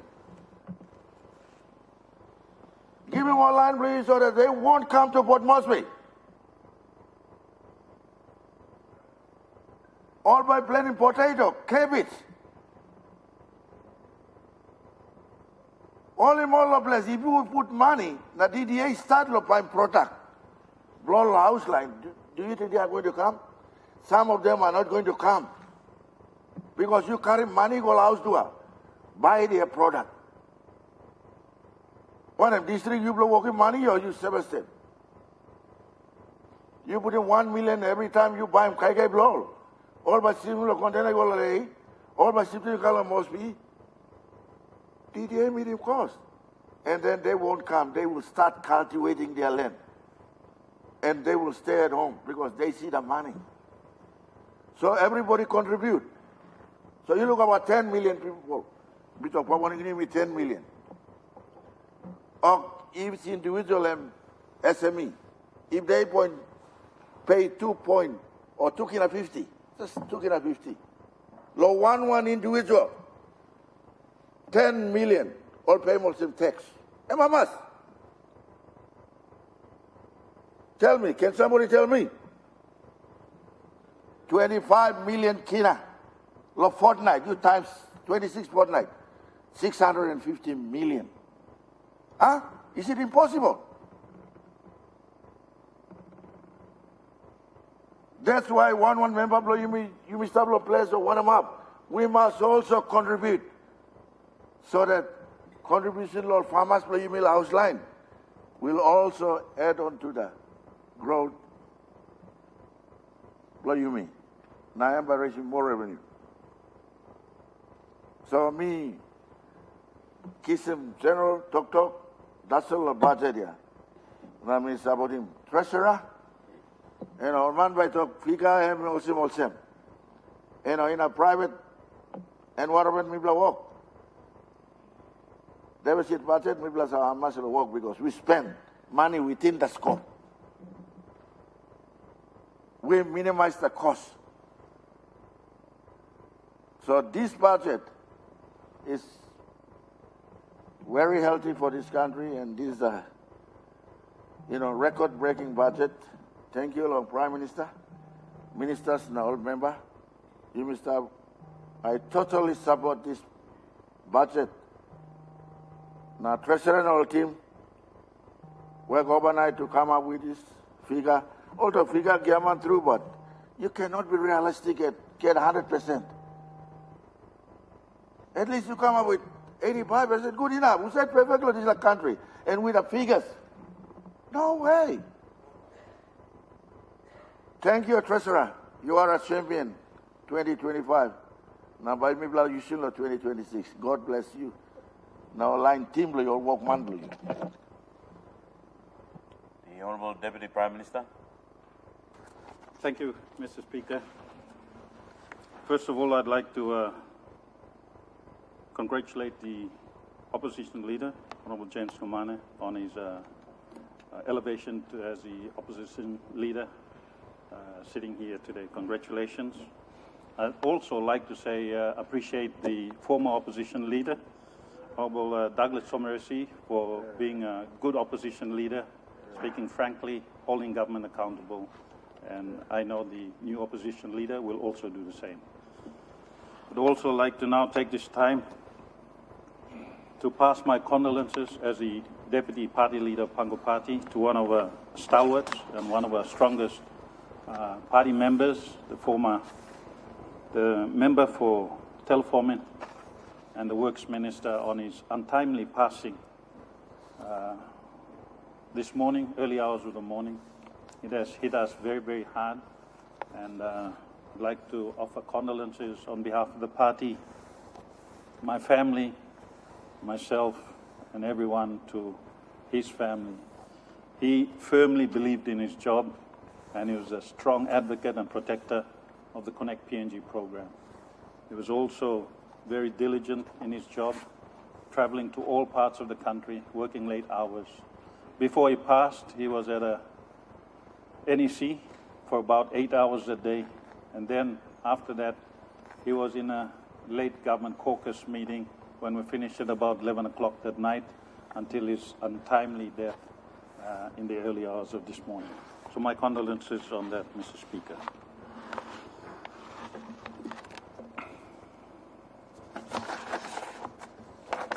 Mr. Speaker, honourable members of the House, today I rise to speak in support of the 2026 National Budget, or Money Plan, a budget that reflects our government's commitment to responsible economic management and our determination to build a stronger, safer, more prosperous Papua New Guinea. I also take note of the Shadow Minister's comments, the opposition leader's comments, and the former Prime Minister and member for Yalibu's comments on the budget. The criticisms are good. We take note of them as a responsible government. And as I always say, criticism for anything is always good, and we welcome that. Yeah. We convey today to discuss the future of our nation and the steps we are taking together to ensure prosperity, stability, and opportunity for all. It is a serious matter. Today, we turn our attention to the 2026 national budget, a budget that charts a path forward for our country. Our projected, estimated money plan. It is not always accurate, like businesses all over the country. When you do a projection, it is always a projected estimate. It is a guide for a money plan. This budget is grounded in the principles of stability, reform, service delivery, and growth. It continues the disciplined fiscal pathway our government has implemented since 2019, and it marks yet another significant step towards strengthening national systems, supporting our people, and unlocking the full potential of our land, our resources, and our economy.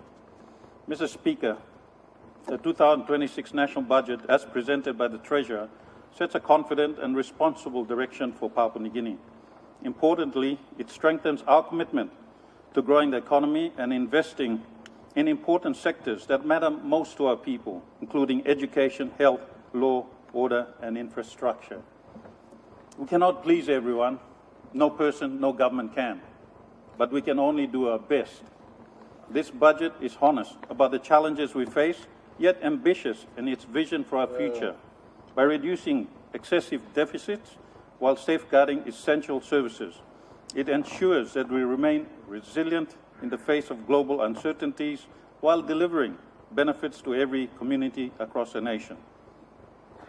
This includes little things that might seem small to us but are big to our people, including exemption for people who earn up to 20,000 kina per annum not to pay tax. These are big things for the ordinary guy on the street. We also have been put in exemptions to stamp duty to homeowners. We have raised the limit for property purchase up to 700,000 who pay no stamp duty. This will help homeowners purchase properties. We must remember, esteemed leaders, Mr. Speaker, that our population in 1975 was approximately 2.8 million people. Today it stands, in 2025, Mr. Speaker, 10.5 million people. The growth in the economy and budget over time reflects both population growth and increased per person spending. While population has increased by 285%, the economy and government fiscal capacity appears to have grown by about 240%. It is a bit lower than our population growth, which a honourable member for Yalibu Pangia pointed out that, in fact, true, our population has grown exponentially. More people means more demand. It is pretty simple. The simple answer, grow our budget. PNG's population has surged, quadrupling in the last 50 years. The economy, in comparison, and government budget support has grown roughly 3 times only in the same period. Because population growth is strong fiscal and economic growth per person, which has not soared, which helps explain ongoing challenges with public services, infrastructure, health, education, law and order. Our population has grown exponentially, and we need to meet it with our budget. Mr. Speaker, since 2019, we have progressively strengthened the economy through strategic investment, tightened fiscal discipline, and targeted reforms. Significant investments in infrastructure, including roads, bridges, airports, energy, and digital connectivity, will continue to unlock economic growth in all regions. As pointed out earlier by a good member for Manyamia, by the good member for Wawaria, a road to Telefomin, a road to Wawaria, a road to Manyamia might not impact on urban areas, but to the little guy in the village, it opens up potential education and opens up the world for him. It enables him to sell his produce, make a bit of income, and be able to access medical and other services. It is development and real development for our people. These projects will not only improve access for rural farmers and support businesses, but also encourage new investments and strategic sectors that will drive sustainable development. Since our government took office in 2019, we have nearly doubled our country's national budget from 16.2 billion to 30.9 billion. But as the Treasurer stated, this is still not enough for our people. We need more to contain and be able to look after all our people. It is not enough for a country's development aspirations. However, we have made progress and we have set a trajectory and a pathway forward for our country. Allow me to highlight the comparative budget allocations from 2019 to 2025 and the positive outcomes made possible through sustained support. I would also like to point out a narrative that I'm not an accountant, but it is a pretty simple mathematics. With the diagram that was pointed out earlier, we realized that the O'Neill government, when it took over, everyone says it has a debt stock of 33.68 billion. Not true. It incurred a debt stock of 7.48 billion from the previous government. So its actual debt stock that it incurred was 26.2 billion. That's pretty basic mathematics. Our current government, everyone says we have a debt stock of 64.88 billion. Not true. The total accumulative is 64.88 billion, but we incurred 33.68 billion from the previous regime. So our debt stock, Mr. Speaker, is only 31.2. Simple arithmetic, and I'm not an accountant. So let's be realistic and factual.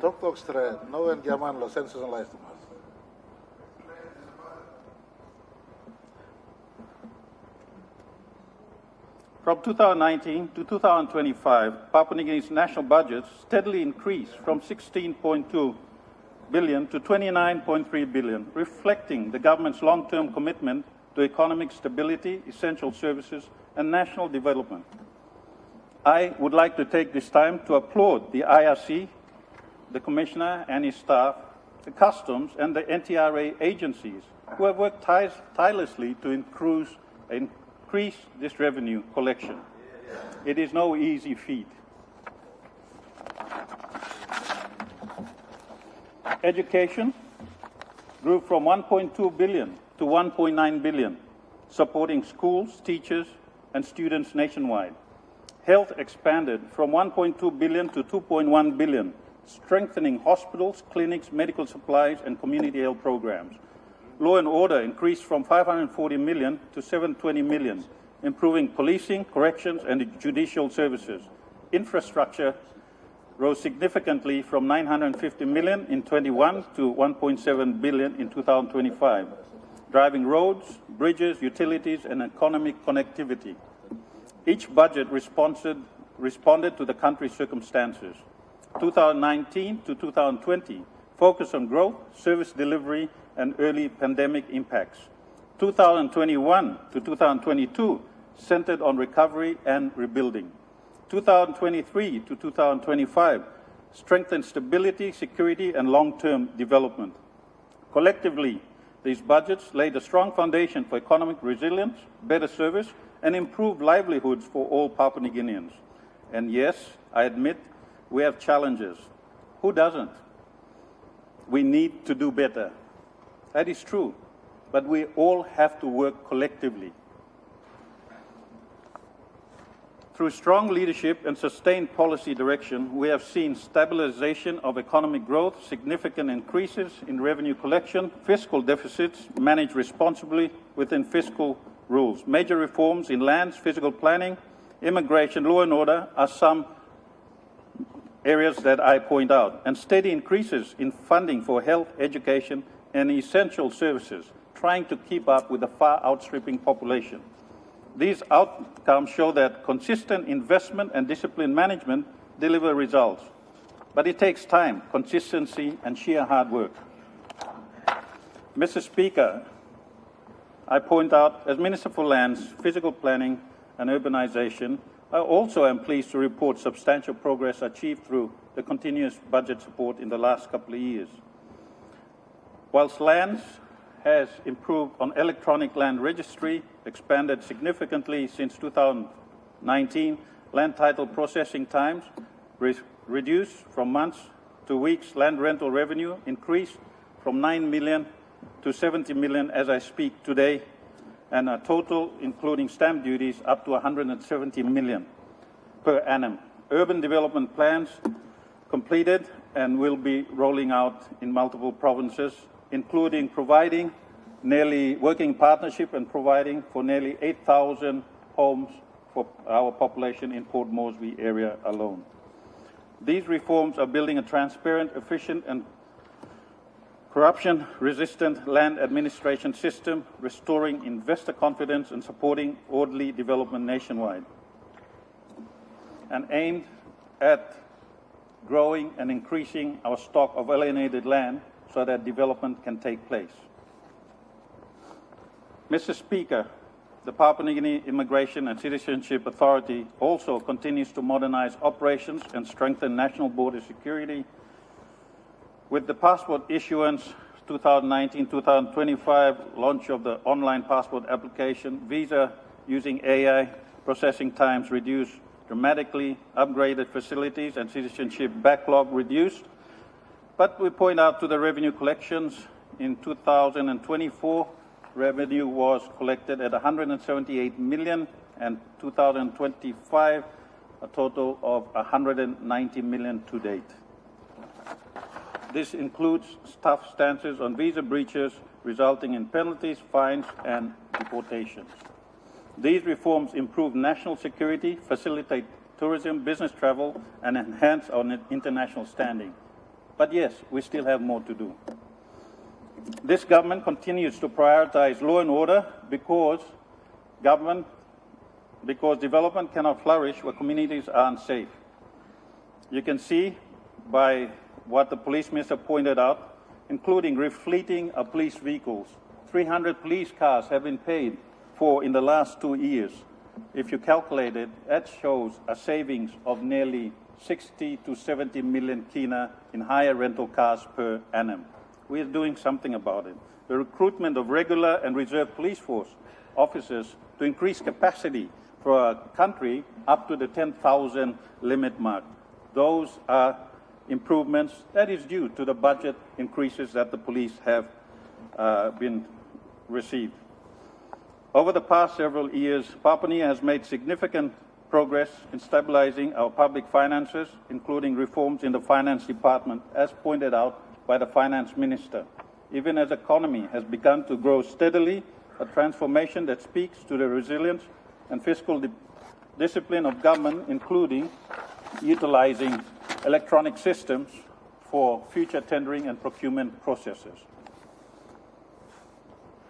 In 2019, Papua New Guinea faced a modest budget deficit of 5% of GDP, reflecting fiscal pressures. In 2021, the deficit narrowed as the economy began adjusting up to 6.7%.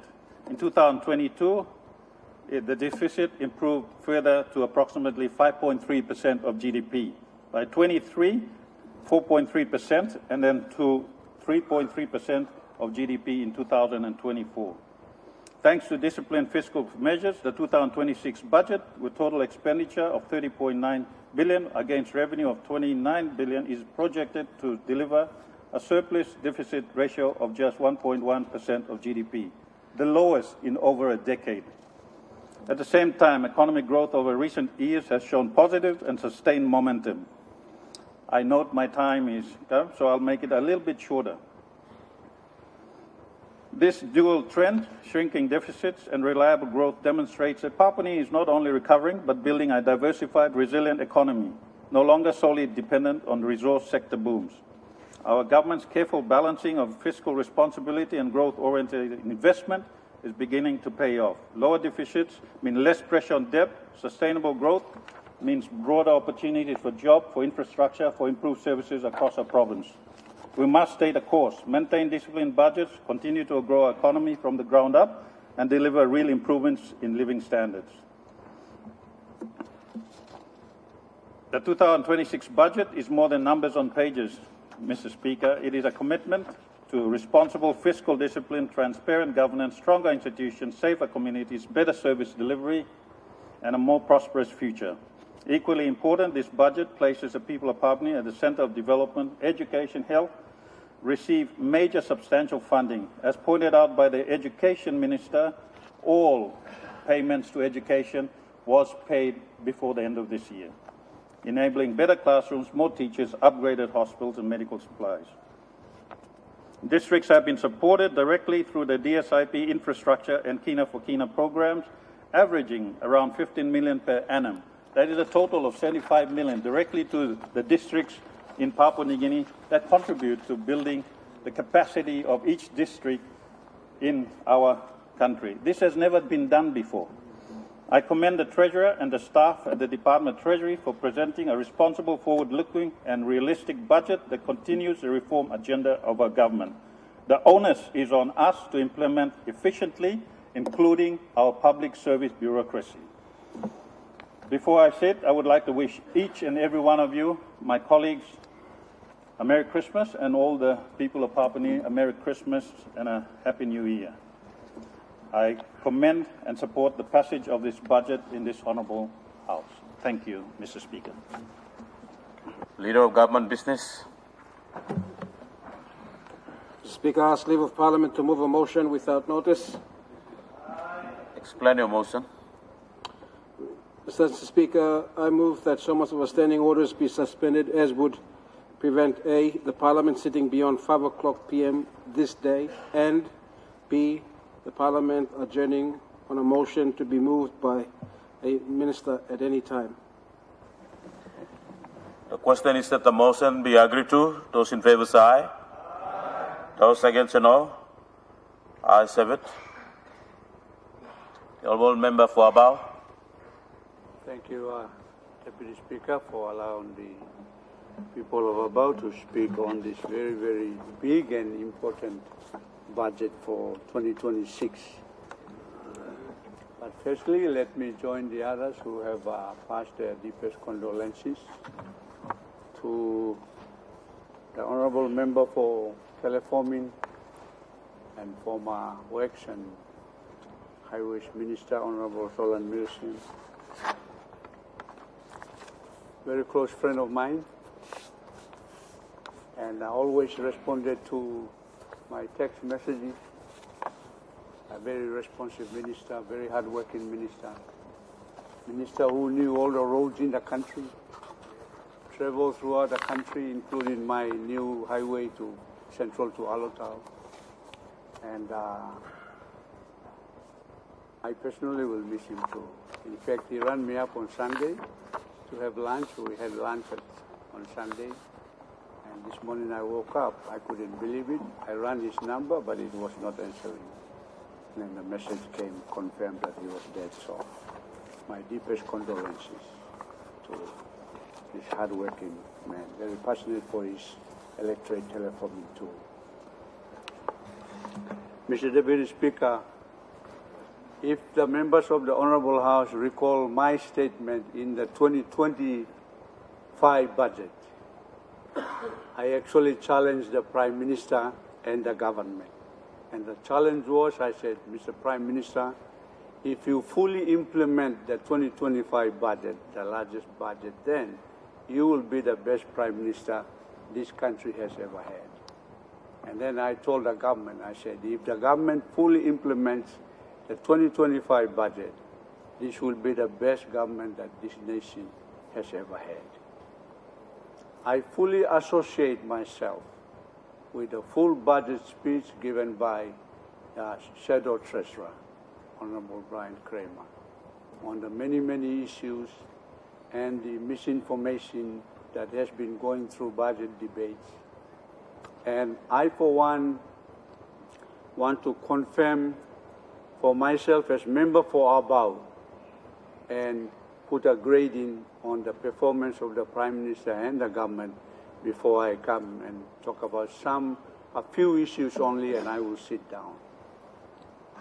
For 2025, Abau received 8 million for DSIP, 2 million for district infrastructure. That's all. Last 3 budgets, we have never received any kina for kina, the famous 5 million. Nothing.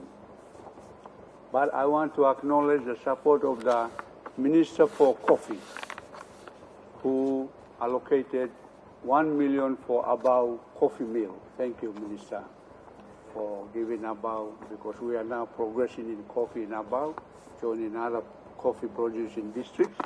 So I've got 1 million of coffee to develop a coffee mill in Abau. We are now engaging the land issues at the moment.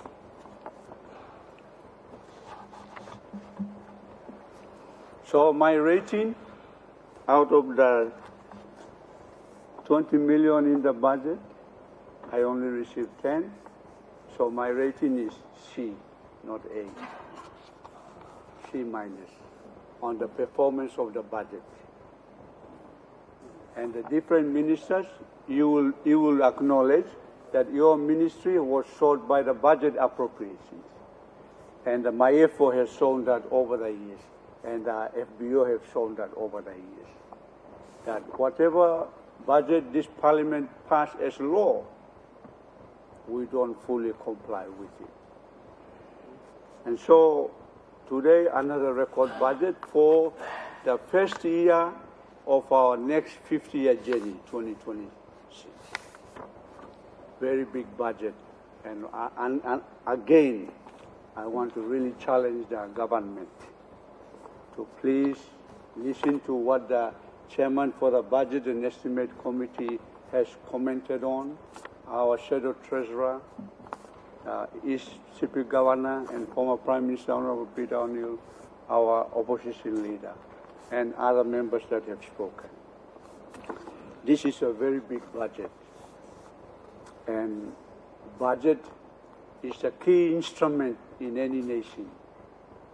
And so for the first time, we have hit 30 billion target.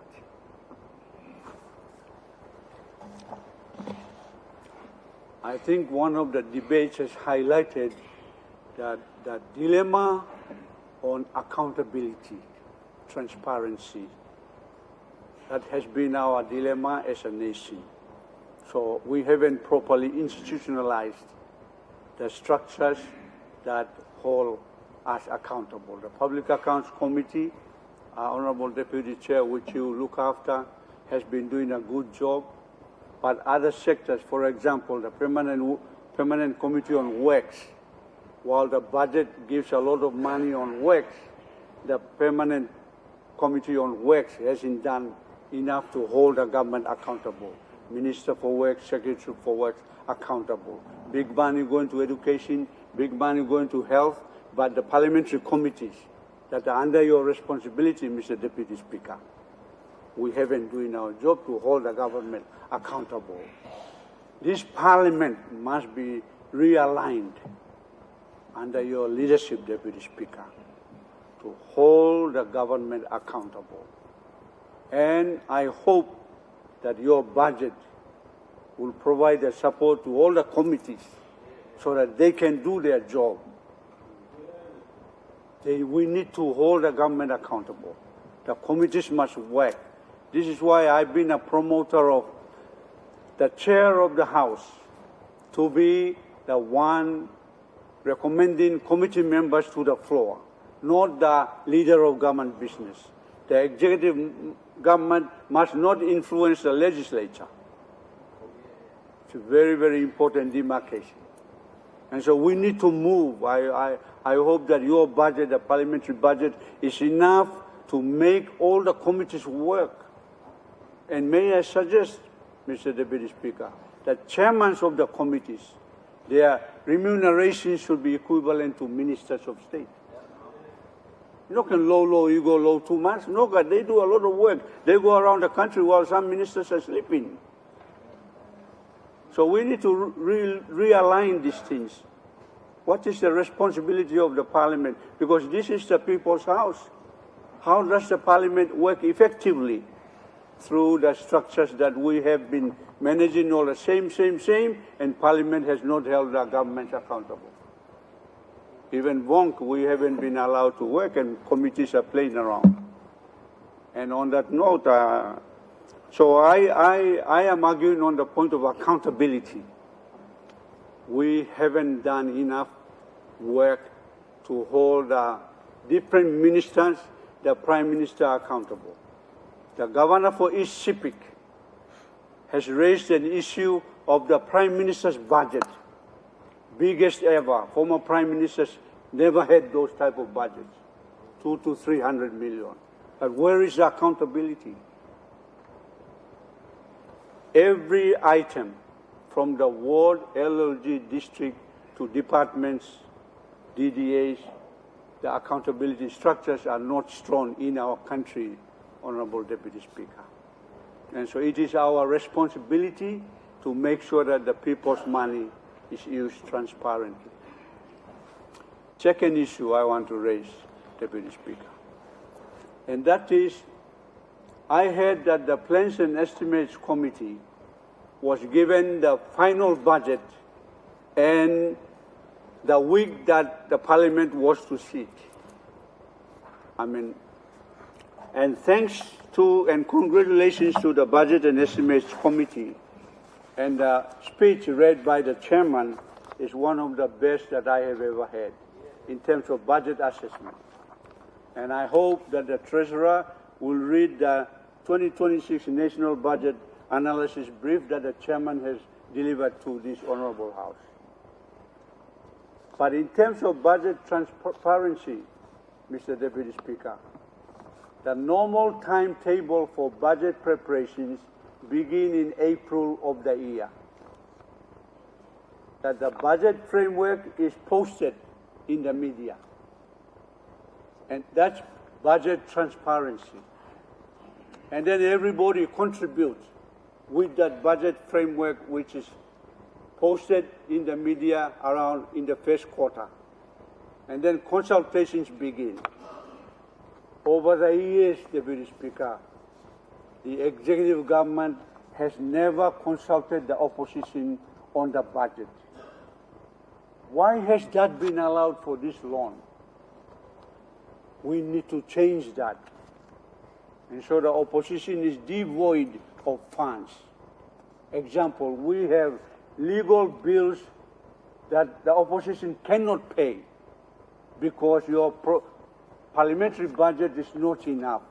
So the poor lawyers, private practitioners are waiting out there, and some of them are closing down. And so the opposition has to be considered too under the parliamentary budget to make the opposition stronger in terms of resource mobilization.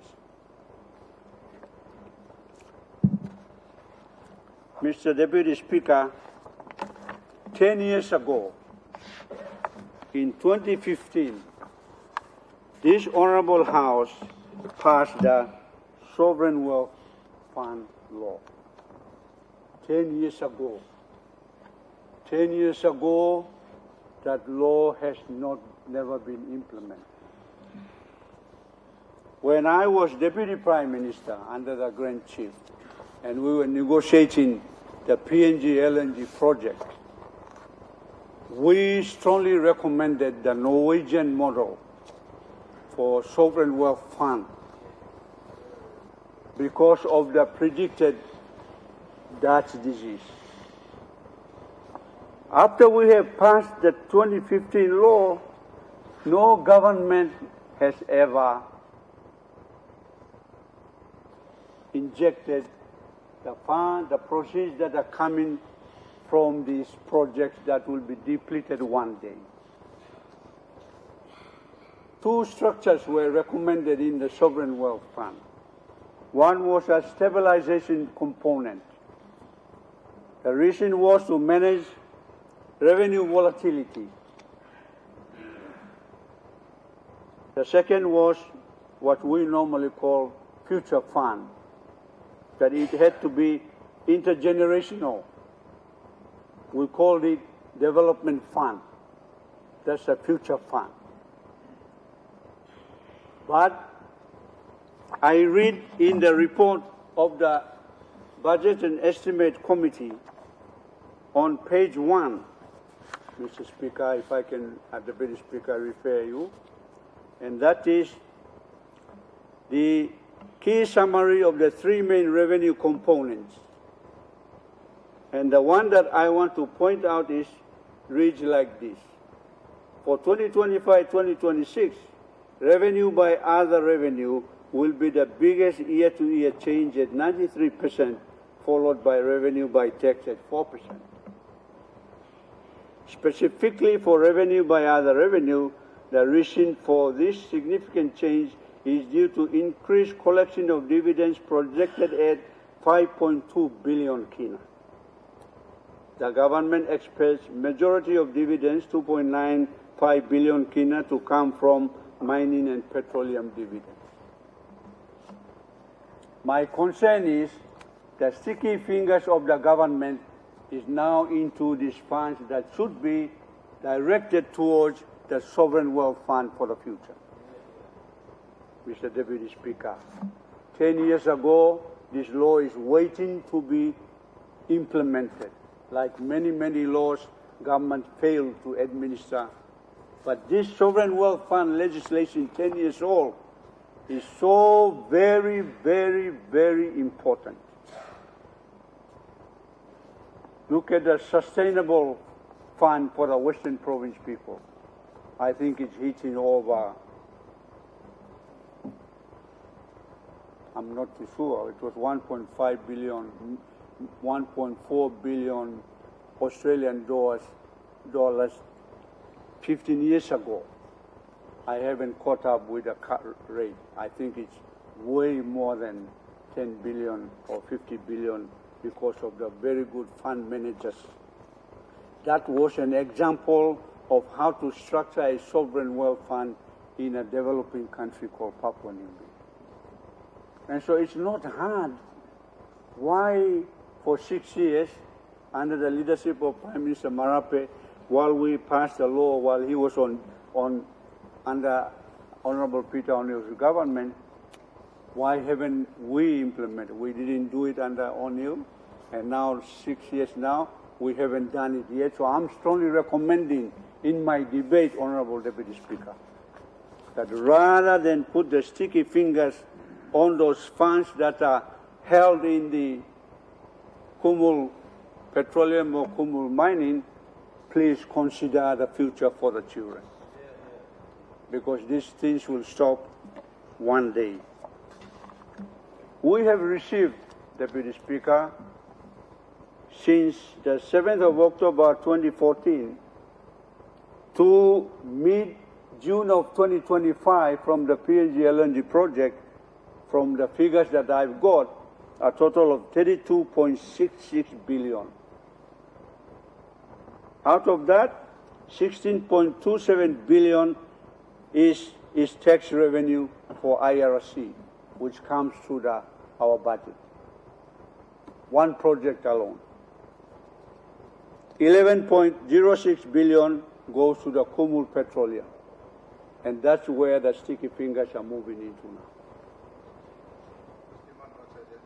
And 2.2 billion is for landowners through MRDC, and royalties 1.6 billion.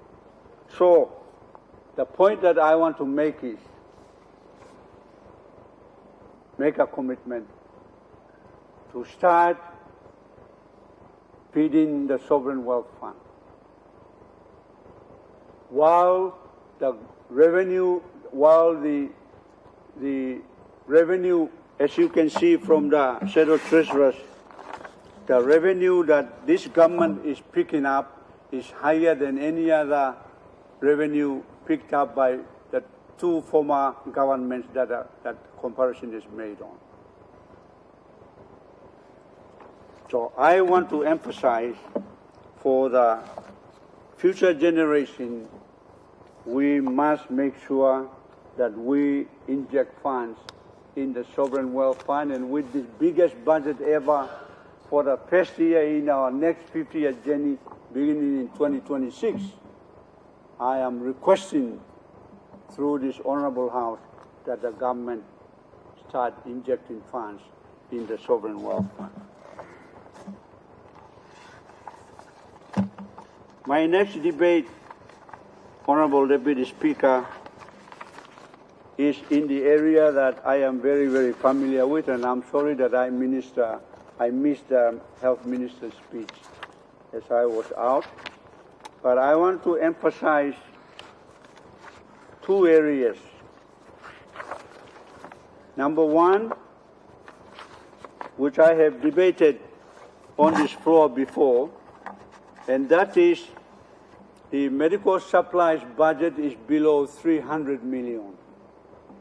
I think it's about 200-something million in the budget. We will still fall short of drug supplies in the country in 2026 with this amount of fund.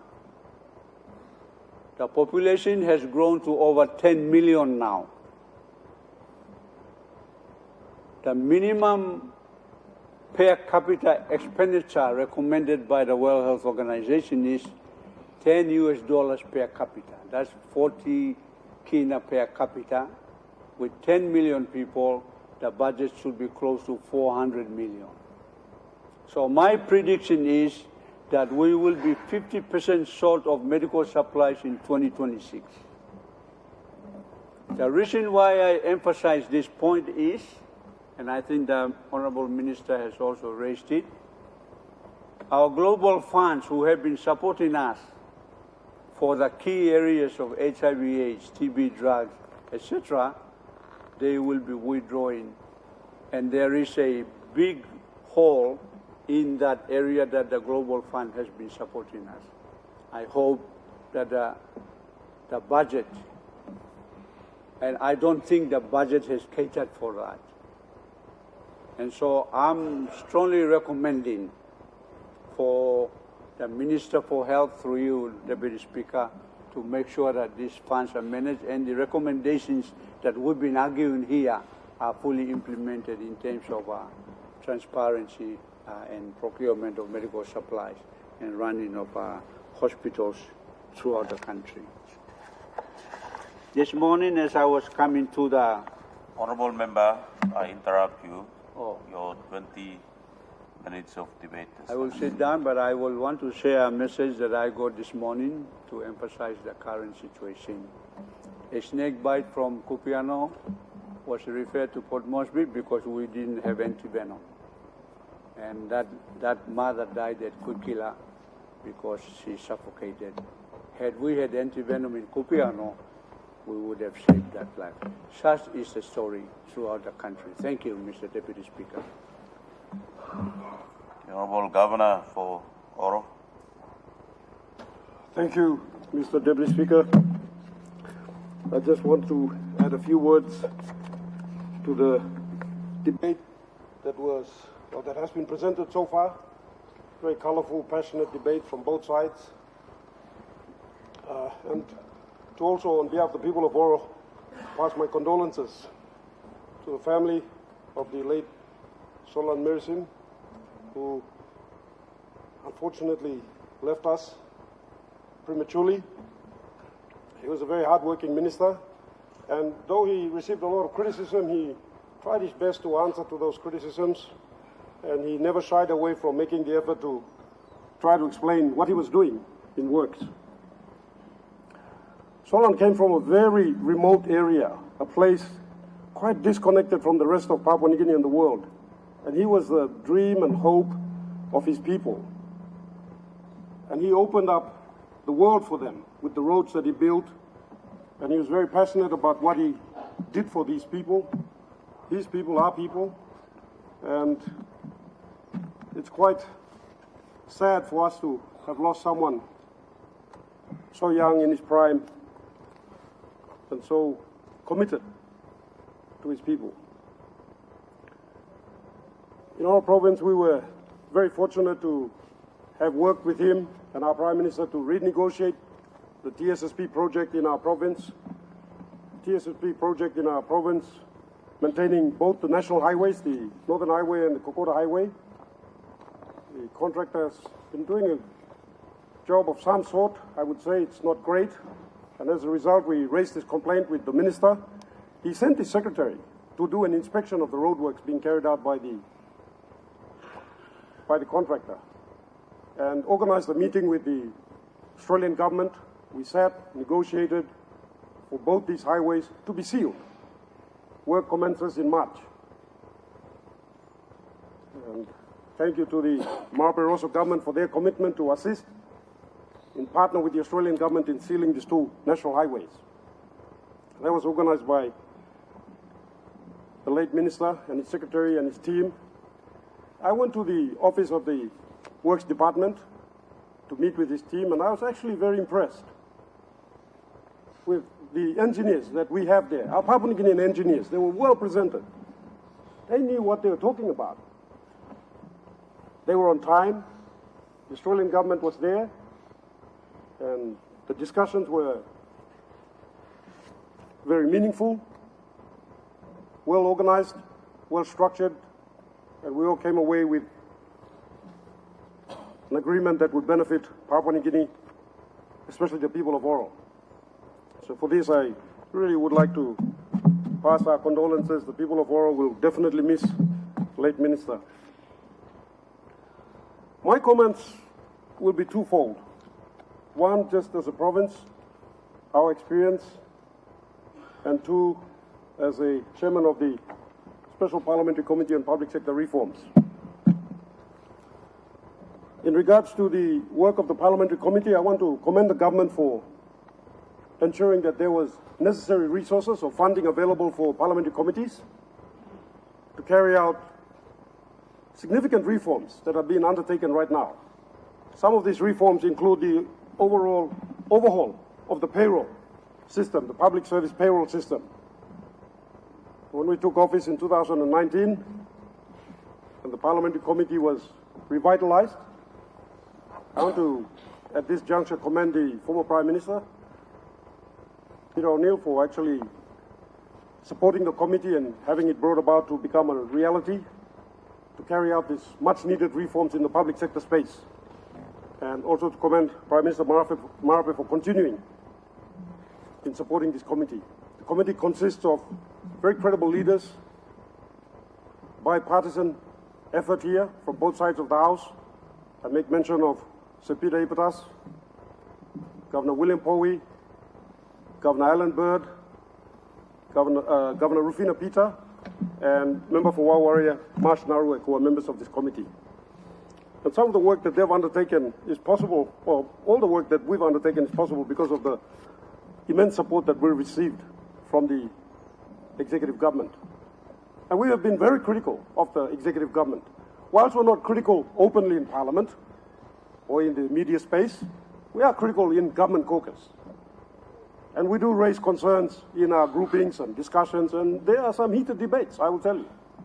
But because of Houseman principles, we maintain this decorum within our Houseman system. But I can assure you that the committee is very much at work, and I want to thank our bipartisan members, Governor Bird and Governor Peter, who are very passionate and very dedicated to the committee's efforts. The reform in regards to the payroll audit is underway. It's painstakingly slow, I will add, and I'll admit, but it's happening. And I'd like to commend Minister Sungi and Minister Opa, as well as the Treasurer, who has organized meetings to create a ministerial committee and a secretariat to ensure that the 74 recommendations in the payroll audit are implemented. I will still urge the government to continue its best to ensure that these recommendations are implemented as soon as possible, 11 of which are very much outstanding. And once we do that, then we will be able to save 26 million kina a fortnight that's occurring every fortnight in payroll fraud. In regards to the committee's work, the other efforts that we have undertaken is a review of the statutory organizations. And I have to say that the comments that were raised by members of the opposition, they're actually spot on in regards to how these organizations perform. In that these organizations are not performing as they ought to, in the interest of our people. The statutory organizations were created in such a way that they can actually raise their own revenues. And these revenues are supposed to fund inspections, audits, and enforcement type activities, investigations and prosecutions against individuals and companies that are here breaching these laws in their efforts for their own interests. For example, in forestry, for example, in alluvial mining, and we will get to fisheries eventually. But by and large, we found that all these organizations, they all need a complete overhaul. They all need a complete overhaul. So much money is leaking because these organizations are not performing their duties, their roles and responsibilities. And we've heard about grey listing. Well, one of the reasons why we're moving towards grey listing is because these organizations aren't performing. FASU, which was a creation in 2011 of the reality that we have signed up with the rest of the world to combat transnational crimes, of which money laundering is a serious problem. FASU was created as an intelligence platform to get information from intelligence sources abroad, international organizations, etc., and then disseminate this information to the statutory organizations that I've mentioned. It has issued, since 2011, 2,000 notices. Not one of these notices has been acted upon. These statutory organizations have not acted on this information to investigate and prosecute the organizations and individuals that are in this country essentially raping and plundering the economy. And that's one of the reasons why we're moving towards the grey listing. But the fact of the matter is, at least we are making the effort to rectify this. I want to commend the government for making this effort. For instance, bringing about the National Monitoring Authority. We worked with the government to do this.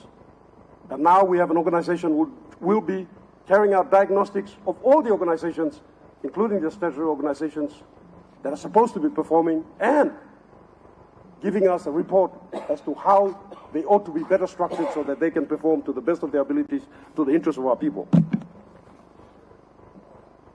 I would also like to propose to the government, through you, Mr. Speaker, that there has to be a serious review of the NTRA Act. Right now, the NTRA Act is carried out in such a way that it scoops up all revenues from statutory organizations. And I can understand why it did that, why the justification for this act, in that these statutory organizations were not utilizing those funds as they ought to have been. These are funds raised from permits, licenses, inspections, and various other services provided by the statutory organizations. And a chunk of those funds should be going into enforcement activities, inspections, audits, investigations, and prosecutions. Most of these organizations, perhaps all of these organizations, are not doing that. In fact, they're pulling the funds in a trust account and abusing it. They're attending conferences, holding workshops here and there, flitting around the region and the world, and they're not utilizing those funds adequately, and that's why that law was created.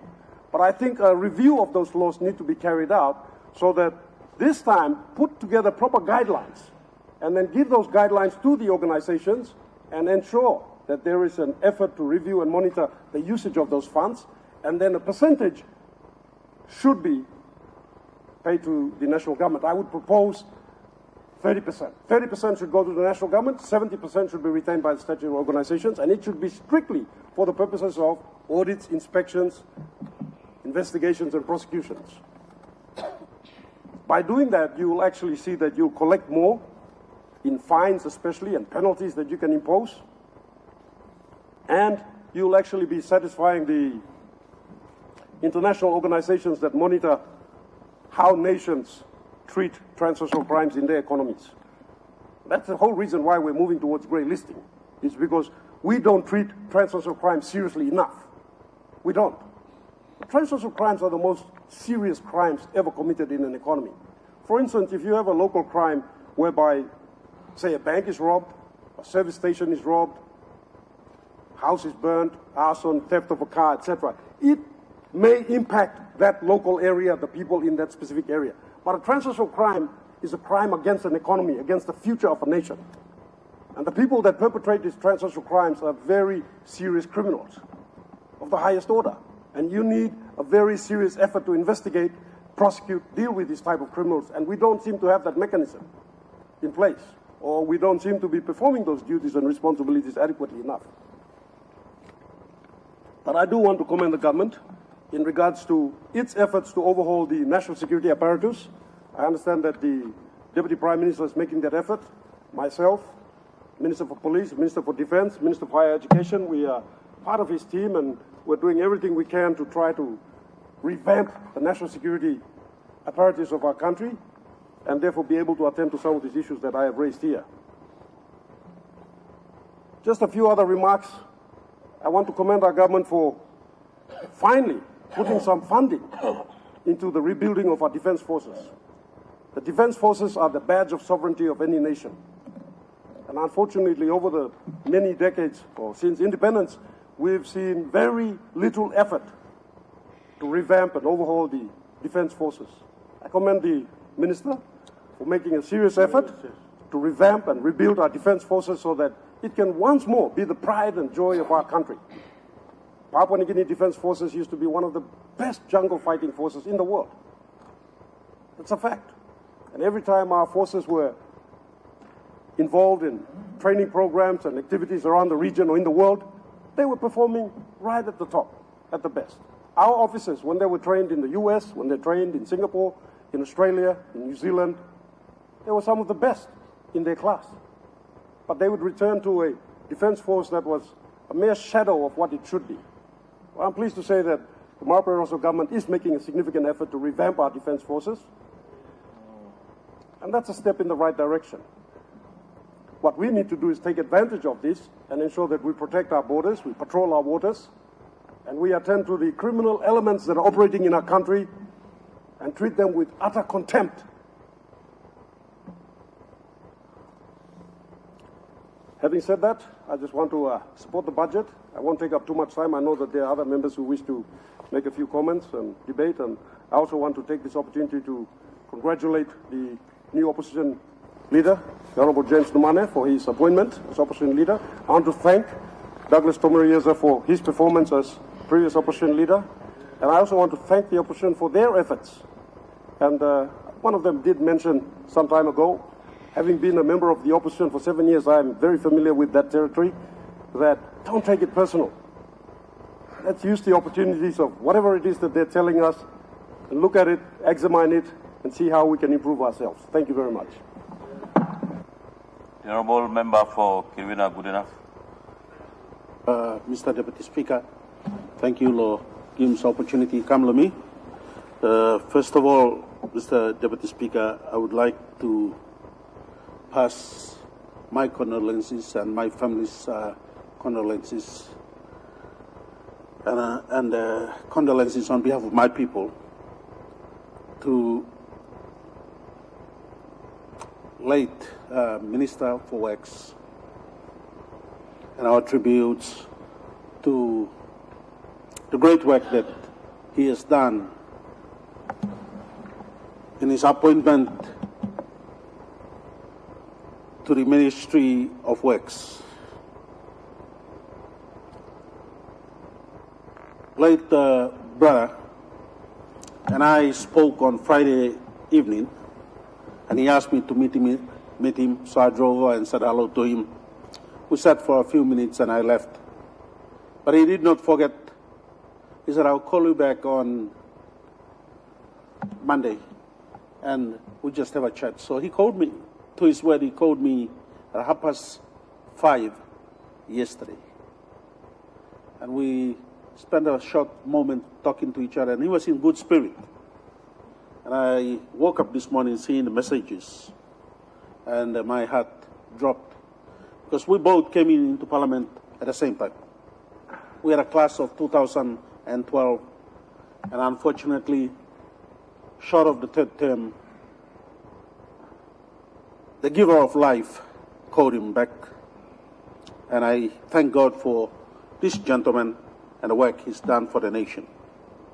This morning when I walked into Parliament, I looked over and saw the leader of the opposition-elect, and walked over and congratulated him. And so I want to put to notice in this Parliament that he is the leader of the opposition, and I join those who have congratulated him in his new role as the opposition leader. Late Solon Merson met me here on Friday and said, after Parliament, maybe we should go and spend some time in Kirwina. And so I was looking forward to going down with him. But also me talk, Papa God give him, Papa God kiss him. On behalf of my people of Kirwina and Good Enough, I want to thank you, Mr. Speaker, Deputy Speaker, for giving me this opportunity to say a few words. And Mr. Speaker, my debate will be basically speaking, or I want to speak to the leaders who are in this honorable house. Me like talk lo yumi, our leaders who will be presenting or passing this budget this afternoon.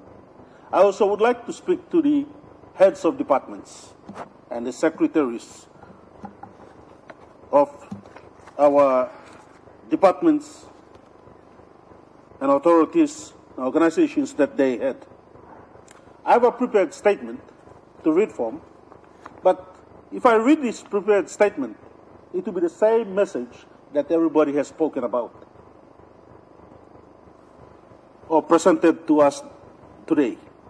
But first of all, let me, at this juncture, commend the chairman of the Budgets and Estimates Committee, of which I am a committee member, and make a few comments or remarks or suggestions that the committee under the chairmanship of Honorable Yopi has year in, year out scrutinized the budget or had look at the structure of the budget. However, Mr. Speaker, when the committee is given the opportunity to scrutinize the budget or to have a look at the structure of the budget,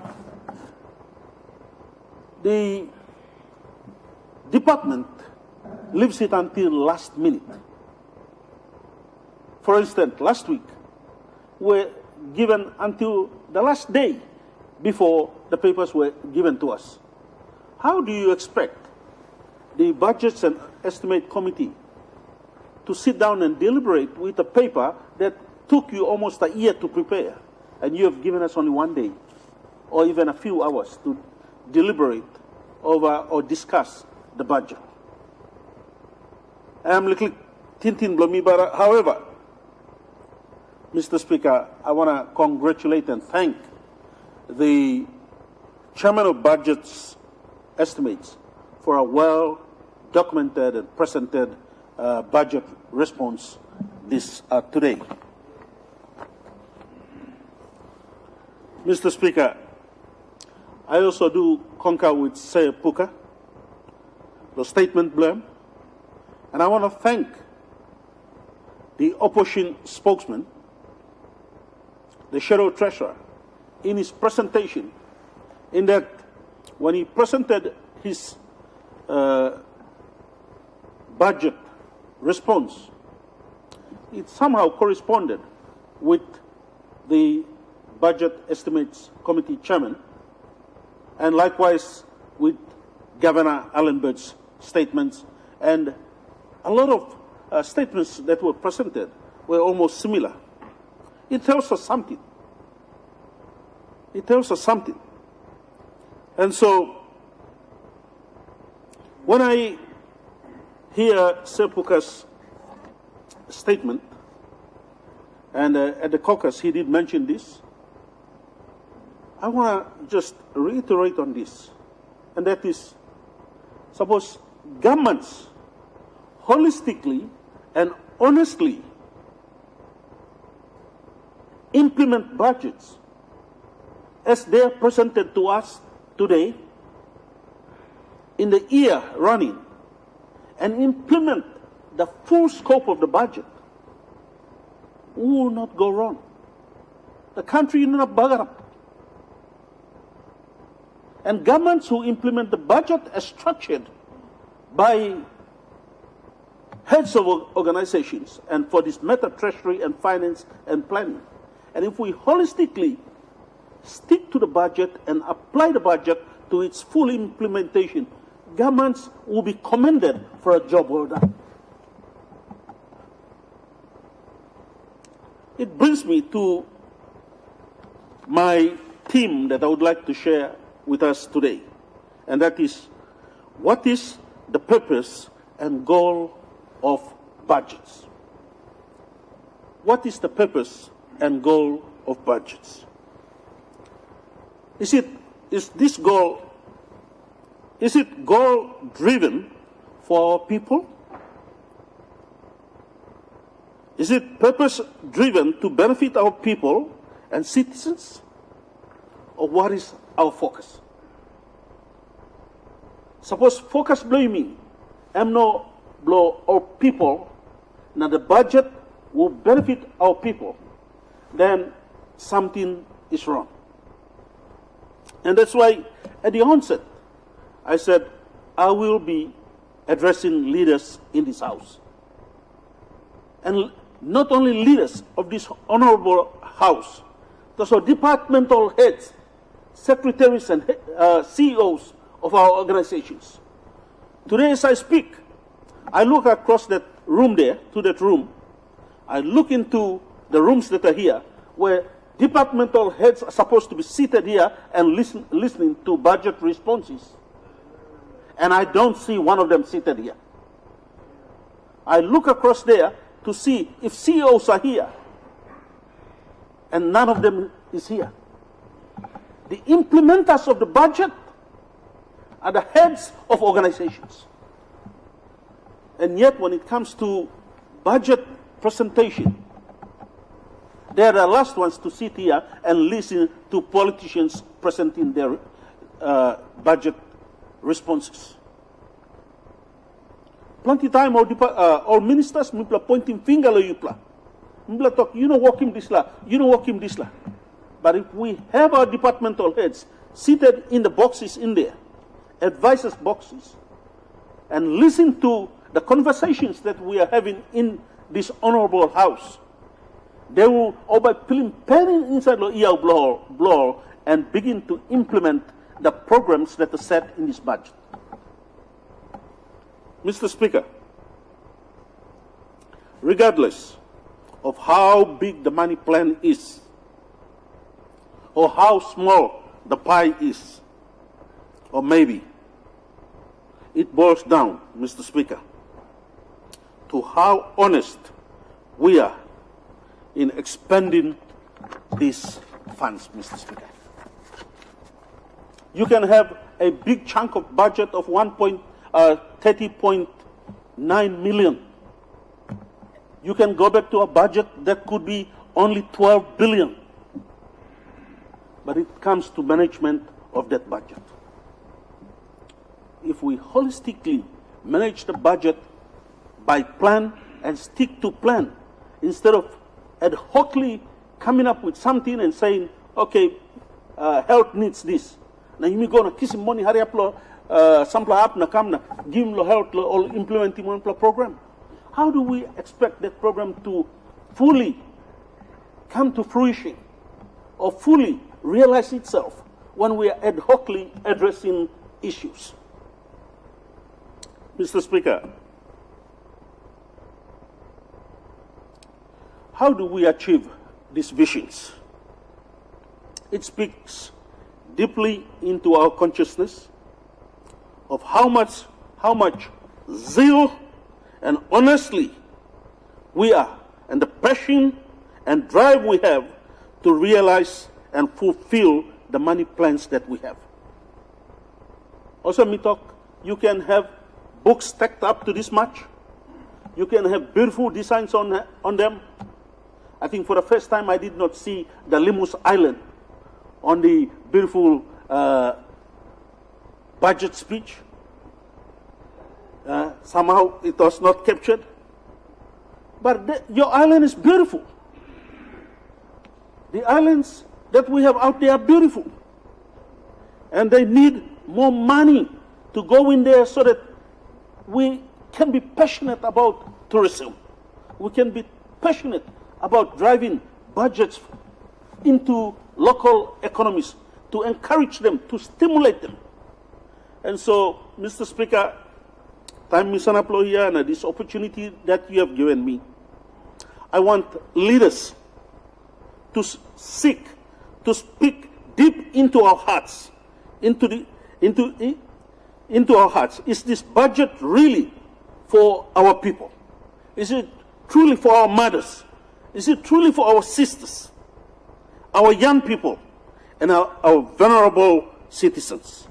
Search your heart. As leaders, search your heart. Am I seated here because I want this budget to benefit my people?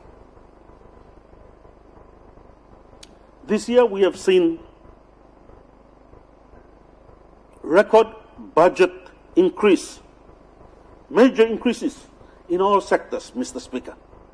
In health, we've seen record increases. In education, we've seen record increases.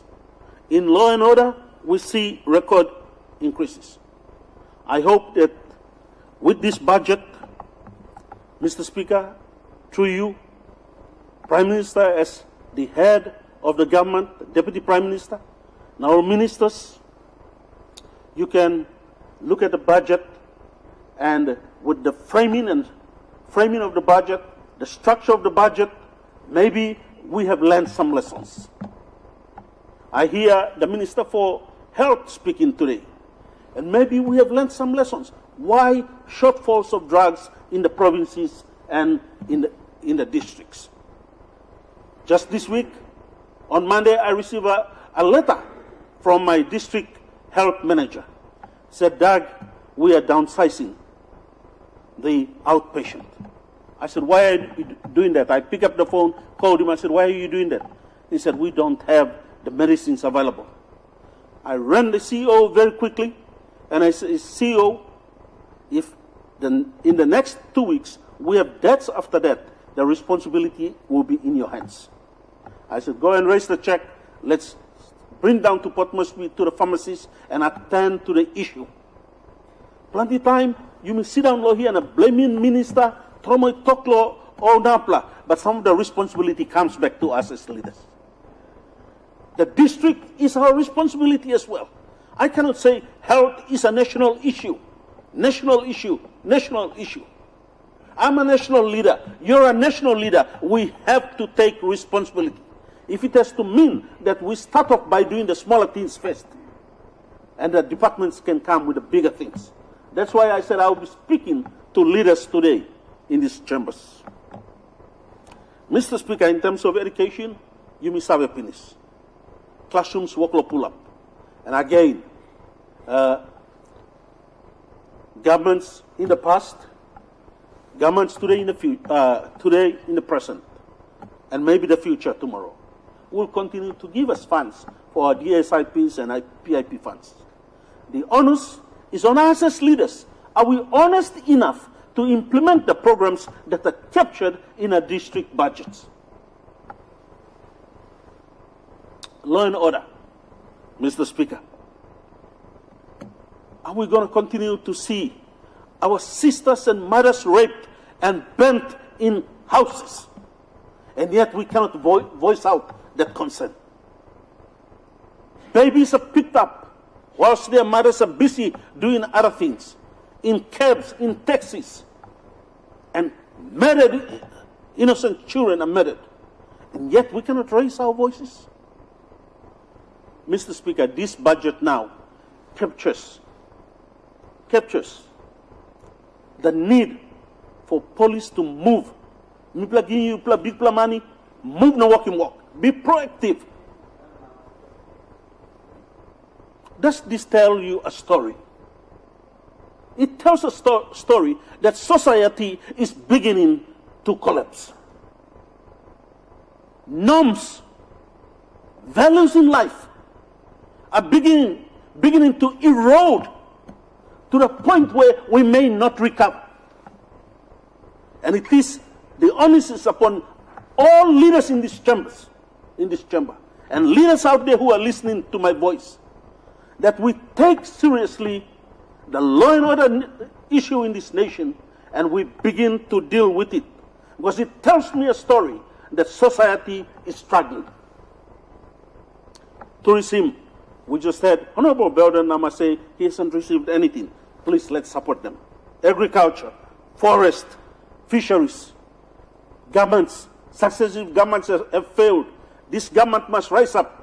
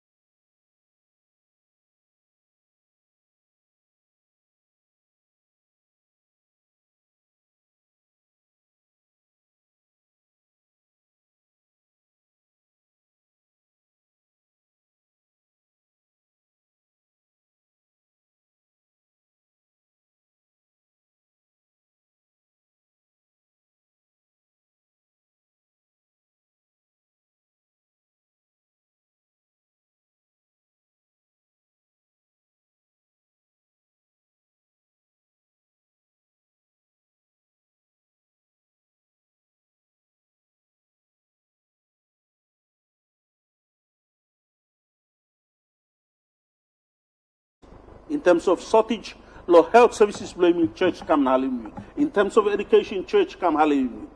In our development, let's embrace the churches. Let's embrace the work of the churches and work together in the development of our nation. Let me finish by wishing you all a Merry Christmas, prosperous 2026. Now I pray The time you play go, please look out team you play.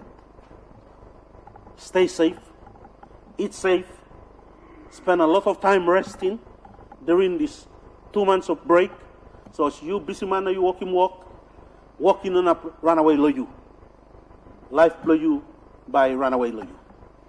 Spend some time to rest your bodies, eat well, and please, also now money no man talk, go for medical checkups. With that, I wish you all God's blessing, and I hope that this budget that we pass today will be for the benefit of our people. God bless Papua New Guinea. Governor Morbe. Thank you, look so me, people lo Morobe.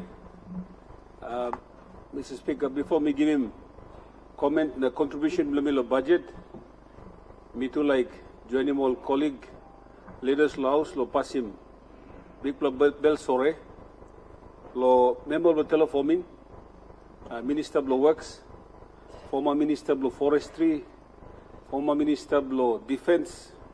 I'm a very strong man in the government. Deputy Speaker, my favorite song Limilo, country am, band America am, we call him casting crown and write him.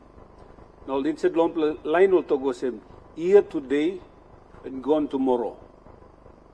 And me look him Islam. Destiny blame yoga the man we missed up. Now you will look him next, this minister when now I'm going lo cabinet Mr. Sinau next long him. Prime Minister, you sit down, months sit down next, you and the brother no sit down. Most of our colleagues here, one way or the other, the person who sat next to you, one day, if it's not today or tomorrow, will still live. So now time you make a time long talk, make him work. Little time where God is giving me plan. People must make him do the best of our God-given ability. And me sorry now time, Minister, you know, stop. You may go there looking flowers, stop the desk, so you must at a very critical time, being a very senior minister and driving a very important program for the Marape Rosso government, his presence is felt today. Now me extend him sorry to people of the province, all open members were sit on there, district Blomiet, all of them as a former member of middle sharing cabinet on them, and as a very strong leader. Now you may wish him God, he can stop on the family belong him. People belong him. I want to champion the district blame because for so many years, telephone him kind of similar place. Wawari am talk minimum stop, well stop, always look at machine them champion belong all and put down. Now while you may hard avoid him is the program you may set in finish, his loss is felt on this floor. Mr. Speaker, I think to the text law budget blame where Treasurer present him. We are fortunate to have a lot of leaders. When people plant the young leader, people stand up today. In the midst of us, a lot of leaders will serve a man, plant the accountant, staff, lawyer, will serve a man, all economist. Even all experienced man will stop the government before, Mr. Speaker, will stop now the floor. And the collective voices and the critics that we make, all the comments that we make, are this way, you got the floor. Sitting down and listening to a lot of our people contribute, including Shadow Treasurer. Now, me also looks along. Now, last speaker, former opposition leader, me looks along walk and make him also former opposition leader. Now, me looks along new plan opposition leader. Now, thank you, former. Long looks along current too. Now, wait, walk bung one time. We need, as much as we need government, we need opposition as well on the floor. Now, Mr. Speaker, I think a lot of our comments on the floor has been on the budget, and I commend the Treasurer, who is right now sitting next to the Bible. All our comments have been some good, some bad, and in any budget, Mr. Speaker, there are some things you'd like to see will not be there. There are some things you like him and stop more and stop the glick. There is no perfect budget. But the money plan of every government is the intention of government going into the next fiscal year. Now, the comments below me, Mr. Speaker, will be on the context of our budget as we approach 2027. Now, some leaders, here, I think one of our members was making a comment, and that comment intend to put 4 or 5 points of order on this floor. As to the recent amendment, organic law you making will give him stability. And that stability now gives the anchor for our current government to pass not just this record budget, but reforms and agenda that we will set for the next 50 years. Mr. Speaker, this budget, blame me, I'm starting said law. 50 years when now we count him go out. I must have now this budget, yeah. Prime Minister put him talk them to go some 50 reset 50. The Prime Minister me commend him you long bring him together. Plenty 7-month Bimilo country led by Chairman, the former Treasurer and the Deputy Prime Minister Charles Abel. Lo ino lo come in kisim talk lo government, but lo come in critic him. The last few years in government, what have they been? And the numbers that we are putting on the floor, and I commend Mr. Abel, who has been able to chair this committee and put together a report which Prime Minister put him on the statement on the floor, and I think the booklets were distributed last time. Prime Minister and Treasurer and Planning Minister, I think I would like also to support the comment by former opposition leader. Time we passing budget or treasurer no workman blow government to sit down will comment to take note that this is the money plan for next year, and our comments are being heard, they're being captured, and everyone sitting on this floor, whichever comments will give him, the implementers and the people who will be at the front line implementing this budget should take note. Prime Minister, revenue blame projections we looking me growing over time. Prime Minister, my comments, Treasurer, me like commend him 3 or 4 interventions you may or some government make him. One intervention you may make him as government, successive funding, the increasing funding will connect PNG. Now the debate is still there as to that program, but Mr. Speaker, my opinion, Mr. Puti member belong Wawaria, me belong Araba district where me belong step out, Mr. Speaker, all money no sa looking car, Land Cruiser, me belong no sabe 1mm car, me belong step one them all bus, carpool, me belong step and said long, to talk through. But time you invest Loris Lakain, we too have an opportunity to be part of the Papua New Guinea dream, to come into places that we've never seen before. Some places we blow about 3, 4, 5 days to get to our villages. And I commend this program that has been consistently investing. But regardless of the criticism you may make him connect PNG, I commend the government too to instituting this process where you may put him national monitoring agency, look him how you implement him connect PNG. Mr. Speaker, second investment you may make him education. Education, a second chance education. Education Minister, me commend him. Program you may make him. Give him also what him believe me second chance. Why second chance, Mr. Speaker? We look back time Mr. Bosem, where him kept Bosem member. Plenty teachers believe me, all try best lol. But plenty time this little teacher, I'm not this capacity to go beyond 1M while kissing teachers college. Sometimes you may blame him Sumati, and sometimes classroom. There's a whole range of issues that contribute to why our students are failing. And it's the second chance opportunity that we provide to our students, give them a second opportunity to do better. Let me commend him, Education Minister. The government too put in money, you must increase him. Number 2, STEM program. Prime Minister want them, Education Minister, driving this program through you, Mr. Speaker. Now also Martin blame got opportunity. Sometimes will facility blame you, UPNG, Unitech, the airplane institution are limited because limitation of budget, support, constraints in facility, constraints in manpower, constraints in all the other things we could think about as a developing country. And this initiative to fund some of our best brains to go overseas and be educated, rubbing shoulders with research institutions that we do not have in this country, to be able to observe innovative technology, emerging technologies in other countries is a commendable program, Mr. Speaker. And Education Minister, me commending you. Government, you must put in more money, go into this program so that we can get our best of the brains to be educated overseas. Now, Mr. Speaker, one statement belong, me Governor belong, I make him. that implementation is key. Even when we have record budgets, implementation is key. Prime Minister, I want to commend you and I want to challenge you as well, through you, Mr. Speaker. Through this program, I think Governor Blong, Oro Institutum Long Parliament, which was the public service reform, and we engaged Deloitte's independent assessment, Lokamna Lokum Public Service, and they made very bold recommendations to us as government, not just government, but because a parliamentary committee to this parliament, recommending for few things that we must do, not as government, but as leaders on this floor as well. And one of them was to look at how we can reform him, public service. This la work now, Karim life come lo this institution now, Prime Minister Yemi put him through you, Mr. Speaker, the National Monitoring Coordination Agency. Now, through you, Mr. Speaker, Treasurer, you know, when we are doing a money plan, the element where our opposition leader talk equity, must cut fail or you may over the line whether you miss on government or opposition or member or open member or governor, there must be equity.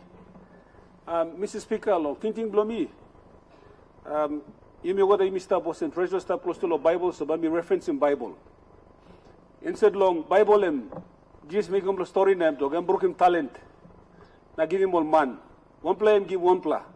One play him give two play, one play give him three play. This la master boss man. Now been go. Round one finish, the time work plan finish, Mr. Speaker, him come back. Now him talking about look him come na count him. How much will grow him or how much will all him? Man makes him two play, make him go four play. Man makes him make him go big play. Man makes him one play, all him tas all stop. Put him na all him nam talk. Hey, master blow me matok man so. Me must all him is la one play stop. Na Bible ito go sem. Master blame raus him lo dis la one play. Da give him lo nar play. The principle will be laid, Mr. Speaker.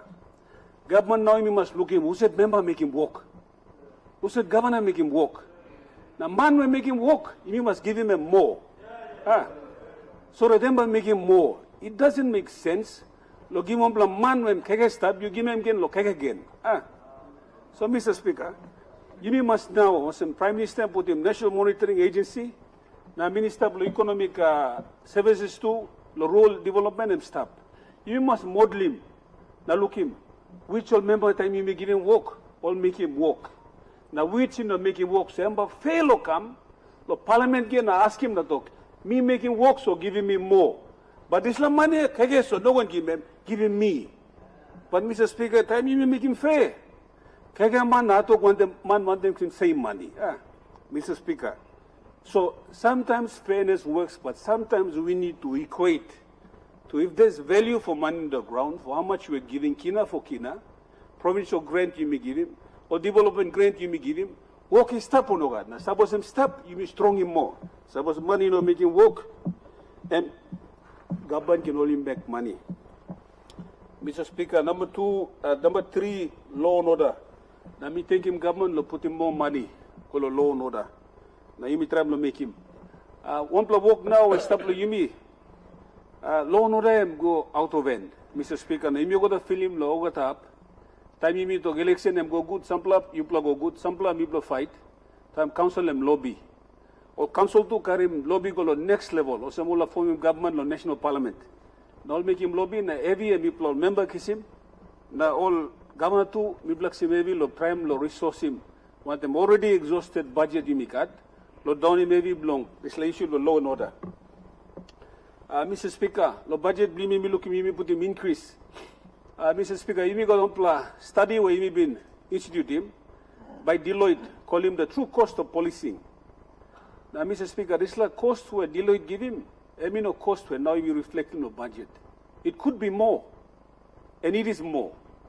And I take from Prime Minister last time you him meeting law, you may try to address him law and order. Prime Minister, yes, over the member he took law and order problem. It's an issue. It's a national crisis. But when Prime Minister made a statement, people remember no make him back him a statement. So Prime Minister said, okay, suppose I'm true major concern.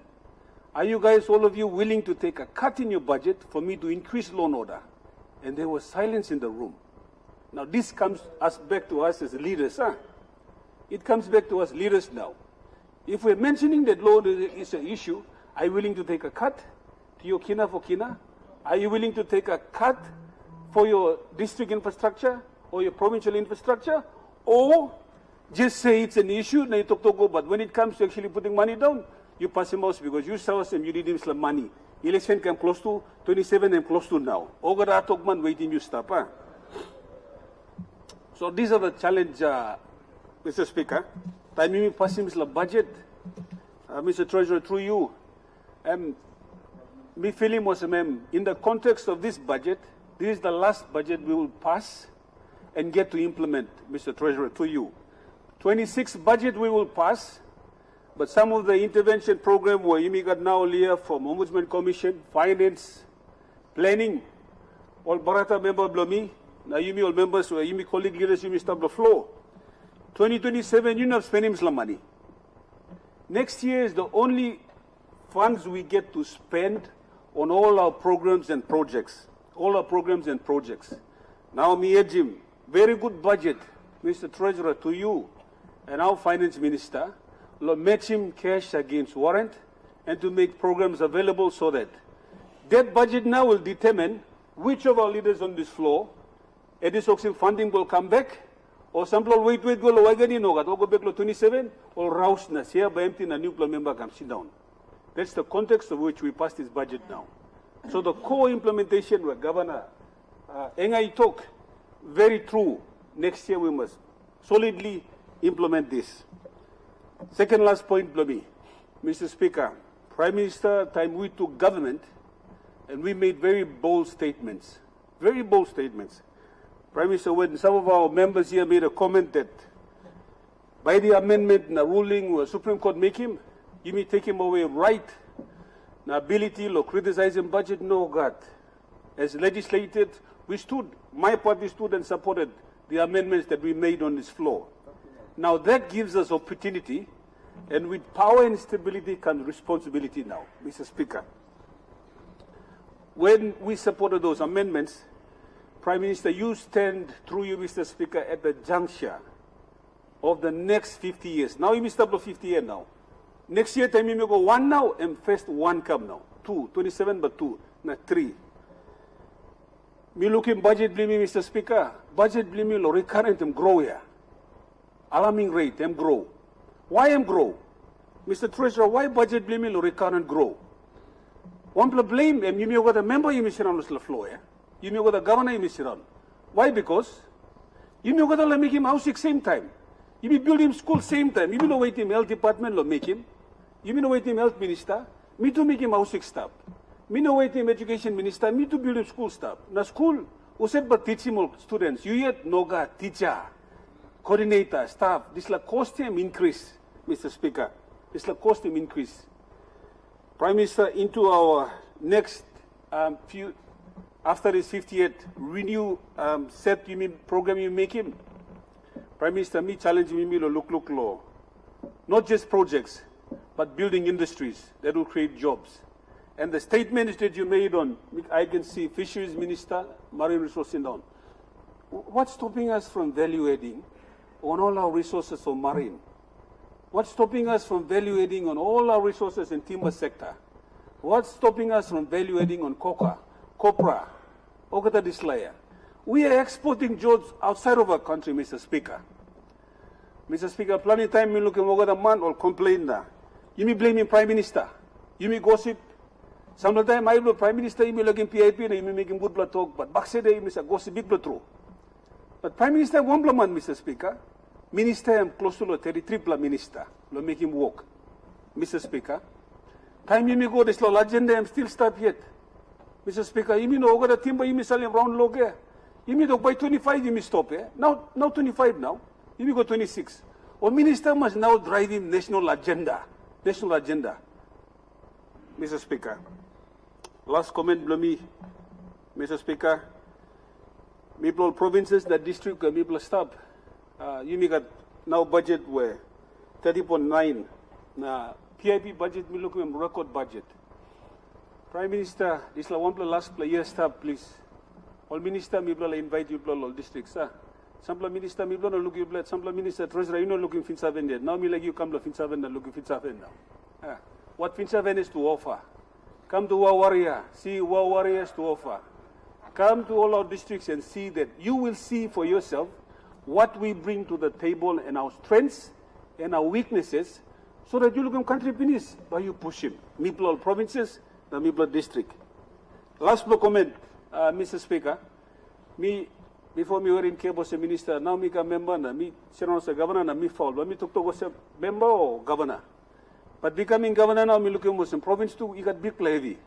Province too got big levy. Mr. Speaker, in next budget going forward, Prime Minister, you give him commitment in a governors conference, and we will be hosting the governors conference, I think next year, that we will look at block rent program.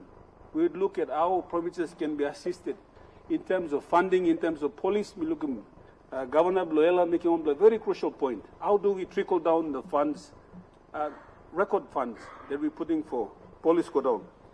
Me almost rule the budget. Dilik Belevi Blomimika, Treasurer and Planning Minister through you, Mr. Speaker. Me almost we put in program long. Education was some innovative university staff. But Belevi Blomim, some of the program we start Blue Trade University, Mr. Speaker, you know put him 8, 9, 10 years ago. We instituted the program and the legislation has been passed. So this little ongoing programs, Mr. Speaker, you must capture it. And several programs now. You know, miss out, Mr. Speaker, I'm stop the program. One time, Mr. Speaker, me talk thank you, look savelo me. Me commend him treasurer, time support him budget. Please, you must implement as early as possible next year. Prime Minister, Deputy Prime Minister, all the ministers, we look forward to work with you. When you come to provinces, please let us know so we can host you. Now, you know, when come with some Aitman, you put it Douglas Quantab.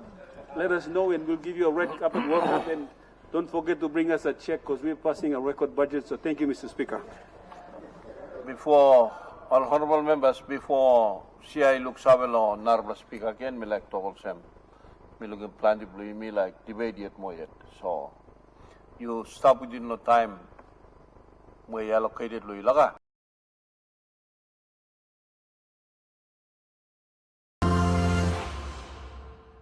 This news program is proudly brought to you by Smart Start Breakfast Biscuits and Now Biscuits.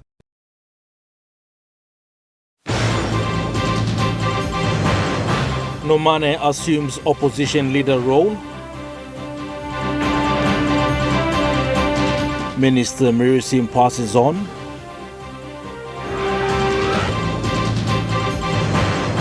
Nomane assumes opposition leader role. Minister Mirisim passes on. And HIV prevalence concerning.